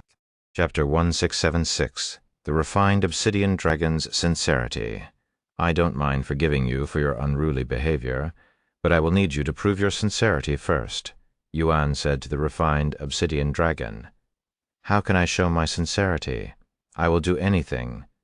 The refined obsidian dragon shouted, although I can make do with the materials I possess currently, it would be great if I had more. Do you understand what I mean? Yuan spoke with a calm expression on his face. It took a second, but the refined obsidian dragon responded with great enthusiasm. Of course, I understand. It would be an honor if Master Yuan used my materials for his creations. Please wait here while I gather my finest materials. The refined obsidian dragon rushed out of the workshop the very next moment. Brother Yuan, how many more surprises are under your wings? Where in God's name did you learn how to craft treasures like that? Long Yejun asked him with shining eyes. I am mostly self-taught, Yuan said with a calm smile. Self-taught? Surely you are teasing me. Long Yejun didn't believe him even for a second. I'm serious. How long did it take for you to achieve that level of mastery? It must have taken billions of years. I'm beginning to wonder if you're actually older than me. Long Yejun continued to inquire. I am definitely nowhere as old as you, and it took me several thousand years to achieve my current level. Long Yejun was speechless. It only took him several thousand years to achieve his level of mastery? My nap lasts longer than that, he exclaimed inwardly.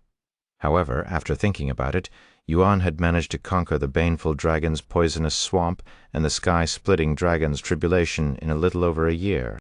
If I see it in that manner, I guess a few thousand years is actually a very long time. By the way, Yuan suddenly grabbed the sword he'd just created off the ground and offered it to Long Yejun. You can have this. What are you sure? Long Yejun stared at him with wide eyes. He nodded. Take it. You've been extremely helpful to me without expecting anything in return, so consider this my way of thanking you. Long Yejun nodded and accepted the sword. When he held the treasure in his grasp, and its aura seeped into his skin, his entire body trembled.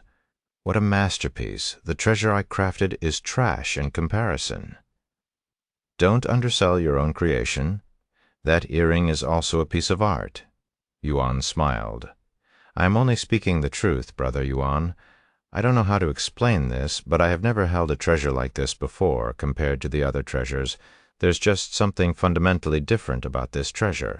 Sometime later, the refined obsidian dragon returned to the workshop. This time he brought back with him an even larger sack.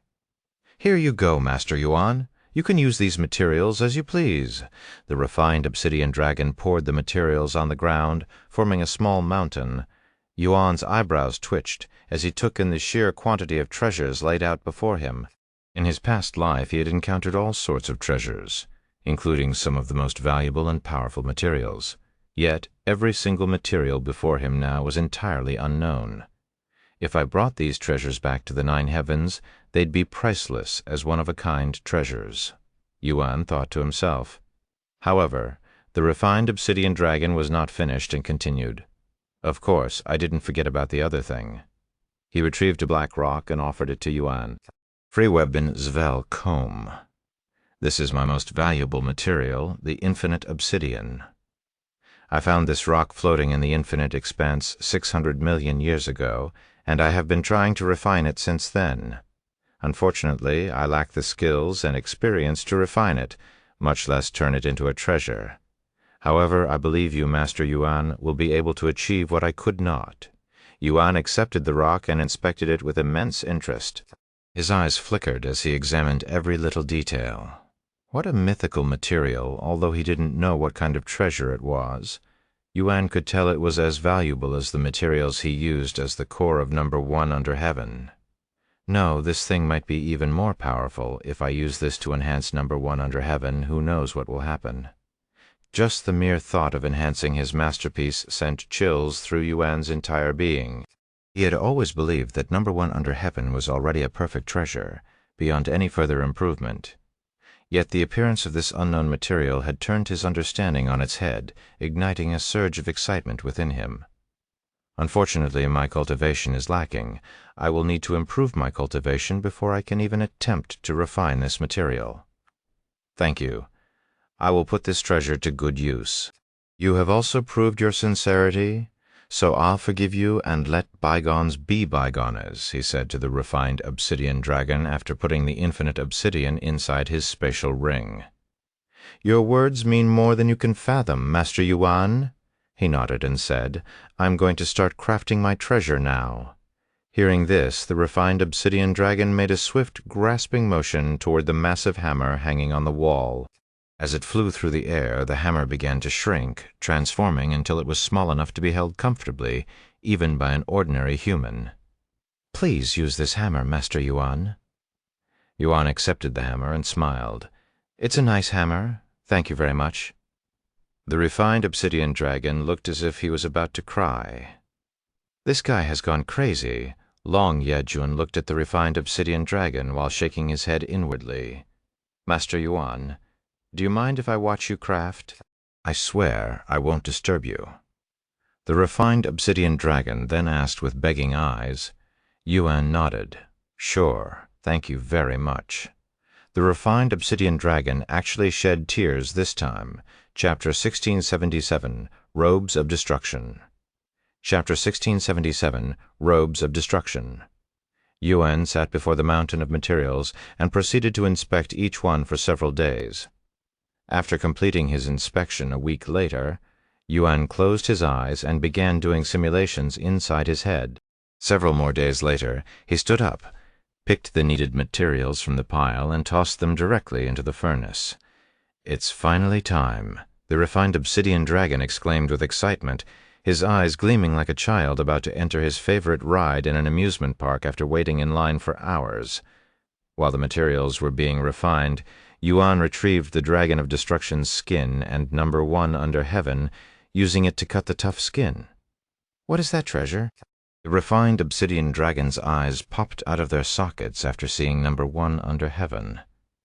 Long Yejun swallowed nervously and mumbled in a dazed voice, No wonder why he didn't even bat an eyelid when giving me that sword. That's a true masterpiece. By the time Yuan finished cutting up the skin, the materials inside the furnace just finished their refinement.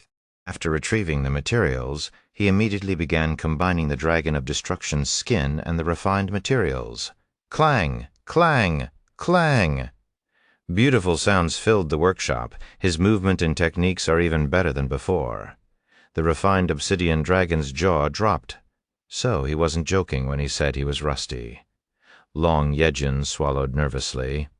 It's too vast, the refined obsidian dragon suddenly mumbled in a dazed voice. What is? Long Yejun asked. Free Webden's Bellochthaup, our difference. I knew he was much better than me, but I could have never imagined it was to such an extent. I am no different than a baby in his eyes. Don't punch yourself down too much. You're still one of the best blacksmiths in the primal expanse. Long Yejun sighed. Pei, refined obsidian dragon, suddenly spat on the ground. One of the best.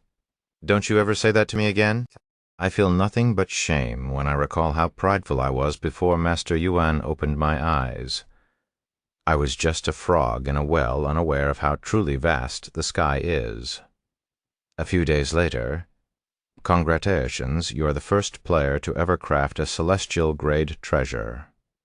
You have acquired the title True Divine Blacksmith. True divine blacksmith, description. All of your creations below celestial grade will always result in peak quality. Yuan looked at the result of his work with a satisfied smile. Robes of destruction grade, celestial, quality, peak, description. A piece of art crafted by player Yuan. It exudes a menacing aura. When worn, the wearer will be able to use the technique Dragon of Destruction's Ultimate Chaos once every 72 hours. Increases the wearer's physical defense by 100,000%. Dragon of Destruction's scales will automatically activate when the wearer's life is threatened, negating all damage for 10 seconds, 30 days cooldown. This treasure is indestructible. Dragon of Destruction's Ultimate Chaos description absorbs a portion of all damage taken, which can then be released with up to 1,000% increased power. Yuan immediately wore the Robes of Destruction, a black and red outer garment that appeared simple yet elegant. I am speechless, Master Yuan.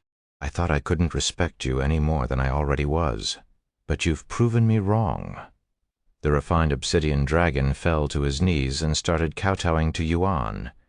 You're exaggerating. Yuan smiled. Please, can this humble dragon take a closer look at the completed treasure? He begged. Sure. I will forever be in your debt.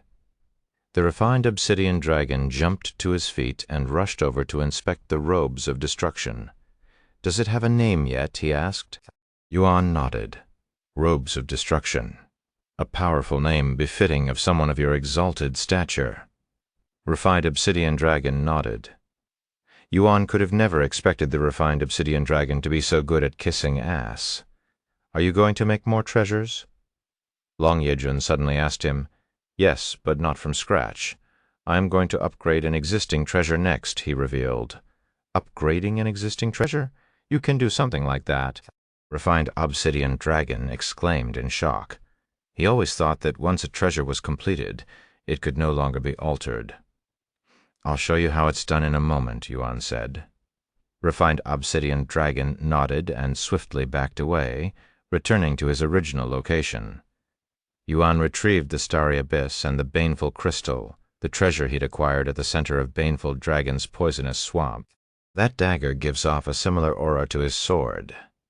The refined obsidian dragon noticed this detail and mused out loud, unaware they were both soul weapons, something that did not exist within the primal expanse due to a lack of usage of weapons. And that material, it gives me the shivers. What is it? That treasure belonged to the poison dragon monarch? Baneful dragon, Long Yejun said. I see, but will he be okay handling such a poisonous material? While his smithing abilities are second to none, his cultivation, on the other hand? Oh, he'll be fine. He acquired it from the very center of the baneful dragon's poisonous swamp, after all. Seriously? Just how talented is he? You have no idea? Long Yejun chuckled. Their conversation stopped at that point when Yuan started working. Ji ran. It will be a little chaotic for a bit. Please bear with it. Yuan warned him before tossing both the starry abyss and the baneful crystal inside the furnace. When he retrieved them from the furnace a few hours later, only the starry abyss remained, glowing purple and blue. He fused the completed treasure with the material while they were inside the furnace. I have tried doing that before, but it would always completely mess up the treasure, so I figured it was impossible. Refined obsidian dragon sighed. Sometime later. Congratulations. Starry Abyss has evolved and gained new abilities. Yuan gazed at the starry abyss with a satisfied smile. The once fully black dagger now shimmered with shades of purple and blue, resembling a vibrant nebula. Chapter 1668 Starry Abyss Upgrade. Starry Abyss has evolved into Baneful Abyss. Baneful Abyss has learned the ability Mark of the Baneful description. When this weapon inflicts damage, the victim will be inflicted with the Mark of the Baneful. Those affected by Mark of the Baneful will be severely poisoned and take continuous damage until their life is completely extinguished. The poison damage will increase over time. Mark of the Baneful can only be dispelled by the Baneful Abyss.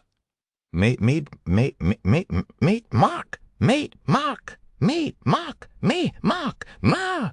my, luck. La, blah,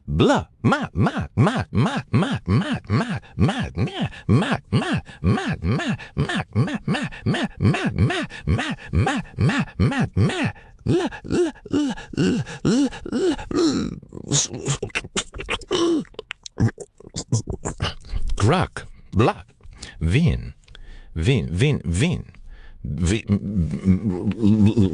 lit,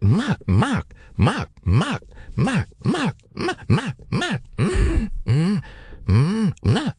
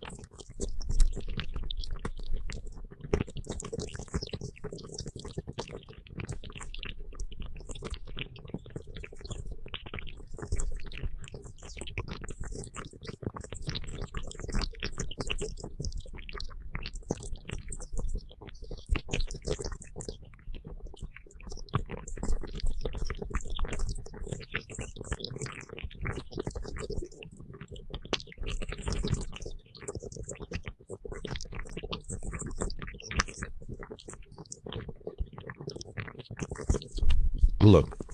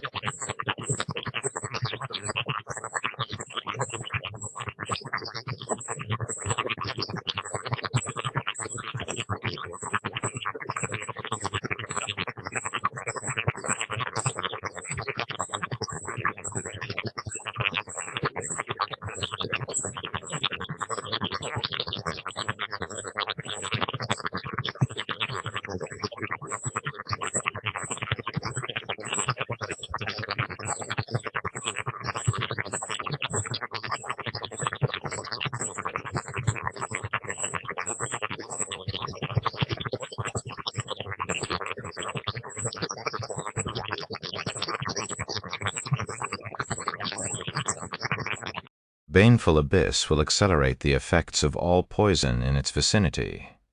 Baneful abyss has learned the ability poison absorption, poison absorption description. The baneful abyss has the ability to absorb all poison to enhance its own strength. Even without needing to test its abilities, Yuan could tell that the poison within the baneful abyss rivaled even heaven's bane, revenge of the baneful. This will allow me to kill crowds of enemies with extreme ease. Yuan thought to himself after reading its second ability after its upgrade. The baneful abyss has transformed into a terrifying weapon that, if misused, could turn the heavens upside down. What an ominous aura that weapon now exudes. Even I don't dare to approach it. Refined obsidian dragon swallowed nervously after sensing the baneful abyss's sinister aura, even taking a few steps back. It gives off the same dangerous aura as the baneful dragon's poisonous swamp, Long Yejun commented. Yuan looked at refined obsidian dragon and showed a teasing smile. You don't want to inspect this? I'll even let you touch it. Refined obsidian dragon began sweating as he started making excuses. I don't dare touch it. It's too much for a humble blacksmith such as myself. I would only dirty your beautiful creation. It's fine. Come, give it a touch, but don't touch the blade. You might die, Yuan beckoned. Refined obsidian dragon cried inwardly as he reluctantly approached Yuan. However, once he got closer and saw just how beautiful the dagger was, his passion overwhelmed his fear. Wow, what a truly unique treasure. I can even feel a soul residing inside. You can tell? This is what's called a soul weapon. They're different from ordinary treasures as they give birth to their own consciousness. Such a miraculous treasure exists? Long Yejun also approached them to take a closer look. A soul weapon? How do you make something like this? He then asked. Some treasures have the potential to become a soul weapon if you use it long enough, Yuan explained. Does that mean I can turn the sword you gave me into a soul weapon? Long Yejun asked. It's possible, he acknowledged. I guess I should start learning to wield the sword now, Long Yejun mumbled. By the way, refined obsidian dragon, this hammer of yours has already begun forming its consciousness. If you continue to use it, it should become a soul weapon in the future. Really? Refined obsidian dragon was immensely delighted to hear this information. Anyway, I'm going to continue crafting some more treasures. I still have plenty of Dragon of Destruction's skin left. Yuan suddenly said, I also have the sky-splitting dragon's material too. Yuan resumed his mental simulations shortly after. A few hours later, he tossed the sky-splitting dragon's treasure into the furnace before he began cutting up the Dragon of Destruction's skin. Looks like he's going to make a new pair of shoes to replace the ones I destroyed next, Long Yejun muttered. Sure enough, Yuan wanted to replace the Stygian boots next, sometime later. Congratulations, you have successfully crafted a celestial-grade treasure. Boots of swift destruction grade celestial quality, peak description a treasure crafted by player Yuan. When worn, the wearer will be able to use the technique Sky Sundering Steps and Lightning Strides, grants the wearer immunity to most movement restrictions. This equipment can be charged with lightning chi to increase the wearer's speed by up to 1000%. Ski, Sundering Steps, description a movement technique that allows the wearer to turn into lightning and travel at the speed of light, lightning strides. Description traverse the heavens at unimaginable speed, instantly move up to 100,000 meters in any direction in the blink of an eye. Yuan slipped on the boots of swift destruction, their sleek black design accented with bold red soles, perfectly complementing his robes of destruction. How much longer before the Dragon God Festival begins? Yuan asked Long Yejun. We still have about 10 months. Do you plan on training some more? He nodded. But first I'd like to test out some of my newly learned techniques. Then we can go back to the endless arena. You're leaving already? Refined Obsidian Dragon asked, seemingly reluctant to see him go. Yes, I want to prepare myself as much as possible for the Dragon God Festival. Then, if you ever need to craft something in the future, my workshop will always be available for you. As for the remaining materials, you can take them with you. Are you sure? Yuan asked. He'd only intended to use some of them, I'm sure. Although it was short, I have learned a lot about blacksmithing from watching you, and I don't want to feel like I'd stolen your techniques. I allowed you to watch because I wanted you to learn from it, but if you're willing to give me all of these wonderful materials, I won't refuse. With a wave of his sleeve, Yuan gathered all of the materials and tossed them inside his spatial ring. Thanks again. Long Yejun brought Yuan and Yingzi to the Endless Arena shortly later, with a teleport stone. Chapter 1679, Boots of Swift Destruction. freywebnoel.com. After returning to the Endless Arena, Yuan immediately started testing his new equipment and techniques. First up, let's try out my new equipment. Yuan looked at Long Yejun and said, "Throw some attacks my way." "How many?" "As many as you want." Long Yejun nodded and started attacking Yuan with techniques weaker than his dragon's breath. Since these attacks weren't threatening enough, Yuan just allowed them to land on his body. The robes of destruction increased his physical defense by 100,000%, and what would have severely damaged him before barely hurt him now. "I'm going to attack now," Yuan suddenly warned. Once Yuan had accumulated enough damage, he activated Dragon of Destruction's ultimate chaos, unleashing a ball of concentrated power at Long Yejun. Long Yejun's eyes widened slightly when a ball of mass destruction that was 10 times more powerful than all of his attacks combined flew at him. Of course, even if the Dragon of Destruction's ultimate chaos could strengthen the attacks 1,000 times, it would not be enough to harm a hair on Long Yejun, who only attacked Yuan with Divine Lord-level attacks while being as powerful as a God Ascension cultivator. "Was that your robe's ability?" Long Yejun asked afterward. "That attack resembled one of the Dragon of Destruction's techniques," Yuan nodded, confirming his suspicions. "So you can draw out the power of the Dragon of Destruction in such a manner. How interesting," Long Yejun muttered as he learned something new. "Okay, now attack me with the intent to kill me." Yuan suddenly said, "Do that dragon's breath attack on me, but make it stronger than last time. Are you serious?" Long Yejun's eyes widened with surprise. "Don't worry, I won't die if you say so. Don't blame me if anything happens." Long Yejun immediately began preparing for a dragon's breath. A few moments later, he released it. A dragon's breath that was twice as powerful as the last one flew at Yuan, who merely stood there with a calm smile on his face. Robes of Destruction has detected a life-threatening attack. Dragon of Destruction's scale has activated. A black barrier enveloped Yuan's entire body. When the dragon's breath connected with the barrier, it was immediately absorbed by the barrier like a black hole. Seeing this, Long Yejun continued to release dragon's breath. Long Yejun closed his mouth after 7 full seconds. "Wow, you really escaped that unscathed. Is that also the robe's ability?" Yuan nodded. "But I can only use it once a month." "That's amazing. You basically have an extra life every month." Yuan tested the boots of swift destruction next. He tested sky-sundering steps first. When he activated the technique, Yuan transformed into a streak of golden lightning as he traversed around the arena at the speed of light. However, his spiritual energy was also being drained at lightning speed. Even with how rapidly he could restore his spiritual energy, Yuan could only maintain sky-sundering steps for a full minute before he was completely exhausted. "Even if it's only for a minute for now, I can travel an immense distance in that minute, and if I use it wisely, I can maintain it for much longer." After recovering enough spiritual energy, Yuan began testing lightning strides.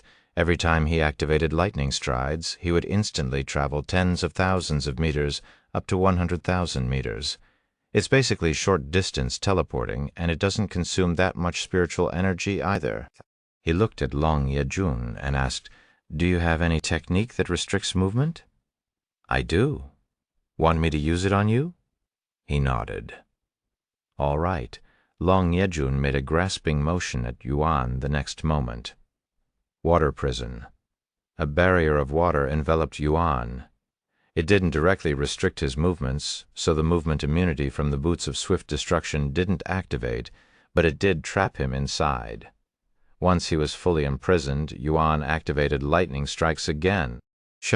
He turned into a streak of lightning that bypassed the water barrier, appearing outside it without any issues.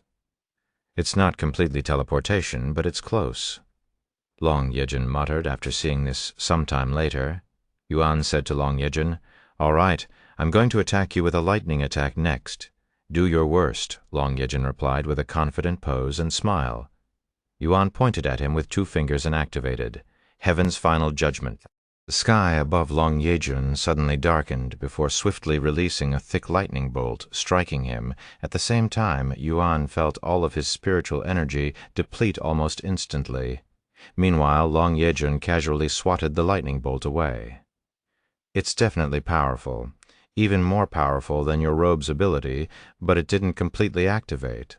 Long Yejun commented as his gaze landed on Yuan, "Because you lack the cultivation to activate it." Yuan nodded and said, "Yes, my cultivation is not enough to use it, but I want to try again." He sat down and cultivated until he fully restored his cultivation. I'm going to do it again now, once he was prepared. Yuan activated the technique again. However, instead of just using his spiritual energy, he also used the chaotic essence within his chaotic heart. The sky above Long Yejun darkened again, but it was much more ominous this time. Yuan could feel his spiritual energy and chaotic essence deplete instantly, but miraculously, he managed to retain a sliver of chaotic essence. Heaven's Final Judgment! Bang! A massive streak of golden lightning emerged from the black clouds, striking Long Yejun. Long Yejun tried to flick it away like last time, but when the lightning struck his arm, it immediately exploded, releasing countless smaller lightning energy. Once the explosion subdued, Long Yejun looked at his arm. It wasn't bleeding, but he wasn't completely unscathed either, as there was a slight burnt spot where the lightning struck. For you to damage me without my cultivation suppressed, even if it's only to this degree, as impressive as ever, Brother Yuan. Long Yejun laughed out loud. Chapter 1680, Infinite Spiraling Abyss. With that said, it is clear that you still lack the cultivation to truly utilize its true power. Long Yejun said as the wound on his arm quickly healed. Yes, that feels like a fraction of its true potential. Unfortunately, that was the best I can do with my cultivation. Yuan sighed, but he wasn't discouraged. If anything, he was excited for the future when his cultivation was sufficient enough to call down the true Heaven's Final Judgment. I guess the technique isn't celestial grade for no reason. He smiled inwardly. Yuan wanted to test Heaven's Bane and the Baneful Abyss, but he felt that it was too dangerous. While his techniques may not affect Long Yejun, poison was a different story, especially when it's one of the strongest poison in the world. There is a good chance that the poison won't affect him, but there's no reason to risk it just to satisfy my curiosity.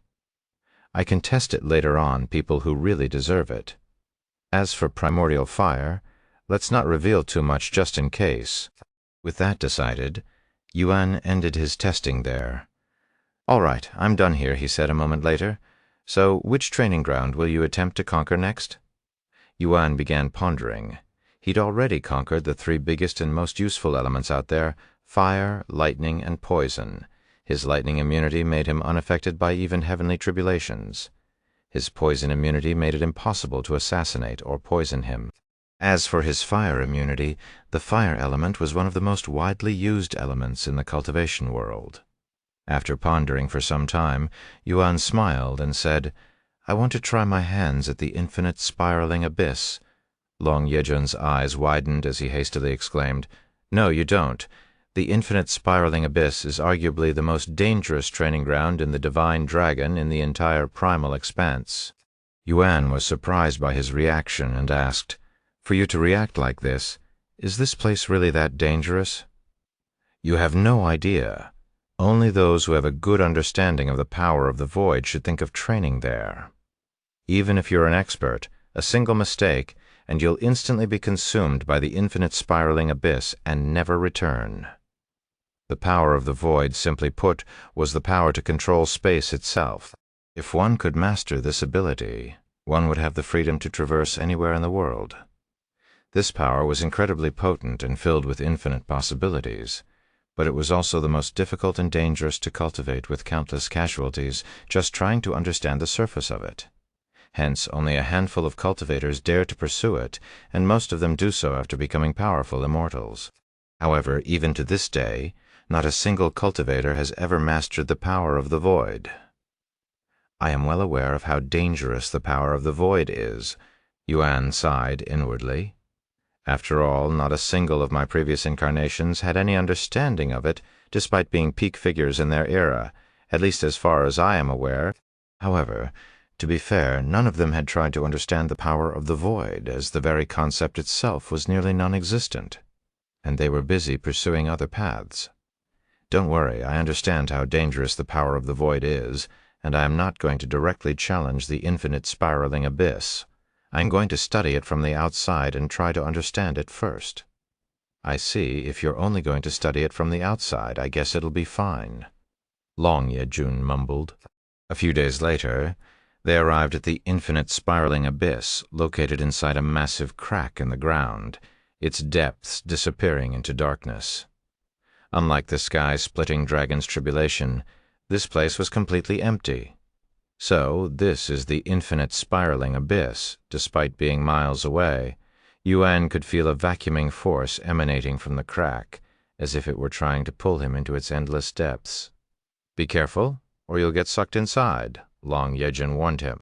I'll be right back. Before Yuan started his training, he logged off and wrote a note to the others, in case he lost track of the time again. Since the Eternal Lotuses no longer needed his help with the spiritual bath, Yuan could spend more time in Cultivation Online without logging off.